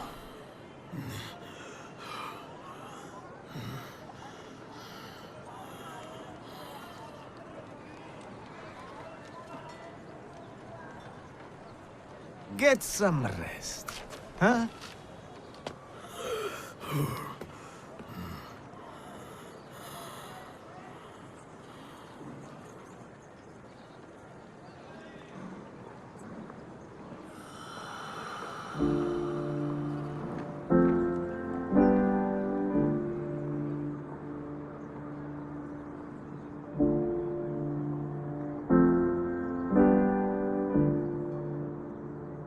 When I was a young man, I had liberty, but I did not see it. I had time, but I did not know it. And I had love, but I did not feel it. Many decades would pass before I understood the meaning of all three. And now, in the twilight of my life, this understanding has passed into contentment. Love, liberty, and time, once so disposable, are the fuels that drive me forward. And love, most especially, mio caro. For you, our children, our brothers and sisters, and for the vast and wonderful world that gave us life and keeps us guessing. Endless affection, mia Sofia. Forever yours, Ezio Auditore.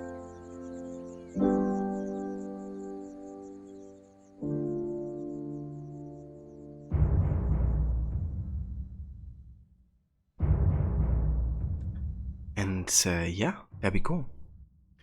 That is AC Embers. The last days of Ezio Auditore da Firenze. So good, you know, how they decided to make this animated short movie to kind of like give a bit more closure to Ezio and his final days. It's very interesting with that last scene where the guy sits on the bench next to him, right? It's actually been confirmed that that guy is a Templar. Most likely he was sent there to kill Ezio.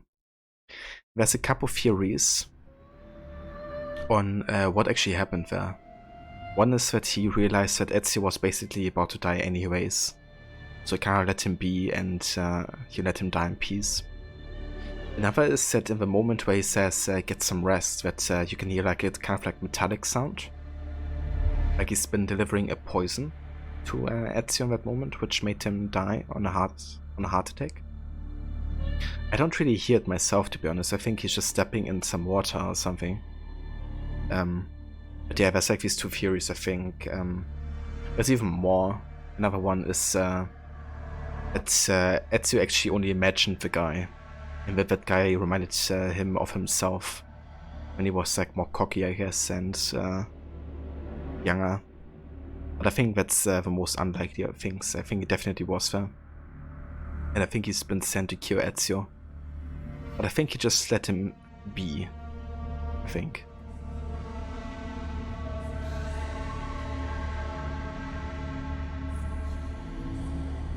So you played Ezio Collection 2016 Molecule. That's fair, but you would forget that then. Yeah. You didn't kill him, let him die in peace. He was supposed to poison him. I think about it, first game you bought on the PS4 was a remaster of a Larsen game. Ah, okay. Yeah, I think so too. I think he let him, you know, die, realizing that Ezio is about to die anyways. Jay, you think the other parts of the video where Ezio shows signs of age suggest he died naturally, regardless of if the guy was imaginary or not? Yeah, I don't think he was imaginary. He definitely seems to have been a Templar assassin or something. But yeah, I really don't think he killed Ezio either. I think Ezio died naturally. It also makes sense because he kind of like Ezio's having some form of relief, right? It might be because of poison, if he was poisoned, that's his pain. But I think it's just like his contentment with realizing that, you know, his family will be safe. And him finding closure in life as well.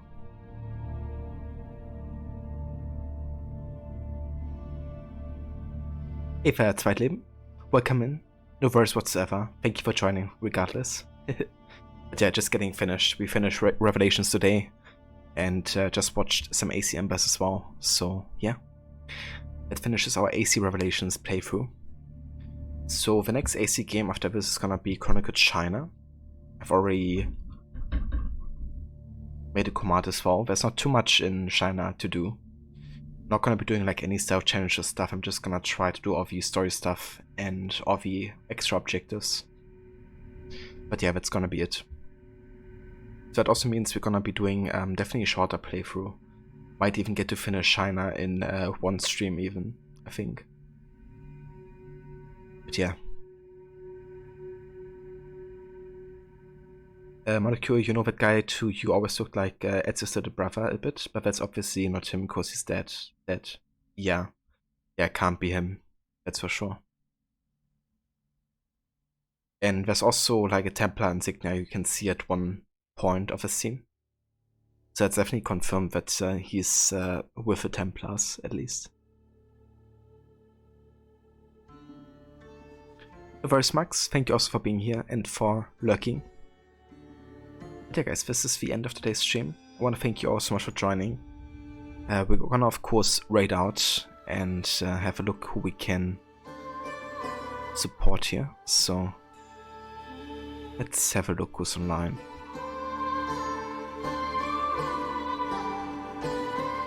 From you once saw, you don't think he was poisoned. You like to believe that the Templar knew Ezio was dying and sat next to him just to be sure. The Templar has no reason to kill him at that point. Ezio retired from the Assassins. He was having heart problems, and the Stars fight left him injured due to his age. Even though Ezio caused a lot of grief for the Templars, I think that guy respected him for being such a worthy adversary. Yeah, I think that's probably it as well, you know. I would agree with that theory, but I think it's still a bit open, you know. I think it's definitely legitimate that there's like different theories, and I think what makes it interesting. But I think that's the most likely theory to be true. At least personally speaking.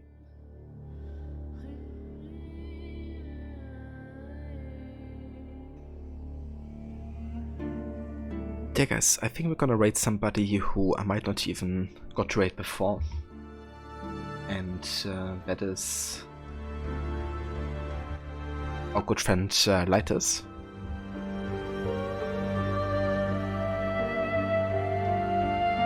I'm gonna have a look how he's doing today. He's playing some Streets of Rage 4, apparently.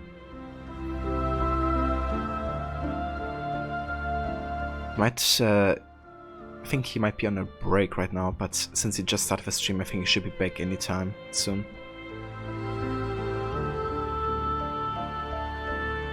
Also want to give another shout out here as well to some people I missed earlier.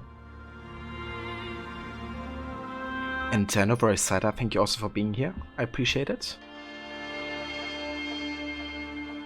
Hope you have a good rest of the day.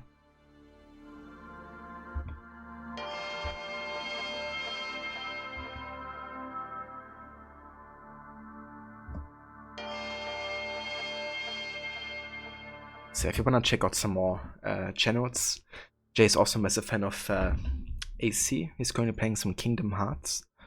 And we also have Mr. Goti playing some Far Cry 5 currently. And also for 18. Don't know why the shoutout didn't work there, but definitely check out him as well. He's also a massive fan of Assassin's Creed 2. But yeah, we're about to raid out here, so I will catch you guys over at Lighters. Until then, hope you have a good rest of the day and catch you next time.